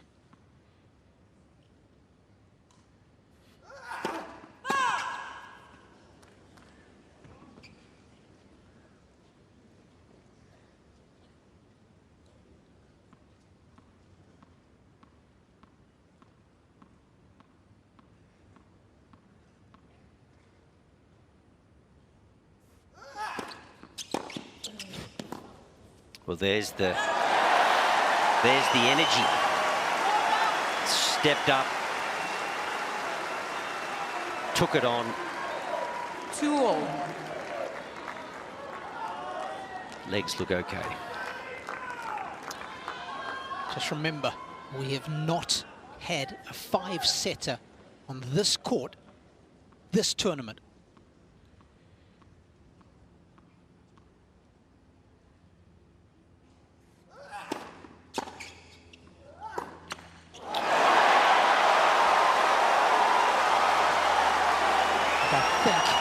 Just jinxed Zverev because 3-2 Alcaraz. I don't think that he has lost 2 consecutive points on serve in this set.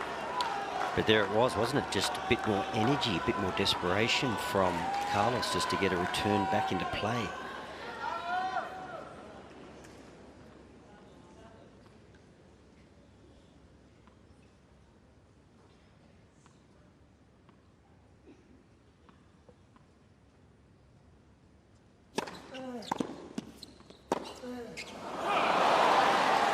Gee, I thought he was going to go for the drop shot again there.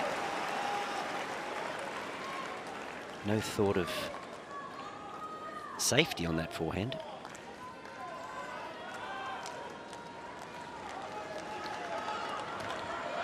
This is the 7th match in the tournament to go over 4 hours. First on the Rod Laver Arena.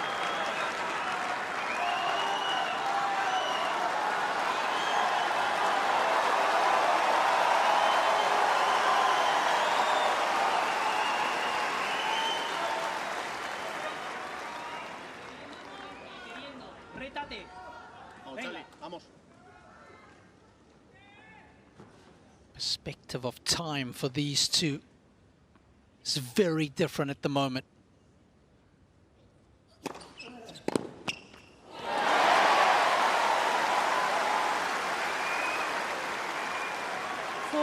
Three, Alcaraz.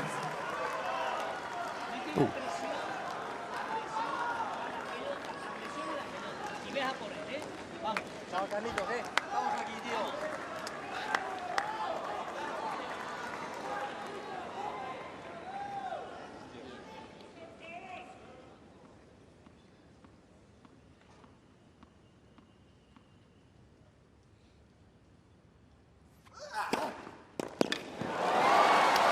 Coming in behind at a serve volley point.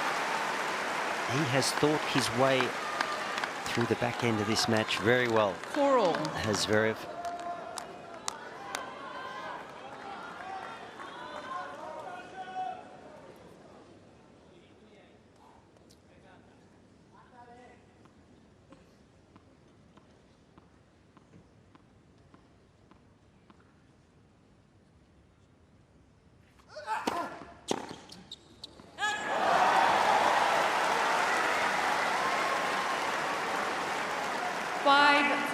Zverev.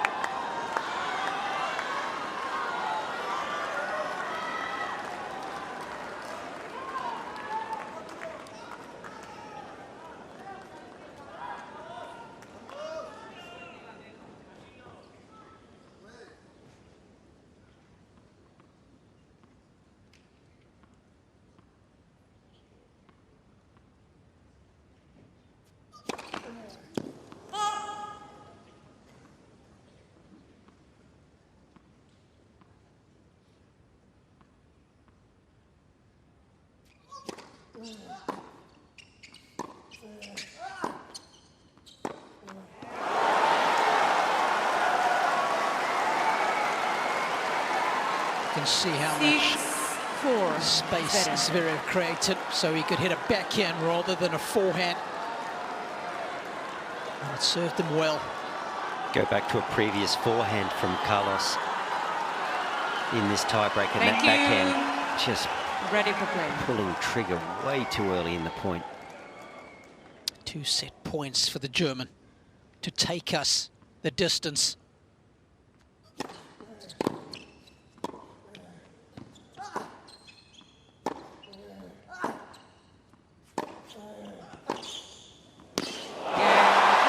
What a way to clinch the fourth. And for the very first time on Rod Laver Arena this year, a men's match will go to a 5th set.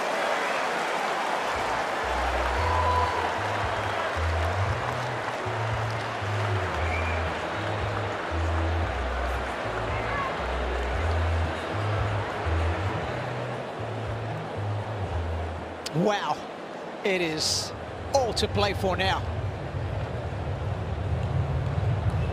First serve percentage, that is the key, isn't it? He's going to have to replicate that in the decider. We saw the early stages, the effects of the cramp. You could see Carlos moving very gingerly. And whilst it got better towards the tail end of the set, he was never totally comfortable. Trying to ignite the crowd, trying to feed off their energy. That was magnificent. What a steal that was.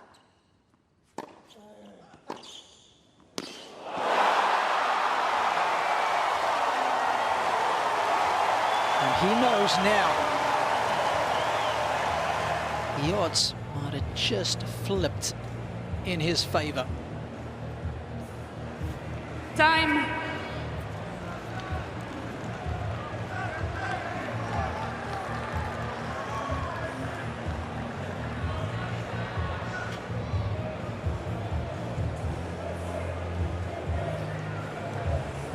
Well, there's so many numbers that having a look at here at the start of this 5th set. Alcaraz to serve. Alcaraz's 5-set record is impeccable, 14-1. Thank you, ladies and gentlemen. Players are now ready to play. Settle down, right please. here. Thank you. Matteo Berrettini.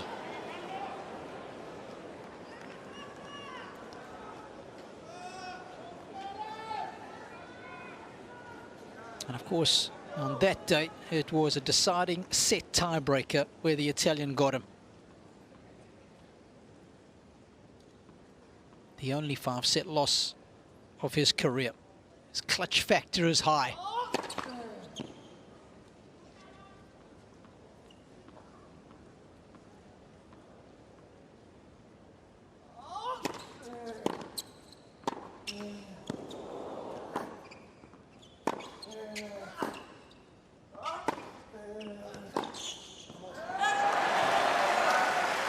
Rog, what are you thinking right now? Well, the saving grace, I love what Zverev's done, to just stay in his lane, work through the gears here. But the saving grace for Alcaraz is, I think, I love the player who's serving first of the 5th.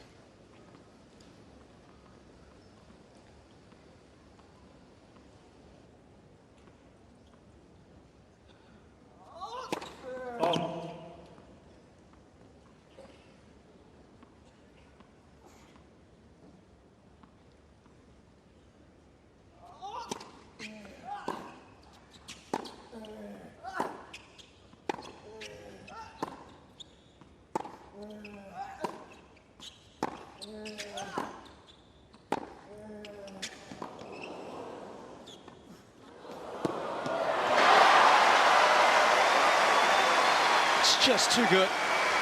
The disguise. 30 love. It was brilliant.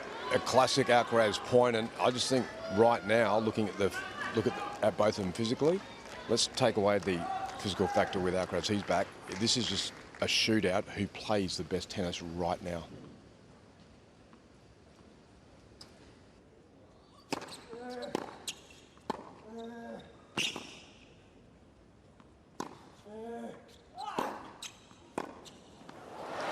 Well done. Can't tell you the 5-set record of Zverev. 30-15. 23-14. He's ahead in the count at the Australian Open, 5-3 here.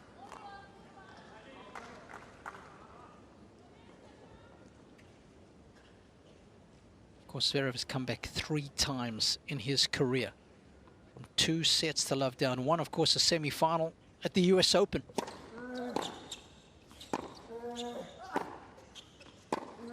Against a Spaniard and Pablo Carreño Busta. 30-all. We were joking about it a little earlier, Rog, and it made me think of that classic line by Jim Carrey. So you're telling me there's a chance? And that's all you need to believe. Yep. Doesn't matter what we believe.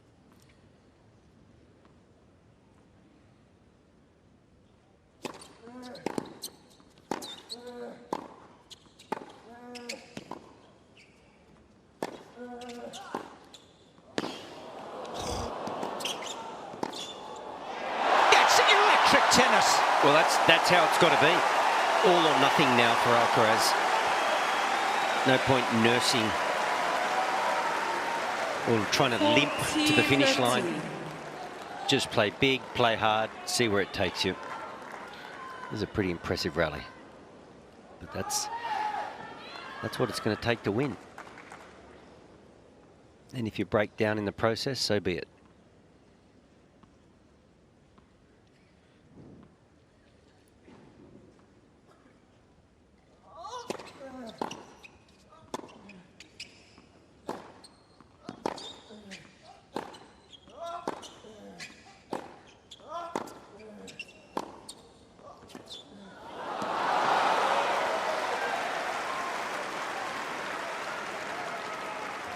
Hitting pretty freely now, Zverev, isn't he? Good to see. I mean, even that forehand line, that's something we've spoken about, how he can tend to ease off when he tries to guide it line. Certainly didn't ease off that forehand.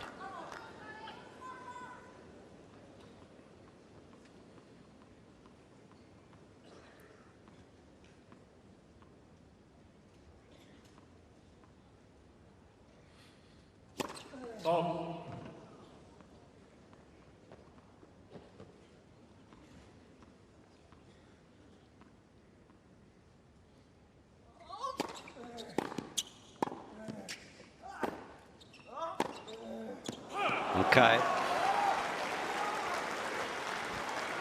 Advantage, Zverev. It's funny, we go back to that little patch of Zverev in the match where he just kind of lost his way on the forehand. No sign of that whatsoever at the moment.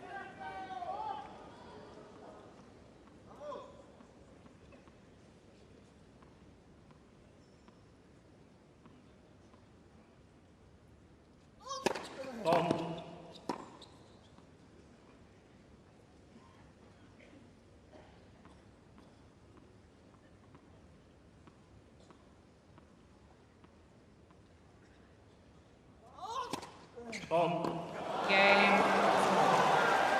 The best possible start for Zverev in the 5th. First game, 1-6. What a gift. The biggest thing for me has been just the way Zverev has locked in. First couple of sets, he was muttering, rackets weren't strung right, he was muttering with his camp. Not even taking a drink break there, just right around the net. Yeah. Straight back to work.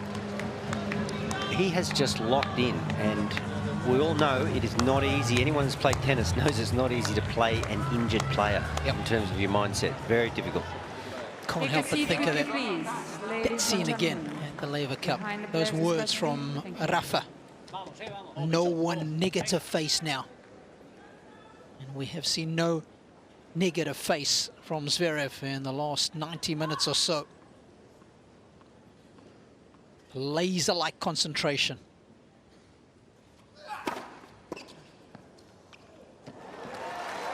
And for Carlos, the equation is pretty simple. Absolute all-out effort. Throw everything you've got at it. Yep. And if something fails, so be it.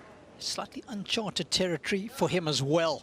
It's the first time in his career he's playing a 5-set match after being 2 sets to love up. So how does that psychology play out?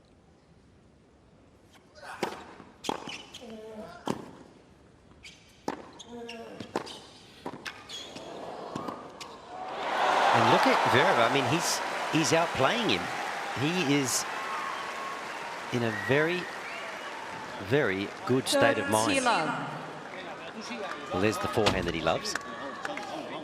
He's moving well, very quickly up to the backhand. And look at the stare. There was a stare again. He's, as you said, locked in, fully engaged, and he's sticking his chest out right now. Thank you. And the serve of Zverev, it's just relentless. It was the last match.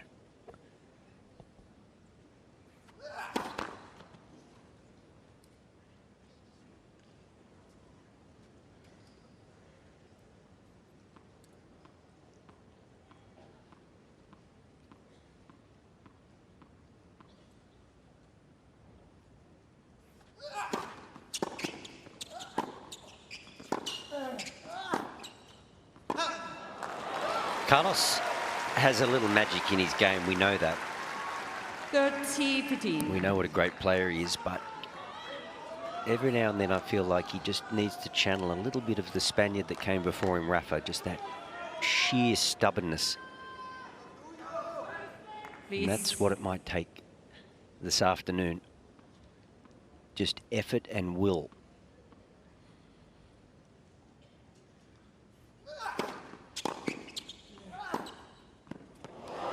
Because the man at the other end is seeing it rather large at the moment. Did you say afternoon, Wally? Evening? Yeah. Night? Good evening. Well, it's interesting, isn't it? Because the second semi-final is scheduled in just 25 minutes. Thank you. So this match has to finish, have to clear the stadium, bring in the night crowd. So they're definitely going to be delayed.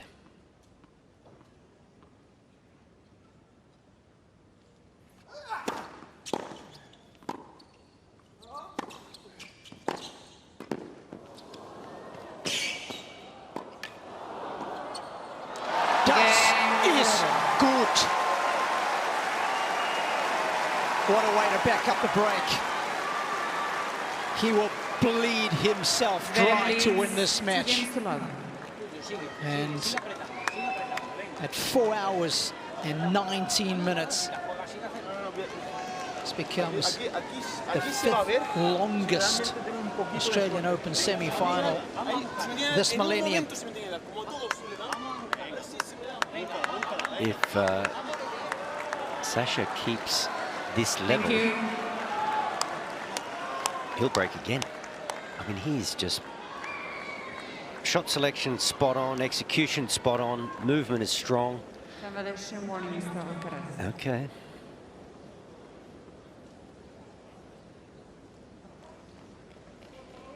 Well, look, now he's wandered off. Why?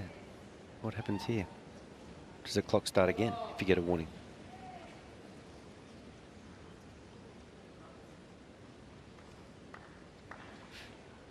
Well, you have to play.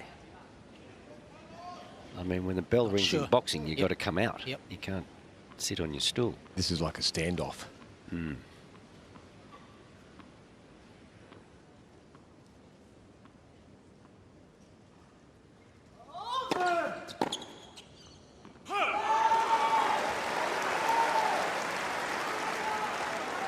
Well, they've both been warned, so there's consequences from here on in.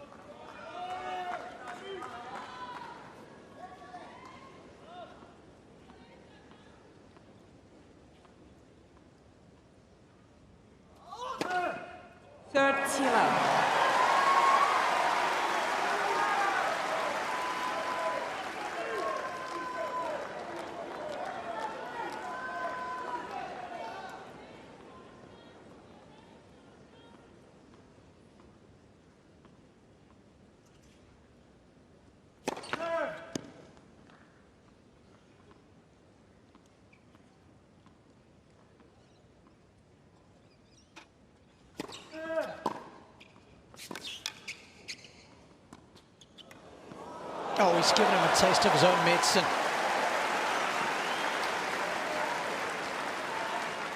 I love how purposeful the strike was here. When he plays this drop shot, he leans into it, and that gives you good clip on the ball.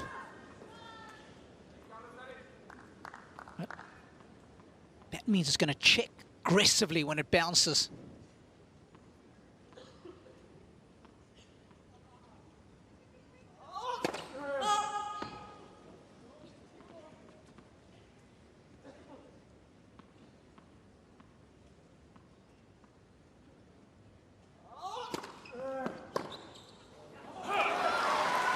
Can't tell you that Zverev's only played 3 matches longer than this in his career now. Actually, one of them was right here back in 2024 against Lucas Klein. That went 4 hours 31. Wimbledon last year, it was 4 hours 40 against Rinderknecht. At the US Open, when he took down Sinner in 4 hours 41. I think we will surpass all of the above. That's my guess. New balls, please. Zverev with a break in the 5th. Zverev leads 2-1.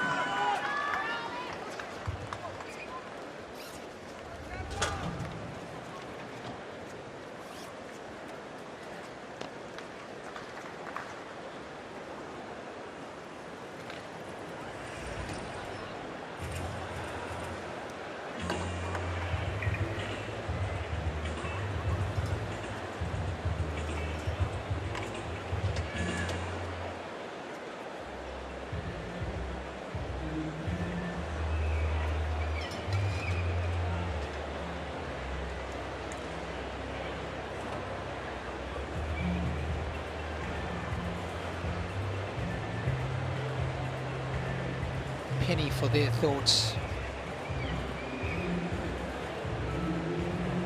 Time.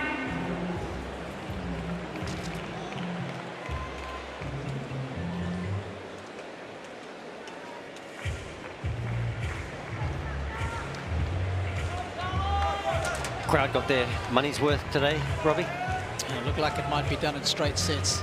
They certainly have. It's been full of drama. I think that has been the key to this contest. It's had a little of everything, hasn't it? It has. Nerves at the start, bit of tension, some brilliant play. Been scrappy at times. Yeah, Zverev certainly lost a little confidence in the forehand for a brief moment, and then the big turning point, of course, was Alcaraz starting to cramp at the back end of the third, and I think we'll hear a little bit more about it because he did receive treatment for what is potentially cramp. Thank you. Which he should not have received. Medical timeout, yep. And Zverev made that point forcefully to the supervisor. But he has, ever since that moment, he has been absolutely locked into the contest.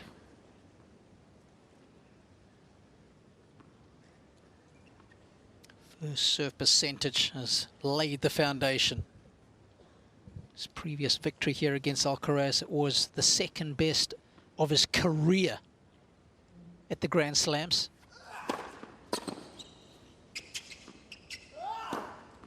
Oh, what a raking backhand. For the entirety of that four-set match, the average at the end of it all was 85% first serves in. Astonishing serving performance. Only once has he ever bettered that at a major. That was at the French Open in 2022. The first serve percentage is creeping up nicely here. It's at 83% for this set.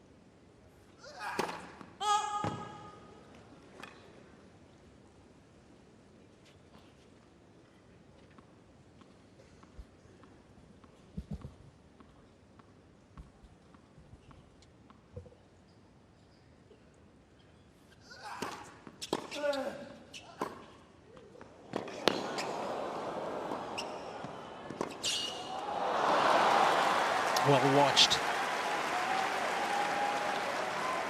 On a laundry line, this backhand Zverev sees it so well. He's got full control of the ball at the moment. Look at those service percentages too, how they, wow, they've been high. And remember last time, 84% we talked about, Robbie? Yep, 85. 85? This is pretty impressive as well. No kidding.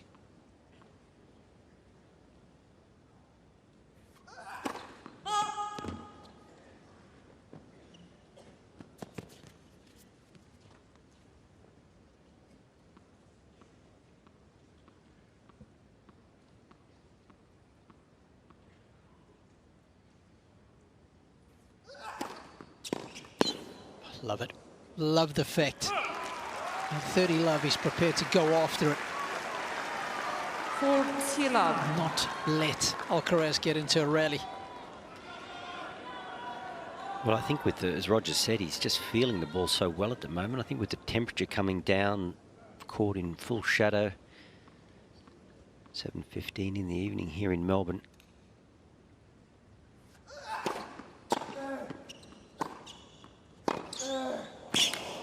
It's lower bounces. Everything staying in Zverev's strike zone. He just feels like he has a bit more time. That final forehand had a bit of sting from Alcaraz, but still in control, 40-15.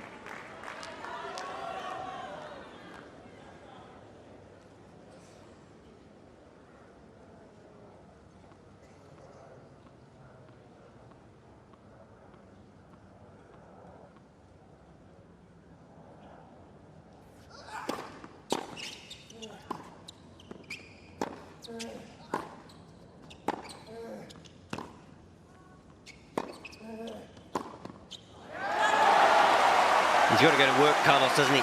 He's got to work hard for his points. I actually saw his coach at the last end change just saying to him, more shape on your forehand, more shape on your forehand. Wanted Carlos to employ a bit more spin on that forehand, not try to flatten it out too much.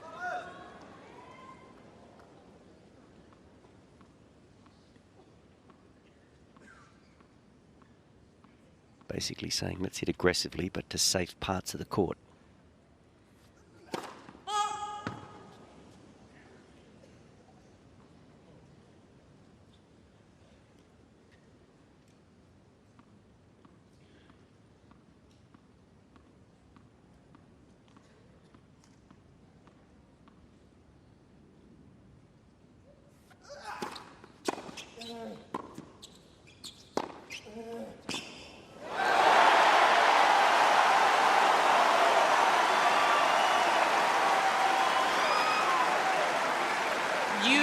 And he needs to action sooner rather than later.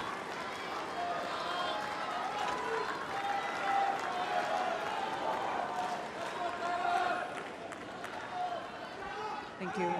Please.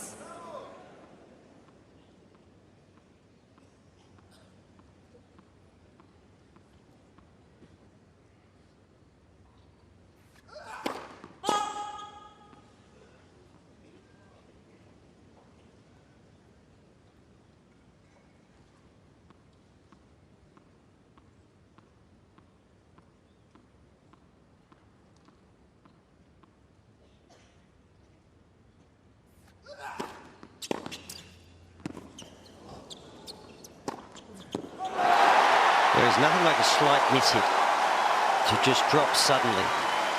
The return was not clean. Advantage, Alcaraz. And it was a difference, Wally, of a little bit of breeze that he's pushing up against, and also the sun not being around to let the ball get through the air. And no fancy drop shot there, Roger. He cracked that final forehand. I think Carlos is back. Break point. In terms of being in full flight.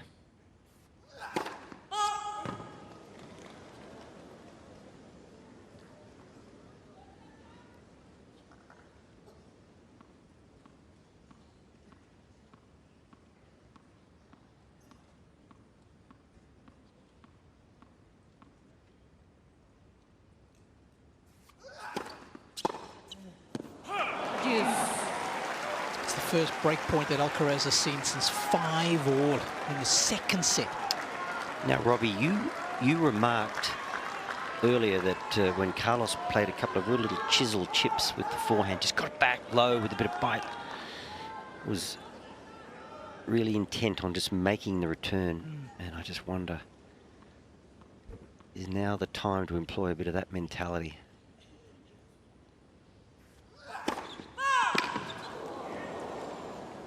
But see the desperation from Carlos there to make a lunge at that first serve. That was completely missing for a couple of sets, and it's back. Signs that he's physically well.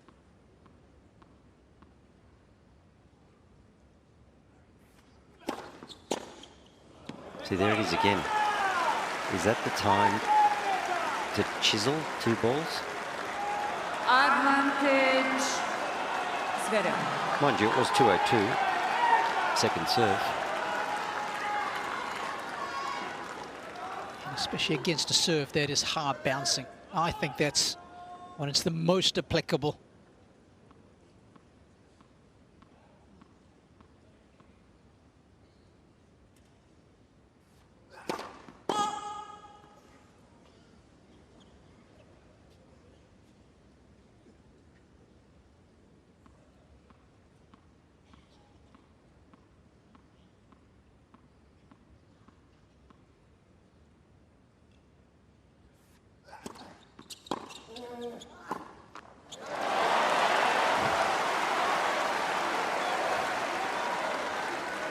That was the first time we saw a guided shot. Just thinking that. From Zverev for a long time.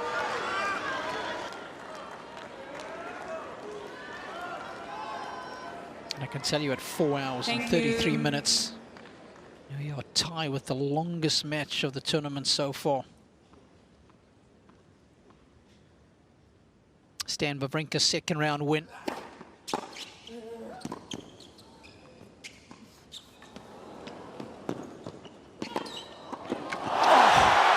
So close.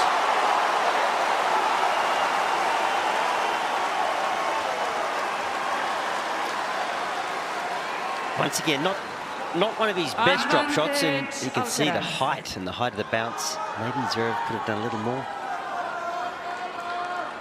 But Zverev has done a great job of tracking the majority of these drop shots down. Another break point. Does he go with the chip forehand to try to make it?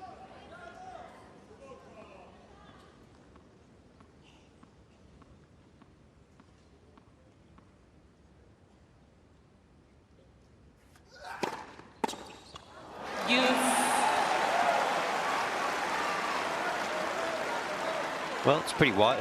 It's a great serve. Look at that. It's 210 on the line, so it's a great serve. But he's just persisting, isn't he, with that forehand wing because he's drawing the error. Don't change a winning game.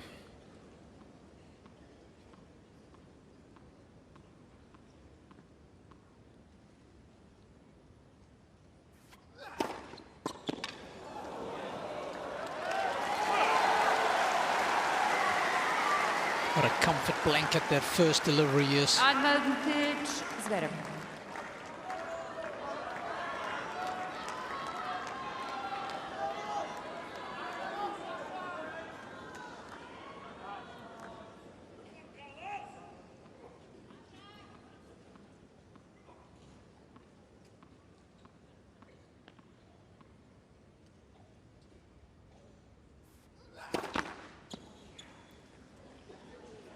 Please.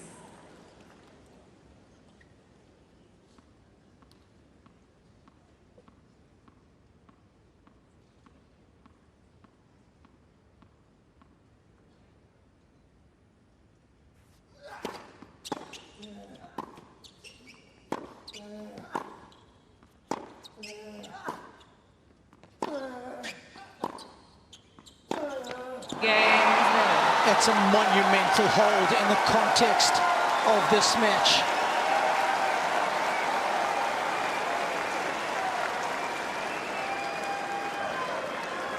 Zverev leads 3-1.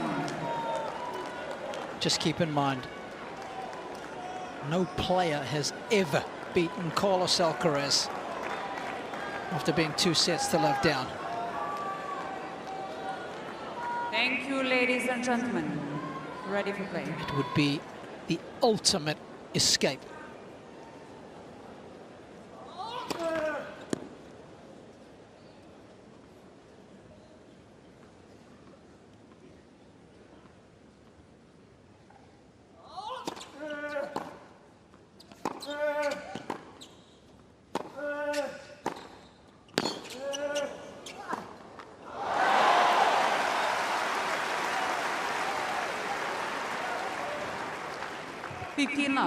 Well, the physicality's back for Alcaraz. You could hear it in that particular rally. And there's some genuine venom on his shots, but is it all too little too late, just given the quality of the Zverev serve? I mean, he's getting some chances, but time and time again, Zverev just serves his way out of them. Yeah, just needs to get an early foothold in the service game, doesn't he? He was down love 40, won 4 points in a row on the Zverev serve to get to the break point.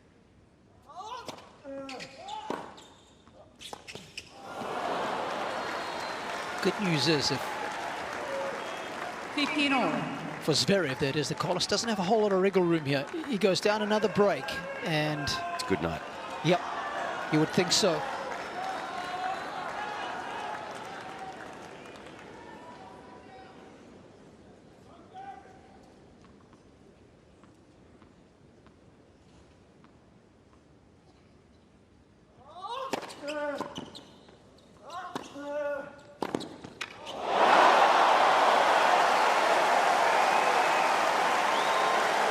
Well, shots like that are worth the admission fee on their own. 15-30. All hands to the pump. Well, I guess, you know, at 3-1, he's got the break. He can hit freely. Thank you.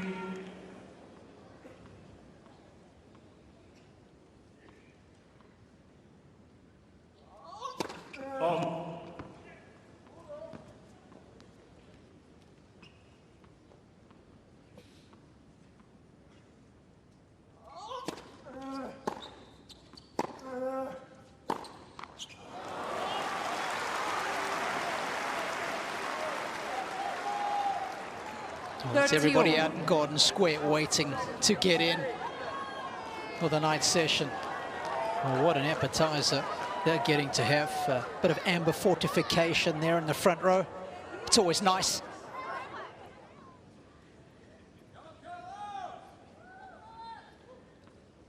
Lubricate the vocal cords for a little later.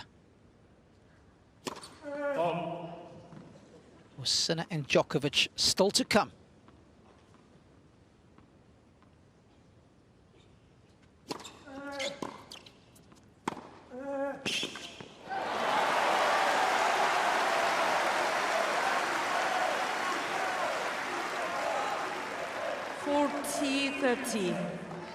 Just put a little asterisk alongside that forehand that Zverev missed it. 15-30. Maybe hoping it doesn't come back to bother him.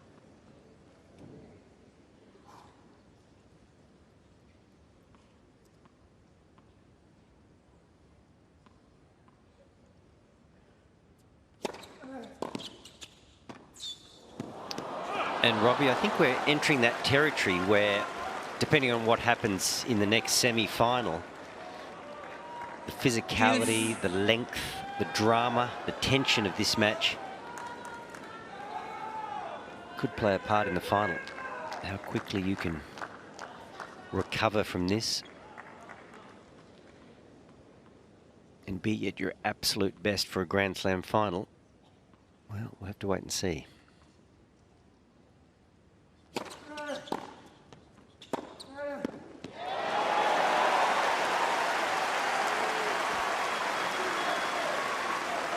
Advantage, Alcaraz. Beautiful combination of shots here. Early, accurate. A good 1-2, Robbie. Oh, yeah.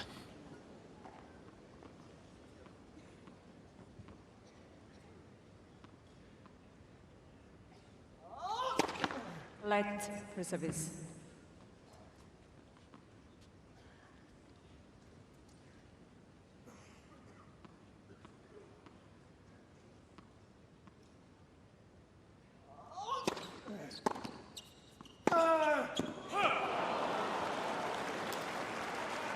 Use.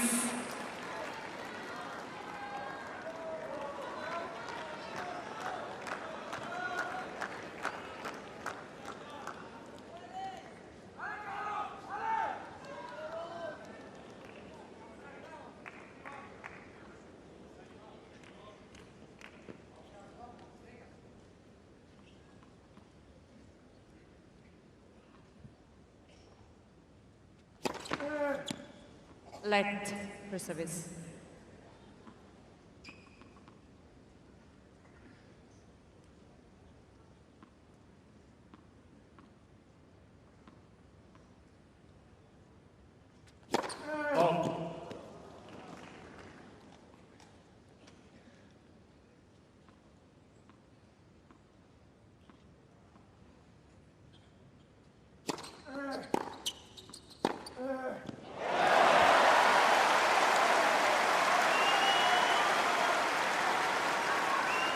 It is just an awesome force of nature, that forehand, when it's in full flow.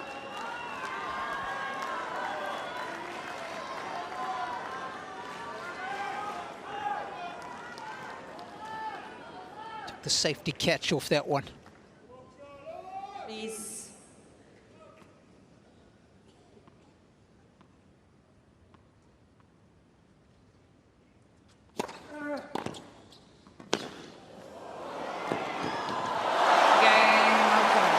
Good feel, good wheels, good battle. It's 3-2 in the fifth.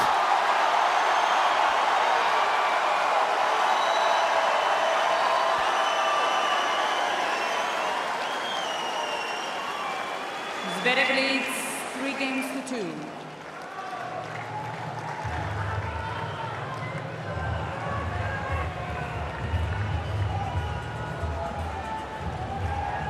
Pretty big reaction there from Carlos after holding a serve. Yep. You would assume he'd just broken, but in fact he just held serve. He's still down 3-2 trailing with a break.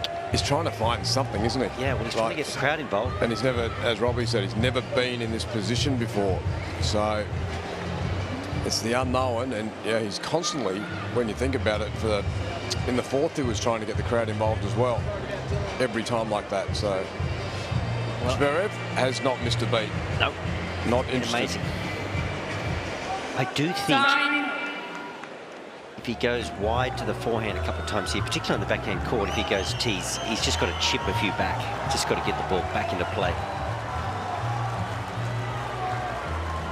This is now officially the longest match that Alexander Zverev has ever played in his career, surpassing the 4 hours and 41 minutes at the US Open against Jannik Sinner. He came out on top that day on a hard court at a major.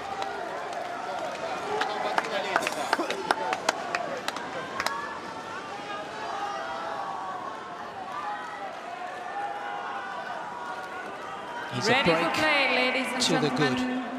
Thank you.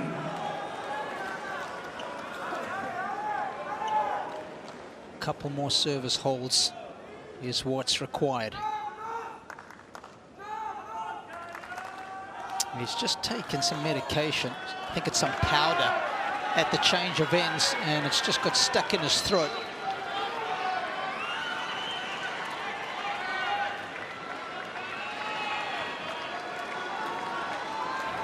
Thank you.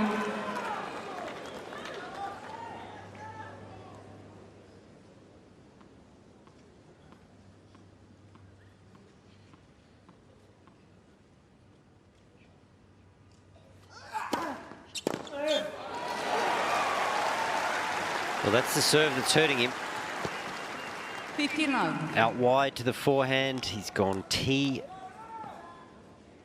on this backhand side. I mean, that one, Carlos, was at absolute full stretch. Hard to play an effective chip from there, but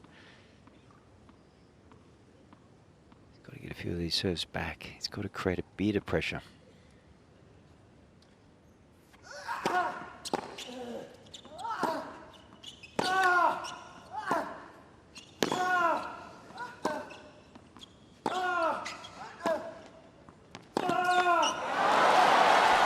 That is so good from Sasha.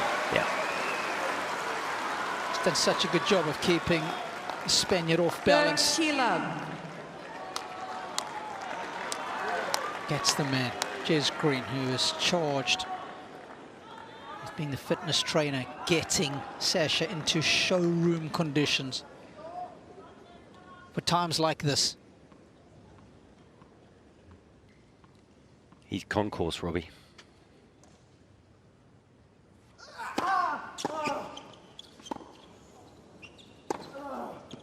That's a great return, and at the end of the day, it's returns in play. If he wants any chance to get back into this fifth set, 15. that was quality, but he's just got to get the ball back into play. If Zverev beats him from there, too good. Thank you. Problem for Alcaraz has been he can't get into the Zverev service games early on. No. Love 30, love 40. He's trailing the whole time, isn't he?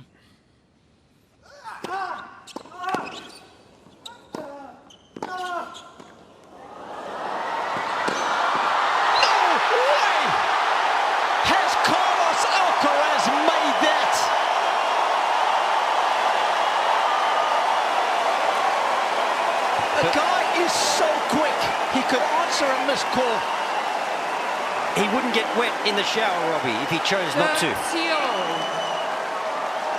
That is unbelievable, Robbie, but what was the key? Ready for play, thank you. The return. He got the return back. Quiet, please. Not even with great quality. This game has come alive.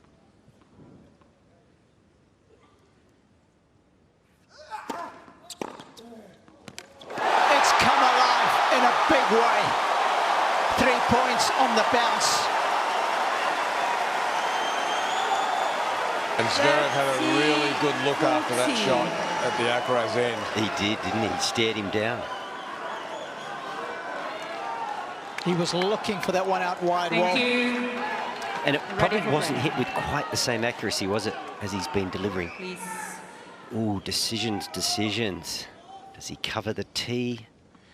Could get burnt wide.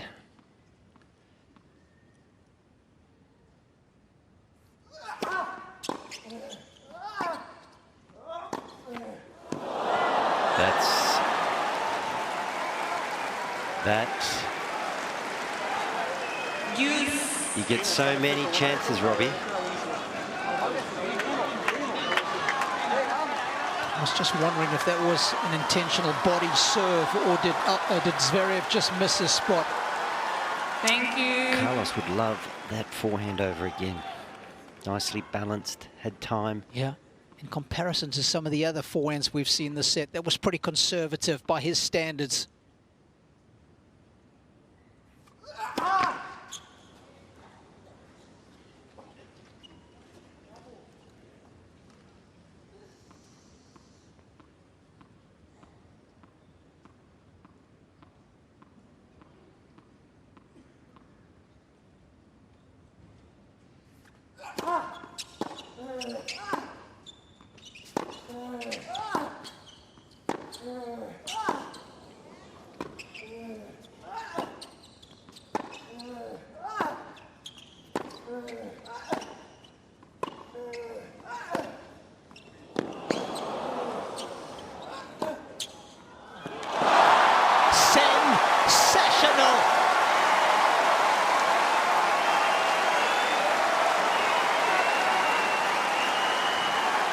The beautiful brutality of the Germans ground stroking on full display. Zverev. And Robbie, if he's been guilty in the past of easing up in the big moments, thank you, particularly on that forehand wing, that has not been the case today, and both men just hunched over after that particular point. Thank you.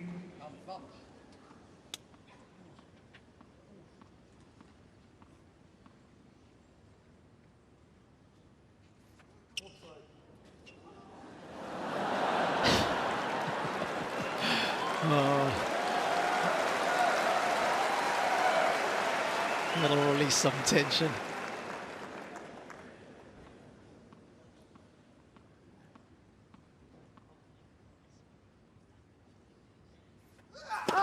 Let for service. And the umpire's got to make that call, Robbie, just in big moments sometimes. That was the disturbance on the ball toss.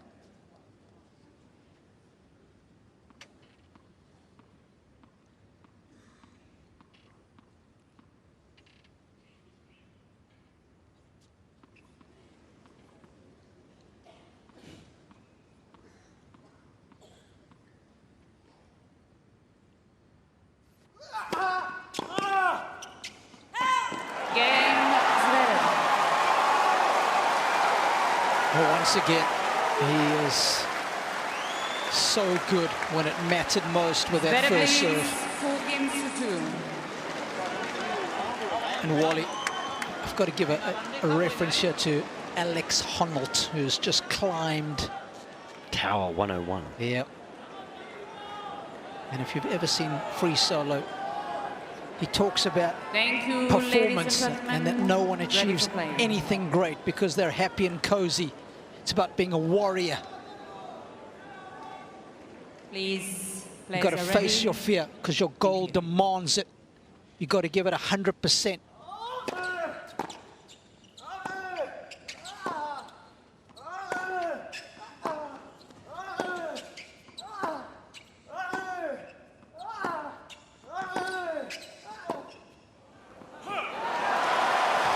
And for Zverev, this is his moment.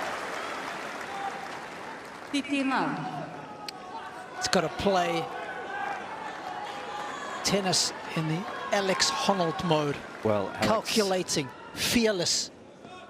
He did scale an 800-meter granite cliff face without ropes.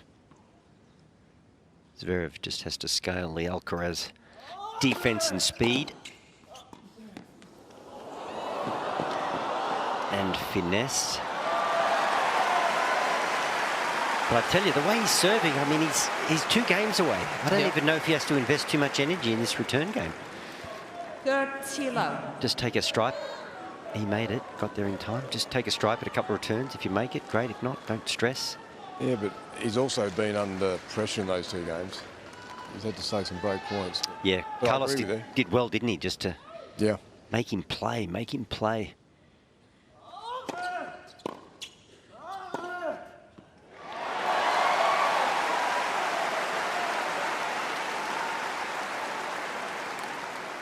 40 love.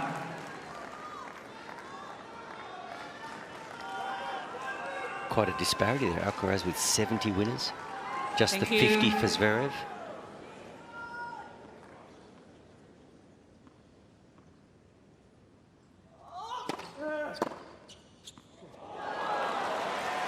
And that's what we mean. Just take a cut at return. If it's a winner, great. If not, 40-15. you're serving.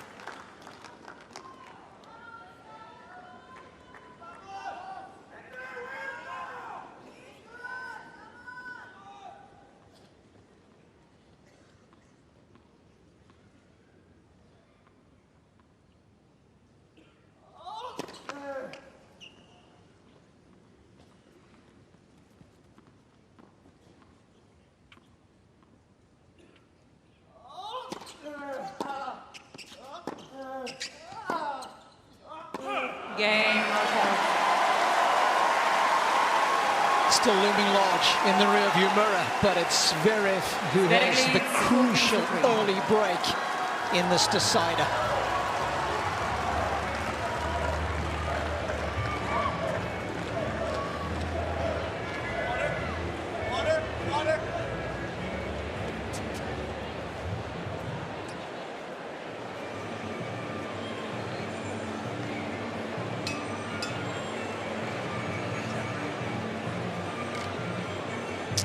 It's fascinating from a mental and an emotional point of view that this fatigue that Zverev's also clearly feeling, it's almost allowing him not to get annoyed, not to have a moan, because he just doesn't have that energy to waste, Wally. So it's almost working in his favor. Yeah, I would agree with that, Robbie. Time. He's gone kind of within himself, hasn't he? Just very, very calm.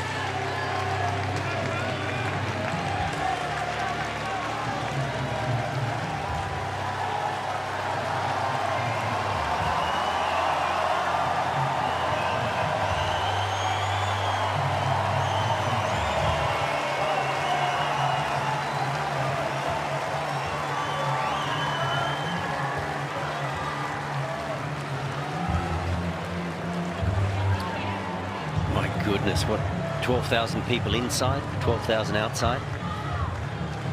Incredible.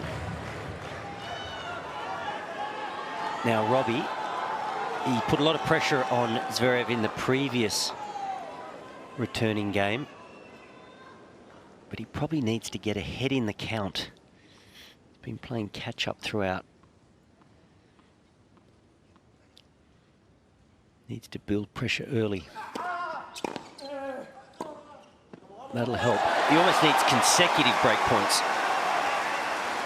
When it's a one-off break point, Zverev has an incredible ability just to serve his way out of it. Let's see if ball's in play that Zverev plays an aggressive point if he gets access to the ball.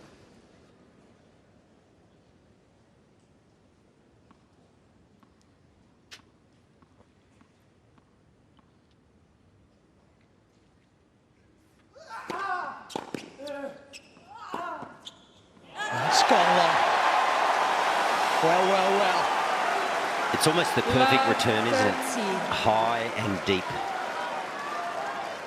Not sure he quite meant it, but he'll take it. Please. Thank you.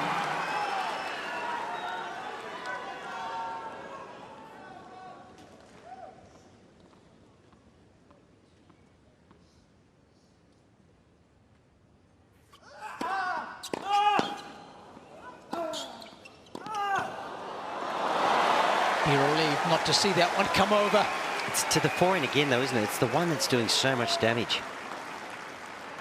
15-13. Not to say if you cover it, he hasn't got the ability to go hard middle. It's been so effective for him. Angle that he's able to create out wide. Well, apparently, Robbie, at 6'6", you can hit down into the court from that height. So that's his ability to get that angle. Geez, Carlos almost would have taken that. Return in play.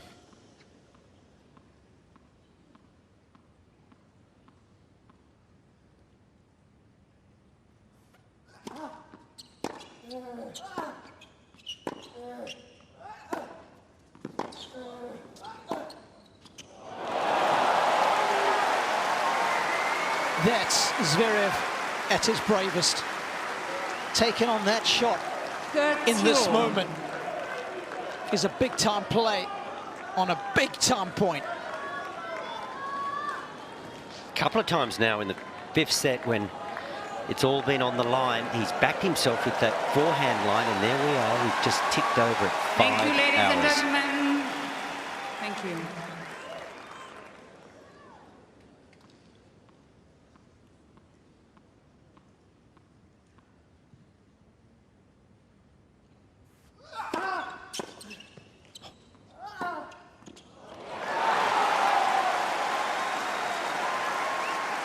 He's digging deep here. It's so good to see. Yeah, because they're hurting. There's no doubt about that, but he's able to just... And he's never shied away, as you said, Rog, ever in his career. Yep. This is great. Thank you. Management here.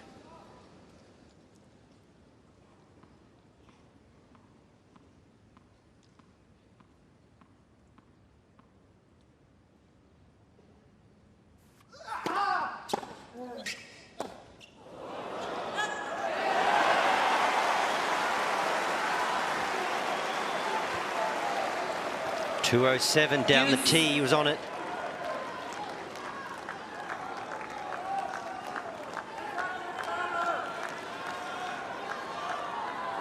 Ready for play, please.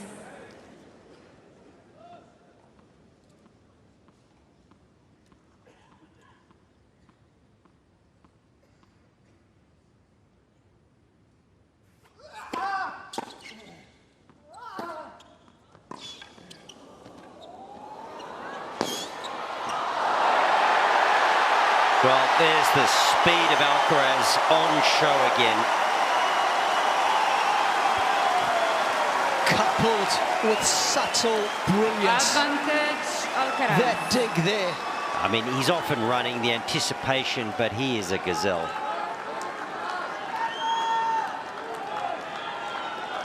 Thank you. And how's the balance when he gets there, Robbie? Just slides into it, the head rock solid. Another break point.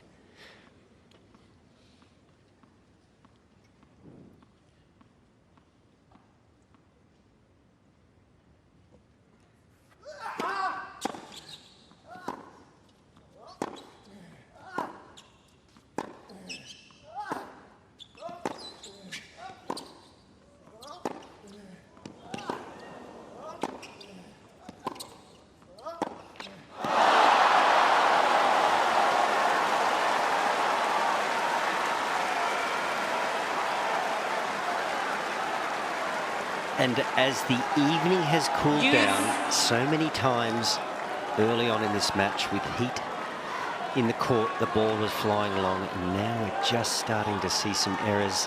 Thank you. That clipped the tape. Once again, he's on his haunches, as is his first Zverev. ever match over 5 hours, Wally. This is the 3rd one for Alcaraz.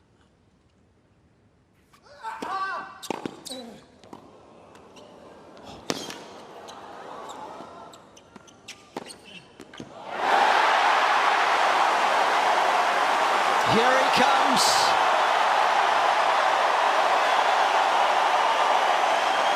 The legs are back. Advantage, Alcaraz. Well, Fred Stolle, the great Australian tennis player, a world-renowned commentator, always said to me, the most important statistic in men's tennis is break points converted. Thank you. He hasn't converted in this 5th set so far. 0 for 4 is Alcaraz.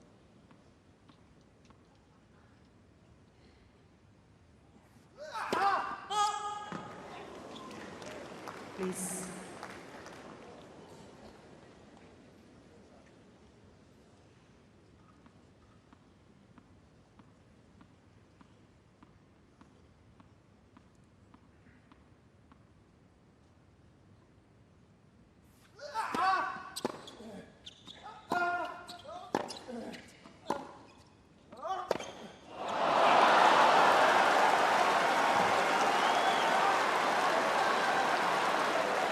He's had a couple right on his plate, hasn't he? Yeah.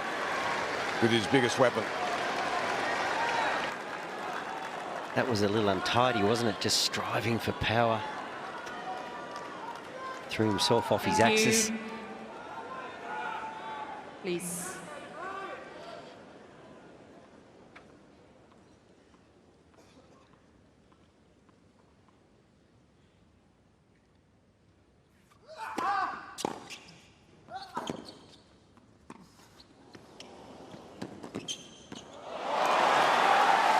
Well, he's normally a clear thinker. His shot selection is generally pretty good in the big moments, and it has been certainly over the last couple of years. But the previous miss, that particular drop shot. Yeah, this is a postage stamp forehand right in the top corner.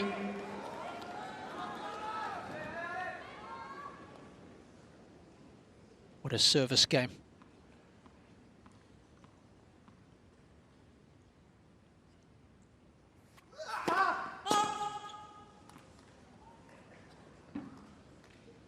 Just lost that first serve percentage. I think that's fatigue, Robbie. Just lose the rhythm. The legs aren't quite as powerful.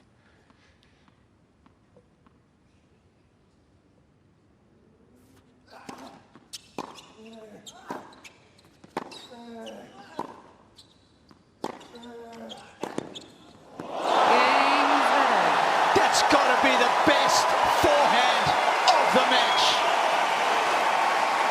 Mesmerizing and magnificent in Melbourne from Sasha Zverev, who's just a game away now. Zverev leads 5 games to 3. A 158-kilometre-an-hour ripper.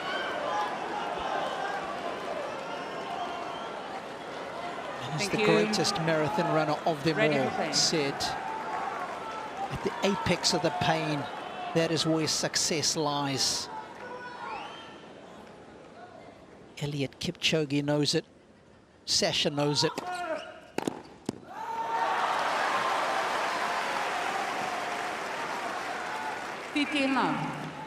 Same scenario here. How hard does he work in this game? Zverev took a mighty cut at that return. Just get to the chair, settle himself.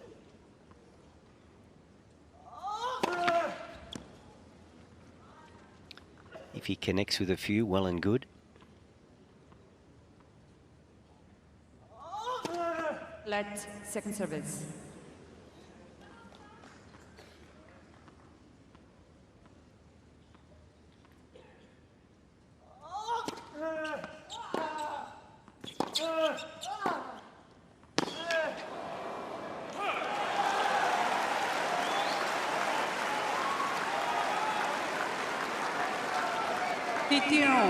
Looks like he's going to get after it. There's no doubt about that, Wally. If he has the access to the ball, why not? 15-all here. This is Carlos has got no room at all for an unforced error. Thank you.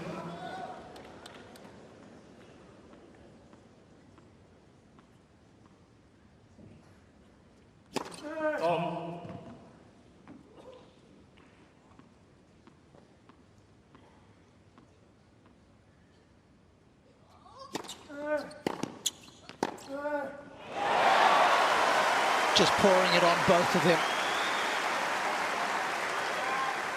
30-15. Two heavyweights going at it, slug after slug.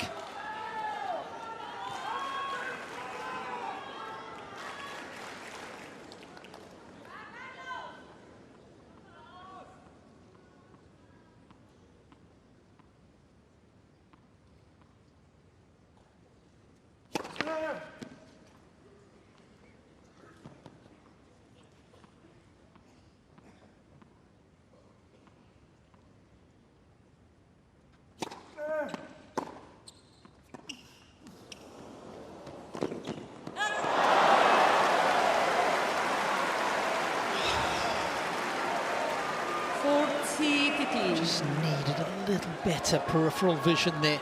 anything down the line would have sufficed. Thank you.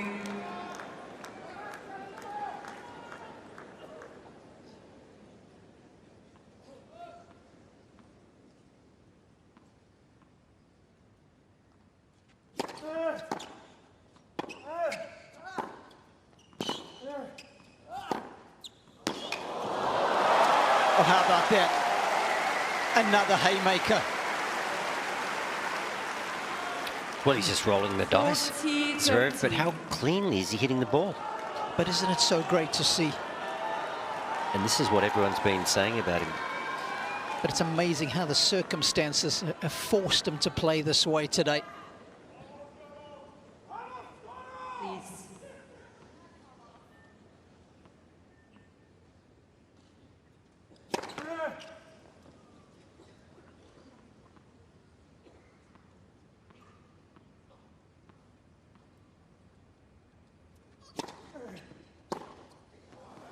Game, Alcaraz. Alcaraz holds, but after the Zverev sit-down, leads 5 games to 4. Zverev will serve for a place in another Australian Open final. It's 5-4.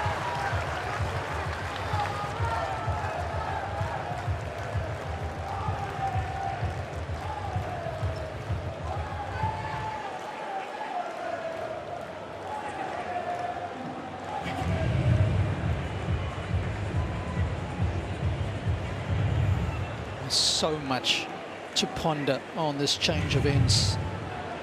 The thoughts that must be racing through Zverev's mind, or perhaps none at all.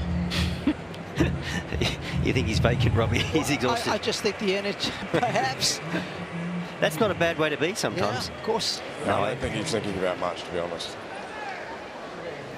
What about Carlos? Just make a return, make a return, make a return. Every ounce of his energy has to be invested in getting this ball back.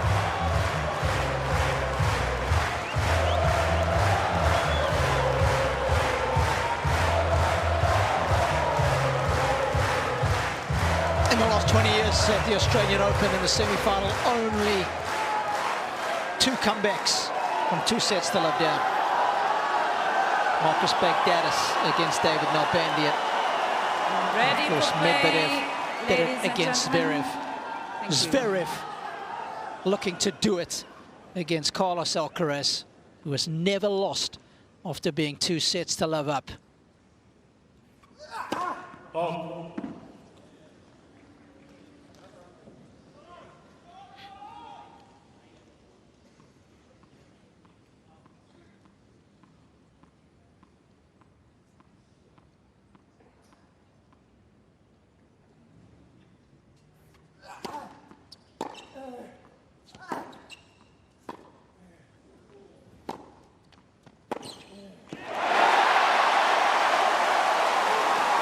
It's not going to cut it on the approach. The ball stayed low, though. It's hard, isn't it, to really get a bit of firepower when the ball is that low and you are forced to come in. He's well inside the baseline, but much easier to make a pass when you don't have to hit it on the move. Please. Last 3 service games, he's had to fight off break points.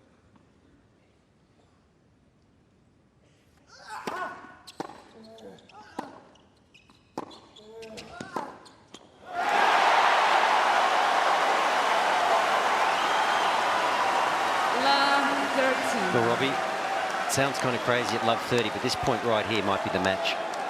Zverev has been so good. If he can get out of this point, he's been so good if it's just an isolated break point that he has to stave off. But love 40 might just be a bridge too far.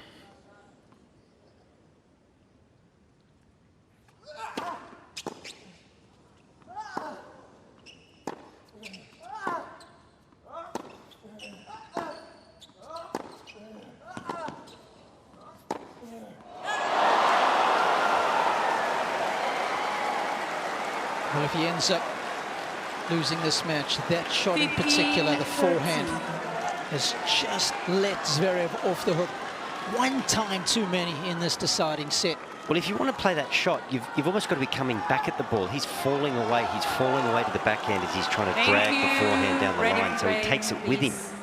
He did it in the previous return game. He's done it again here.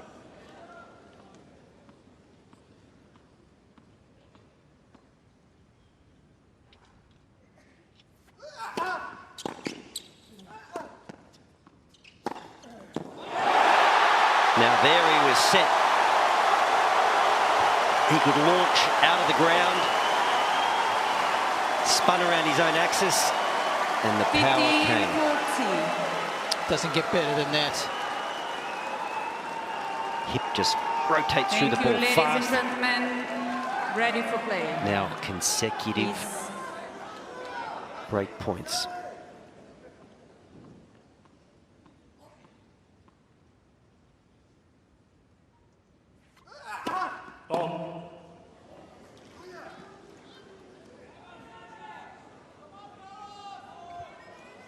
Please.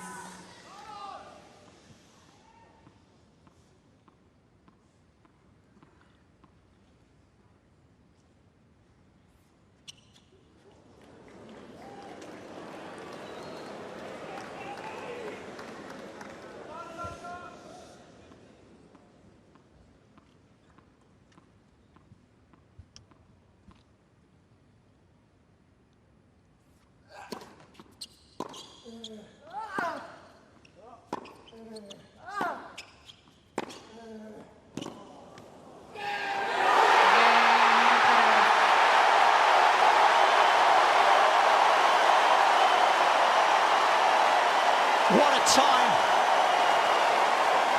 What a player. Carlos Alcaraz, very much alive and kicking.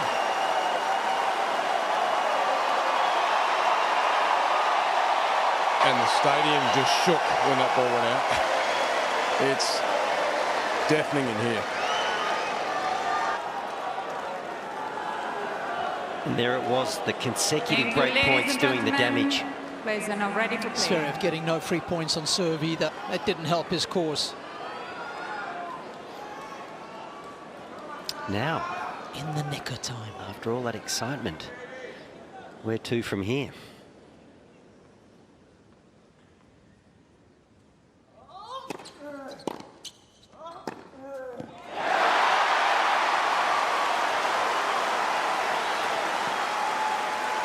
Well, it might be 5-all, but you can feel that the momentum is with this guy now.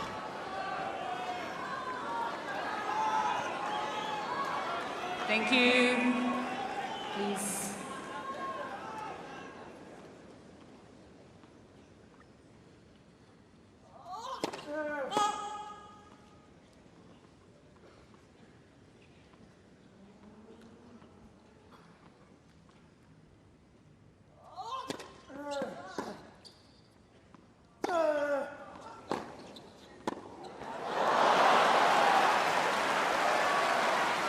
An unusual return. He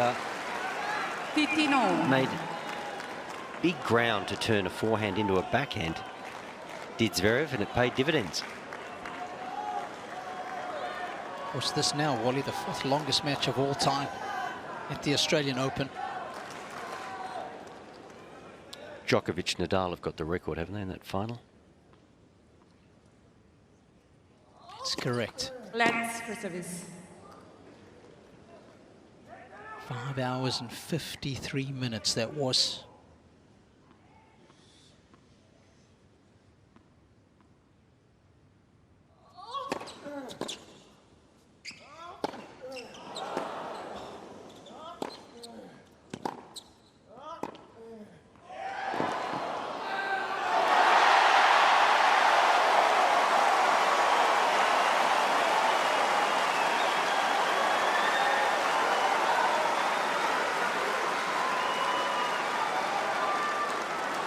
You can just hear the ball coming off Alcaraz's racket.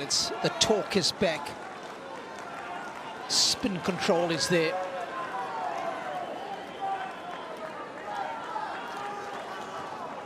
Please, ready for play.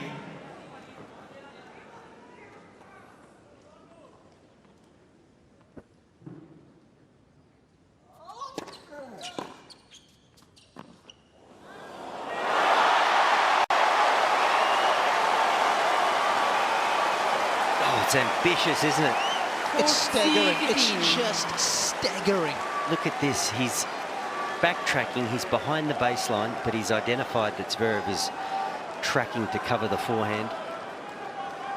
So he goes short backhand. Perfect execution.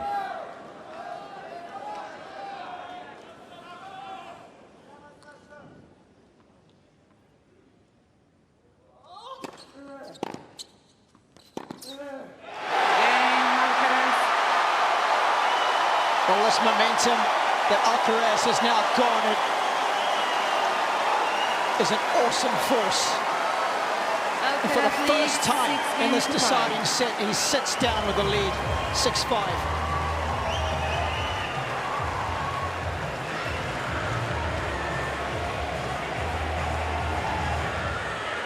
And this, of course, will be the last time that they sit down in this match.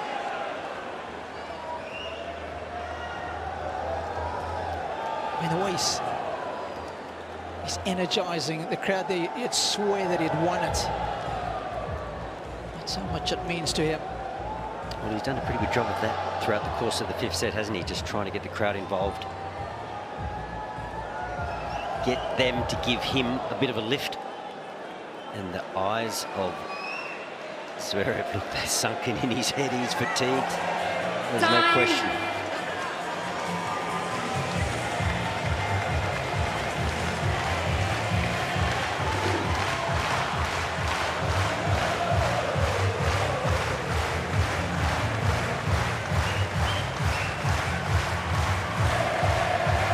Scenes here at Rod Laver Arena. It looked like, for all intents and purposes, this match was going to get done in straight sets.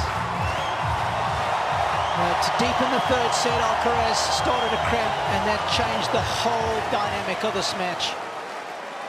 Zverev came back. He served for it 5-4. Ladies and gentlemen, thank you. And now, thank you very much.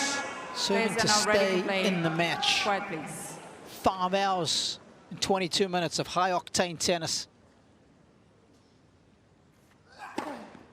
15 long.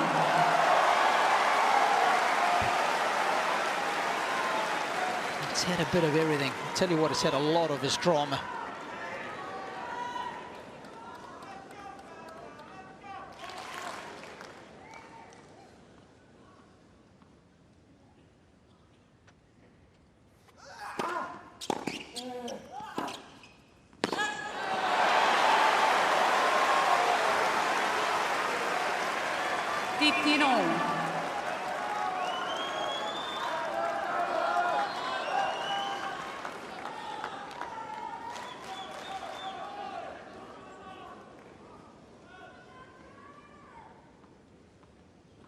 Plenty of wear and tear.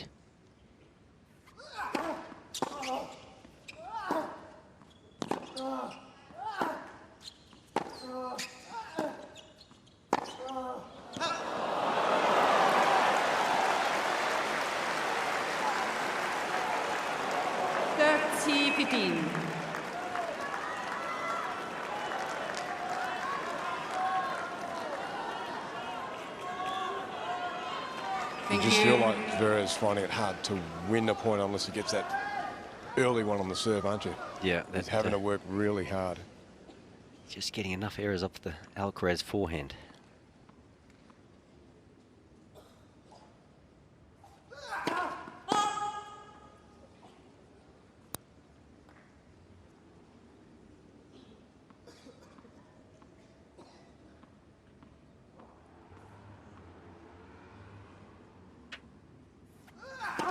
Let's second service.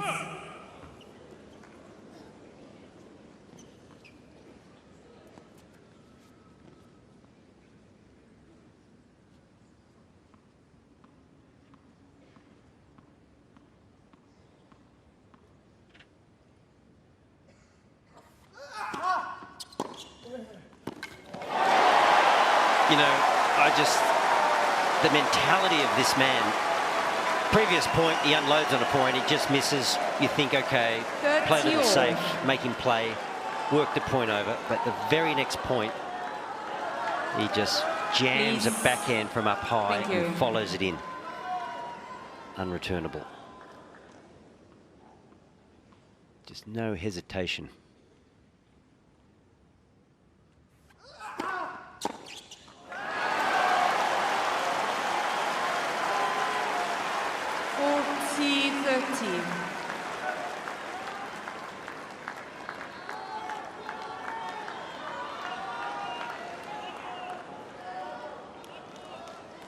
Officially the third longest match ever at the Australian Open now.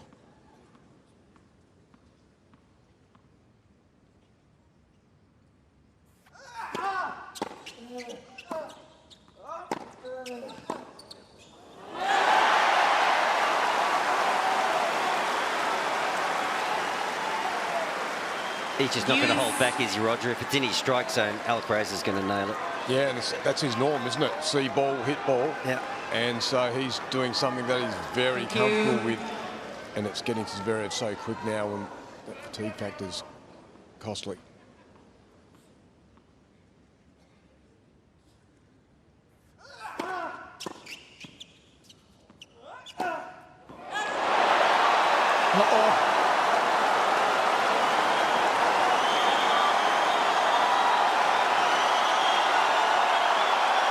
Advantage, Alcaraz.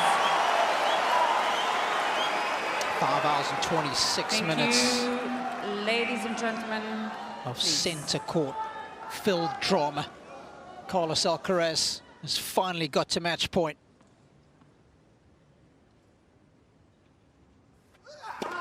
Let's for service.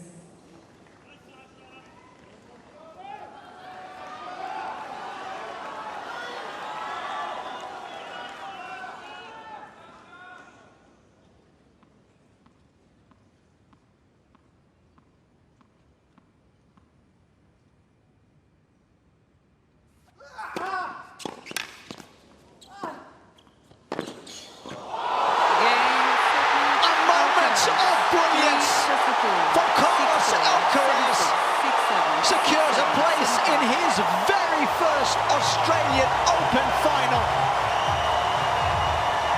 Epic and endurance-soaked battle with Sasha Zverev. Belief, utter brilliance, but mental fortitude like no one else has. Sees him thrive in 5.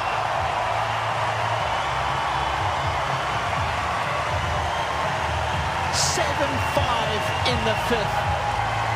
He is through to the Australian Open final.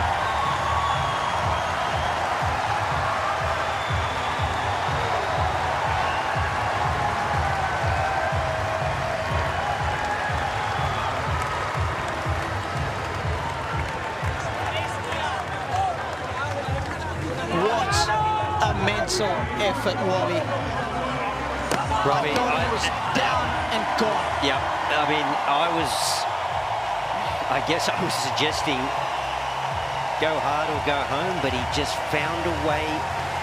Sasha just getting a huge hand from the crowd. What a part he played in the drama. But I honestly thought I couldn't quite understand where Carlos was going, but obviously he was waiting patiently for the cramp to pass or the medication to improve his situation. But what an epic battle. I mean, Sasha, he's going to be disappointed, but he should hold his head so high. The level that he displayed, how calm and considerate he was under those conditions when it's not easy to play an injured man and victory is in your grasp, but there's still something there. And then, of course, he lit it up in the 5th set. Just an unbelievable match. And how was the final pass? Like, really, I didn't even think he was going to get racket on ball. Amazing match. I'm going to have to take a while to soak that in, Robbie, and digest it. Well, it's just a microcosm of everything that he is in that moment. The athleticism, the vision, just to hang in there, to find something extraordinary.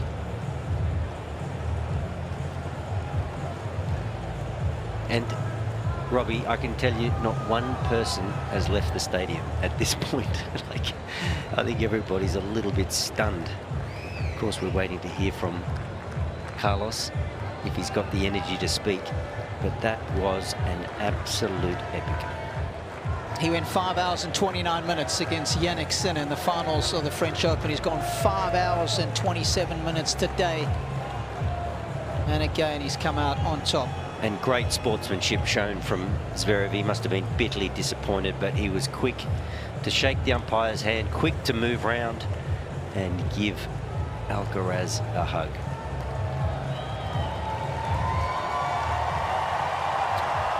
Well, let's hear from the great Spaniard. He's with Jim Courier. Carlos, you were struggling. You're still struggling physically. You were struggling badly in the middle of this match. You were down a break the whole way in the 5th set. How in the world did you win this tennis match? Believing all the time. I think I always say that you have to believe in yourself, no matter what, no matters what you're struggling, you've been through. No matter anything, you gotta still believing in yourself all the time. I was struggling in the middle of the 3rd set. You know, it's physically it was one of the most demanding, you know, matches that I have ever played in my short career, I would say.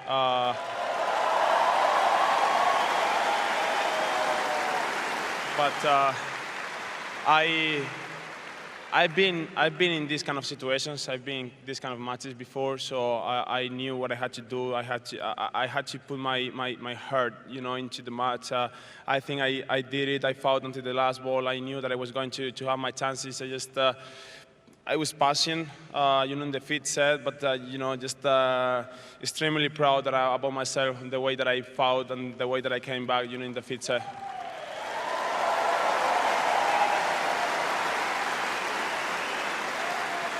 This will be the last question because I know you need to recover. So on Sunday, you'll be playing for your first Australian Open title. You'll also be going... You'll also be attempting to become the youngest man to ever win all 4 of the majors, a career Grand Slam. What would it mean to you to do that on Sunday night? Well, thank you to put, you know, so much pressure on me right now. Kidding. No, don't worry.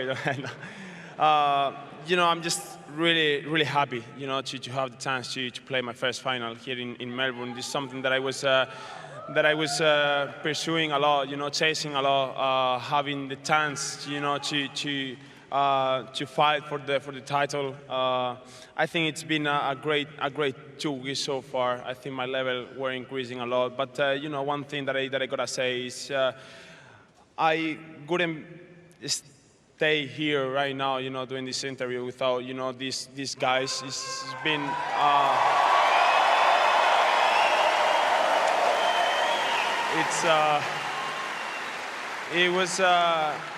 it was for me, you know, a real pleasure, you know, playing in front all of you. The way you push me back, you know, into the match, the way you push me, you know, every time, every ball, every point, it's been crazy. I'm really grateful. I'm really grateful for, you know, for the support I just got not only in this match but during the whole tournament. You know, hopefully, you know, on Sunday it's gonna be, you know, a great atmosphere, a great you know, support.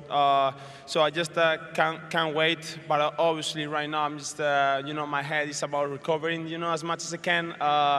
Just to try to be in a good state, to put a show for you guys, and you know, see you on Sunday, I guess.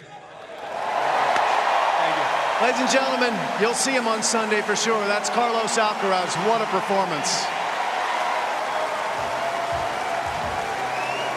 Chasing history to become the youngest player ever to complete the career Grand Slam.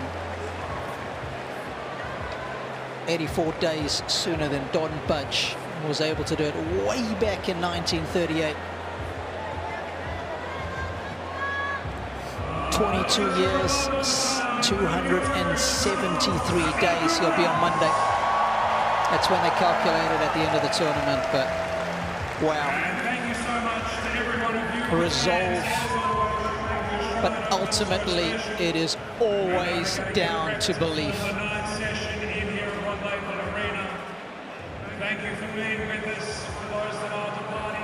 In order to achieve, you've got to believe. And he had just enough of that today to get across the finishing line. But it takes two to tango. And you've got to give a big shout out to Sasha Zverev, who played his part, who hung around. But ultimately, it was Alcaraz who found a way after 5 hours and 27 minutes, Wally. And Robbie, we look at the serve percentage of Zverev with such quality over such a long period of time. I mean, that's the reason it was so difficult. Obviously, look at the distance covered by both men, and that's at speed. I mean, that's incredible. And ultimately, Carlos, he created more breakpoint opportunities, and eventually he delivered 4 from 14, but an extraordinary match. And have a look, both men, more winners to unforced errors. That's a very clean slate. Incredible tennis match, had all the high drama and quality that you would expect from players this highly ranked. And once again, his ability in the biggest moments to produce is quite uncanny. The 5-set record now, 15-1. Just the one loss that was here against Matteo Berrettini, and that's how it will remain. That was so much fun. Big thanks to you and Rog. It's not often you get to call matches of this significance with players of this ilk. Whoa, there it was, the grab that set off. The good news is there's still more to come. Carlos will await the winner of either Novak Djokovic or Jannik Sinner. Don't go too far.